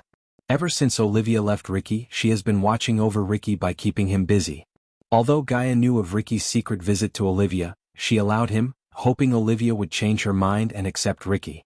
As a queen, it was in her blood to care for her subjects. On the other hand, Michael barely lifted a finger. As far as he was concerned, Olivia made her choice, and Ricky had to accept her decision and move on. I cannot force her to follow me either. She made her choice and should be grateful that I didn't end her life by leaving my side after everything I had done for her, said Michael. Why are you suddenly being so strange? Asked Michael. I'm not being strange. I just can't believe you think you are completely blameless in Ricky's case. So what do you want me to do? Go to Olivia and force her to come with me? No, Gaia shook her head. How about you start giving a shit about Ricky and his feelings? For God's sake, he left the love of his life for you. The least you can do is accept you had a hand in the mess. Gaia raised her voice. And how dare you call his love stalking? What if I left you? Will you give a shit or let me go? Gaia punched Michael in the shoulder. Finally, Michael started to grasp where the anger was coming from. To be honest, Michael didn't know what to do if Gaia left him. However, he wouldn't cry or destroy himself like many for sure. Instead of worrying about what he would do after she left him, Michael would ensure she didn't leave him. First, you won't leave me and I won't let you. Second of all, we are not them. We don't have any secrets between us except one that I told you not to ask me about, Michael said, gently wrapping his arm around her shoulder. He noticed Gaia rolling the engagement ring on her finger. You cannot compare us with other couples. Didn't I tell you Ricky could go with Olivia if he wished to? Both Ricky and Olivia made their choices. We cannot force Olivia to be with Ricky. And you are right, Michael took a deep breath. They broke up because of me. Michael saw no advantage in keep denying it or arguing with her. Gaia's actions made him realize she was mad at him. To be honest, she was right to be so. It was he who refused to marry her when she asked him to. He wanted to be stronger and grow his army before marrying her. It was bad enough that he refused to have any kids anytime soon, but postponing the marriage was just crossing Gaia's patience. Now he realized Gaia had taken the rejection badly. Michael was too busy to care about her feelings, which Michael regretted. P1E's visit N0V1B in N.E.T., and I am not going to make any more excuses. I will marry you in 6 months. On the same day I met you first, Michael said. He didn't take this decision on the fly or to calm her down, but with his whole heart. He dragged the marriage thing long enough. Granted, Michael promised her to give the throne of Nagaland before the marriage, but Gaia wasn't interested in the throne anymore. She realized she could rule the entire world from Michael's side. Why did she have to settle for one kingdom when she could rule the entire world? Besides, Gaia wanted to marry Michael more than anything in the world. She wanted to be his side, not as the Dark Queen but as his wife. Gaia was startled by his words. Her eyes glimmered with joy and shock. Before she could say something, Michael locked his lips with her. He didn't want to argue anymore. He swooped Gaia from the ground and moved to the bed. A few hours later, Michael exited his room wearing his Dark Lord armor. Gaia quickly tied her hair and followed him behind to the meeting hall. Michael promised Gaia when the time comes, he would talk to Olivia and explain things better to her for Ricky's sake. They patched things up on the bed and returned to their normal selves. Eventually, after navigating through the dark pathways, Michael and Gaia reached the meeting hall. He heard people buzzing inside. Michael waited outside for a moment before opening the door. Unlike before, Michael did not wear any mask to hide his face. Even after a year, showing his true self to others felt weird. He took a deep breath and finally opened the door. Inside the hall, everyone turned their gazes to the door. The entire hall fell silent as soon as they laid their eyes on him. Every one of his subordinates attended the meeting as they were ordered to. "My lord," Azazel came to Michael's side. "Everyone is here, my lord," said Azazel. "We shall start then," said Gaia. Chapter 766. Each with their own problem. When everyone inside the hall saw Michael, they became silent. They quickly dropped to their knees to show their respect. Sadie's eyes glistened with shock. She still couldn't believe Ghost was the Dark Lord all this time, and she shared the bed with the Dark Lord himself. Thinking about that, she both felt terrified and funny. Michael made his way to the long table in the center. His throne, made of skull and bones, was located in the front beside Gaia's throne. Michael sat on his throne, putting one leg atop another. "Take your seats," said Gaia before sitting beside Michael. All of Michael's subordinates took their seats. They looked a bit scared more than usual, seeing Michael almost after a year. Every single one of them heard what had transpired on the Ithilien island. Just like the rest of the world, they were scared too. After all, Michael slaughtered half immortals and immortals as though they were nothing. To this date, Michael received badass points whenever someone gets afraid of what Michael did at Ithilien. It passively generated Michael with badass points. In addition to Michael's subordinates, he noticed a few new faces. These new faces were the ministers working for Michael's subordinates. Among these, some familiar faces stared at Michael with shock and awe. For now, Michael ignored them. "We will initiate the new members into the order after this meeting," said Gaia. "How is everyone doing?" Michael asked his subordinates. "Very well, good, fine, thanks to you, Dark Lord," his subordinates answered him with respect. "I am glad to hear that. I was gone for a year, so I want to hear what you did in that time." Michael glanced over at his subordinates. "Let's start with you, Tiberius, King of War." Michael turned his gaze toward Tiberius. Physically, Tiberius looked healthy, glowing, and with more muscles. He wore fancy robes suitable for a king rather than a warrior. The cultivation device made by Michael and Eladir glimmered around his wrist. The device resembled a silver wristwatch with something glowing in the center. It was built with intricate parts and runes that turned arch-energy crystals into pure energy and helped Michael's subordinates cultivate even within the void line. This device was the most precious and powerful thing an order member could have. Only those who swore their loyalty directly to Michael received this device. Each device was equipped with a self-destruction rune. In case someone else got their hands on the device, it would explode into pieces, leaving nothing behind. Because of the cosmic energy coursing through his veins and the device around his wrist, Tiberius managed to reach the fusion stage level 5. Michael was happy with Tiberius' cultivation progress. In fact, no one disappointed him. Tiberius took a deep breath. "I've been building an army as I was ordered. Freeland is growing faster than I initially expected. Since we haven't faced a war, our army lacks real battle experience," said Tiberius. Although they had a large army, most soldiers in the army didn't fight in a real battle. Without fighting a real battle, they would still be novices when it comes to war. Unfortunately, no one had the guts to wage war against the Freeland ruled by Tiberius. The biggest reason was Giselle's rapid growth in power. Gaia's leadership and the resources Giselle received from the order made Giselle stronger than any other kingdom ruled by a senate.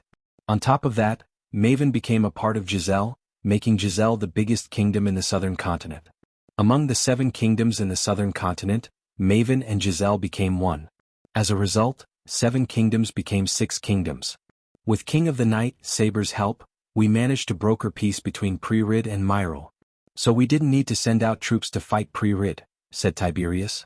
General Quintus worked for Fabia, who was working for Saber, so General Quintus became Michael's subordinate without him knowing. Gaia talked about initiating Quintus into the order as he was a fierce warrior and could be a valuable asset to them. However, Michael needed time to assess everyone's opinion of Quintus. He invaded Aria's homeland and turned them into slaves. Plus, he killed Heinberg, which gained Tiberius' wrath. Therefore, they might not be so welcoming to Quintus. In fact, Michael wouldn't be surprised if Aria or Tiberius wanted Quintus dead. At that time, Michael would have to end Quintus' life not to piss his subordinates off, especially Aria, whose life was turned upside down because of him. As for Kivin, Zoril, and Netis, if you don't know about these kingdoms are called Trident of the Southern Continent, ruled by kings instead of senates, Gaia explained to the newcomers. Continue, said Gaia as Tiberius went on. They don't meddle with the Senate-ruled kingdoms. If I may, Dark Lord, Sadie raised her hand, I heard the three kings had met each other in secret. Also, I've been hearing from my girls each kingdom is bolstering its military and defense, said Sadie. As the Queen of Whispers, she was tasked to learn what was happening in the world as much as she could using the Silver Moon Girls. Sadie recruited girls and sent them to every single kingdom in the world, to learn rumors and information from the nobles. The Silver Moon Girls were extremely efficient in gathering information and secrets from drunken nobles. Under their charm and beauty, the nobles opened up, and secrets flowed out of their mouths like a river. Do you know why they met? Asked Gaia. Not yet, Dark Queen. But I put my best girls to work. We will have something soon, said Sadie. As I was saying, they don't meddle with the Senate-ruled kingdoms. In other words, we do not have anyone to wage war on. An unused blade will eventually go blunt. So I'd like to request the undead to fight, Dark Lord. Tiberius made an unusual request to Michael. Michael thought about Tiberius' request for a few moments. He certainly couldn't go wage a war against a kingdom just to train his army. Even if the three kingdoms were bolstering their defense and army, it wasn't enough to wage war against them. Sometimes they might do this because of Michael's existence in the southern continent. Dalar, Michael turned his gaze toward the orc at the table. I can definitely spare some undead for training, Dark Lord. But where do I send them? We cannot let the world see our undead, said Dalar. Cover them with armor, Michael simply said. Michael remembered Gaia's words about getting them a dedicated pocket dimension for their army to enter and train. Unfortunately, creating a pocket dimension was not that easy, even for a 6-star rune master. Once again, the system could solve this problem if it didn't go offline. But for now, covering the undead with armor had to do. That's all for my part, Dark Lord, said Tiberius. Give a report about the army to her later, said Michael as Tiberius nodded. After Tiberius finished his report, Michael turned his gaze toward Corey. Unfortunately, we are not lucky as King of War, Corey sighed. Our ships are getting attacked often by the Guardians and some unknown ships. They use a hit-and-run tactic. Corey's eyes burned with frustration and anger. Unknown ships. Michael tilted his head. He wasn't surprised by the Guardian ships, unlike these unknown ships. One should fear the unknown the most, Michael recalled Spectre's words in his mind. I ordered my men to catch one and interrogate them, but those bastards killed themselves before my men could catch them. The poison they used didn't even spare their bodies. By the time my men reached them, there was nothing but ashes. Michael creased his brows hearing about these men. Next time you spot one of these ships, contact me immediately, said Michael. Yes, Dark Lord, Corey bowed. Is there something else? Gaia asked after seeing the troubled look on Corey's face. Sorry to be the bearer of problems, Dark Queen, Corey sighed. It's okay. We are here to find solutions to problems. Tell me what's bothering you? Asked Gaia. We need a safer port for our ships. I've been thinking if we could anchor our ships in the dark ocean, it'd be better. At the moment, the lightning storm and the climate in the dark ocean made it impossible for a ship to sail to the floating mountain. Instead, all the ships Corey had been building were anchored on her island. The more ships she built, the more attention she drew from the Guardian Guild. Hence, Corey wanted a safer place for the ships to anchor. What could be a better place than the place where the Dark Lord is? So you want our help with the lightning storm? Asked Gaia as Corey nodded. Gaia turned her head to see Ghost's reaction. He remained as calm as ever. After a while he opened his mouth. For a while, keep the ships on your island. I will tell you when to sail in when the right time comes, said Michael. Michael had been thinking about shifting his naval army to the Dark Ocean for a while. However, the Dark Ocean's weather stopped him from doing so. This was yet another problem that the system could solve. Although he was a god, he didn't have the power to control the weather as much as he liked to. The lightning storm and the weather made the floating mountain an impenetrable fortress. Disabling them would leave them vulnerable. Hence, Michael wanted to find a way for the ships to be immune to the lightning storm and the weather. Even Michael's Big Bertha was anchored at Corey's Island instead of the Dark Ocean. Ever since Michael went to the Genrick family, he didn't have enough time to equip Big Bertha with new weaponry. Now that Michael had acquired the Elven Rune and the system's offline period would soon come to an end, he could finally give the ship what it truly deserves. Yes, Dark Lord, Corey bowed. Have you seen the Empress ships? Asked Michael. For some reason, Michael suddenly thought of the Elven Empress. No, Dark Lord, Corey shook her head. After Corey, Michael looked at a familiar face. He couldn't help smiling. How are you, Eve? Asked Michael. Chapter 767. Each with their own problem. Eve would have hugged him tight if it wasn't for the crowd around her. She couldn't care less about what the world was saying about Ghost. To her, he was the only one who helped her and her family when they needed help the most. He might be the Dark Lord to the world, but to her he was her best friend. Michael's warm smile spoke more than words. Should I address you the Dark Lord as everyone else? Asked Eve. You know what, I will. After all, I decided to join your order. Michael knew better than to argue with her. To be honest, he was happy she made her decision to follow him. She chose him over her family and everyone she knew. That kind of friendship really warmed Michael's heart. I won't stop you then, Michael smiled. Many of the subordinates saw Michael smile for the first time. It was a pity Eve couldn't absorb the cosmic energy. Regardless, she reached the fusion stage with Michael's abundant supply of potions and pills. Don't let me stop your meeting. Carry on, said Eve as Michael nodded and turned his gaze to Gibson. After absorbing the cosmic energy, even Gibson was able to break through into the fusion stage. Dark Lord, Dark Queen, Gibson bowed toward Gaia and Michael. My fellow members of the Order, Gibson showed respect toward the other members with the bow. I've been hunting down the rogue pirate ships as you ordered me to. Since I was blessed with the title of King of the Skies, I received enough supplies to build our very first airship. It's far from complete, but the construction is going on full swing. If I may ask, Dark Lord, I'd like our own shipyard to build our airships, Gibson requested Michael. Gaia already mentioned to him Gibson was asking for a dedicated shipyard. Since they promised Gibson they would help him command an air force, Michael was obliged to build Gibson more airships. But to build them, they needed special shipyards instead of the shipyards used to build ships that sail on water. Luckily, the floating mountain came with an enormous amount of land. Michael could build an airship yard if he allocated enough gold coins to Gibson. Finish the first airship, and then you will have your own airship yard, said Michael. So have you come across any of these unknown ships that Corey mentioned? Asked Michael. Yes, Dark Lord. But the results were the same. Slippery bastards killed themselves and set fire to their ship before we could get to them. Michael rubbed his chin. Do the same as I told Corey. If you spot one, contact me ASAP, Gibson nodded. Michael then looked at Sadie as he wanted to hear how Sadie was doing. Sadie cleared her throat before speaking. With my fusion stage cultivation level, I am in the top 5 to become the next sect leader, Sadie proudly said. Who's on the selection board? Have any ideas? Asked Gaia. Sadie's eyes widened. Just the Dark Queen's look was enough for Sadie to know what she was planning. Sadie was speechless. But under the Dark Queen's piercing gaze, Sadie had no choice but to tell her the truth. Elders, sect leader, and an ancestor of the Silver Moon founder, said Sadie. This ancestor, how strong is he? Asked Gaia. Immortal, said Sadie. Michael thought about Sadie's selection for a few moments. Although Sadie was proving to be a valuable asset, she could help him more if she was to become the sect leader. How confident are you to make the final cut? Asked Michael. Sadie hesitated for a moment, which told Michael she wasn't 100% confident. In other words, she needed his help. To Sadie's surprise, Gaia had a strange smile on her face. Who is the most likely to become the next sect leader? Asked Gaia. Clara Galganic. The Guardian Guild is backing her.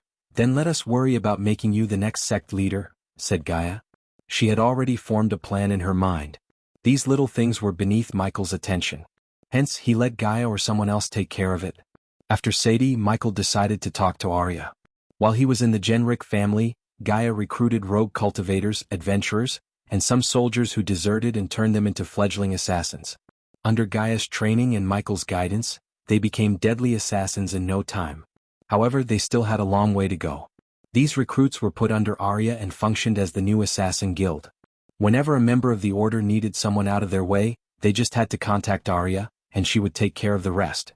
If she was tasked to kill someone stronger than her, then she would request Gaia's aid. Until now, Arya had never failed a contract put on someone. "I have almost nothing to report, Dark Lord," said Arya. It wasn't a surprise since Arya was tasked to search and kill. Most of the time she would be in the floating mountain training with her team. Michael simply nodded. Now that he had returned, Michael allocated some time to train Arya to make her a better assassin. After Arya, Dalar began to report to Michael. "I am currently working on transforming a typical undead into an alpha undead. Thanks to the King of War and King of the Southern Continent, I've been getting an ample supply of criminals," Dalar said with a devilish grin. As he said, Tiberius and Caius secretly teleported criminals and scumbags in the Southern Continent to the crypt, where Dalar transformed them into undead, with the vampires and their blood samples. Dalar was on the verge of creating a new breed of undead. Unfortunately, he needed more resources such as gold coins and runes from Eladir. His research was like a black hole that kept sucking gold coins more and more. Anyone would have stopped funding Dalar a long time ago. However, Gaia saw potential in his research. Hence, she kept funding their research. "Dark Lord, we need space for our undead army. The forest is running out of space. Let me guess you want your own pocket dimension," Michael chuckled. "I will certainly appreciate it, Dark Lord." Dalar scratched the back of his head. "I bet you will," said Gaia. After Dalar, Michael continued talking to each subordinate of his. They all had their own needs and requests except Maxine. She had state-of-the-art mining equipment to mine arch-energy crystals. With Mugashuka's blessing, they mined deeper into Stormville Mountain. Every shipment was directly teleported to the Dark Ocean via a portal. Titus and Optimus established a store that deals in information. They used the store to buy and sell information. It wasn't a new idea in this world. For instance, Lord Information dealt exclusively with information. Titus and Optimus were interested in information regarding special items, artifacts, and powerful objects. They also made connections throughout Elon and Azair to acquire rare goods for the Order. Michael spent almost 2 hours with his subordinates. After the meeting, Gaia went to another hall to initiate new members into the Order, including Eve. While she was with the new recruits, Michael headed outside looking for someone. When he reached outside, he leaped into the air. In a few blinks of an eye, Michael reached the top of the waterfall. Unlike the first time he came, now the place was littered with colorful flowers and plants. The air smelled lilac and roses. He walked along the stream, enjoying the fragrance in the air. Eventually, Michael reached a tiny pond surrounded by red orchids. He saw a little girl meditating before the pond. Her ears slightly twitched after hearing Michael's footsteps. The little girl abruptly opened her eyes. Michael patiently waited for her to turn around. "Brother Ghost!" The little girl shouted with pure joy. She hopped toward Michael like a bunny and crashed into him. "Cindy!" Michael lifted the girl by her arms and kissed her soft bubbly cheek. She showered Michael with kisses. Despite what everyone said about Ghost, Raylene took Cindy and her brother Rummy and arrived at the floating mountain with Ricky and Daniel. Raylene knew better than many how kind-hearted Ghost was. Even if he was evil, she would wholeheartedly follow him to hell. Ever since then, Raylene had been living on the floating mountain with Cindy. She served Michael as the castle chef. With the abundance of resources and Gaia's guidance, Cindy had reached core formation stage level 6. "Where have you been? People said so many bad things about you, Brother Ghost," Cindy purred, resting her head on his shoulder. "Did you believe any of it?" asked Michael. "Nope. I know my brother. Every coin has two sides, Cindy. They do not know why I did what I did," said Michael. Cindy was not a little girl anymore. She was growing up, and Michael wanted her to face reality rather than live in ignorance. "I know," Cindy pecked him on the cheek. Michael carried Cindy on his shoulder and strolled around the mini garden. Spending time with Cindy was a breath of fresh air after the intense meeting with the Order. Since Cindy had reached the core formation stage, he taught her how to fly. They flew across the skies until Michael was called to the castle by Adelia. They thought they were going to surprise Michael with a feast, but he could smell Raylene's cooking from a mile away. Still, Michael pretended to be surprised for the sake of Gaia and Raylene. You're tuning in to the Han Lee's Wuxia Chronicles YouTube channel. We're so grateful for your support, and don't forget to subscribe to join us on this incredible journey through captivating stories. Your generosity through donations truly makes a world of difference, as it's the primary source of revenue that allows me to expand and enhance this channel for you. Thank you from the bottom of my heart for being a part of this adventure.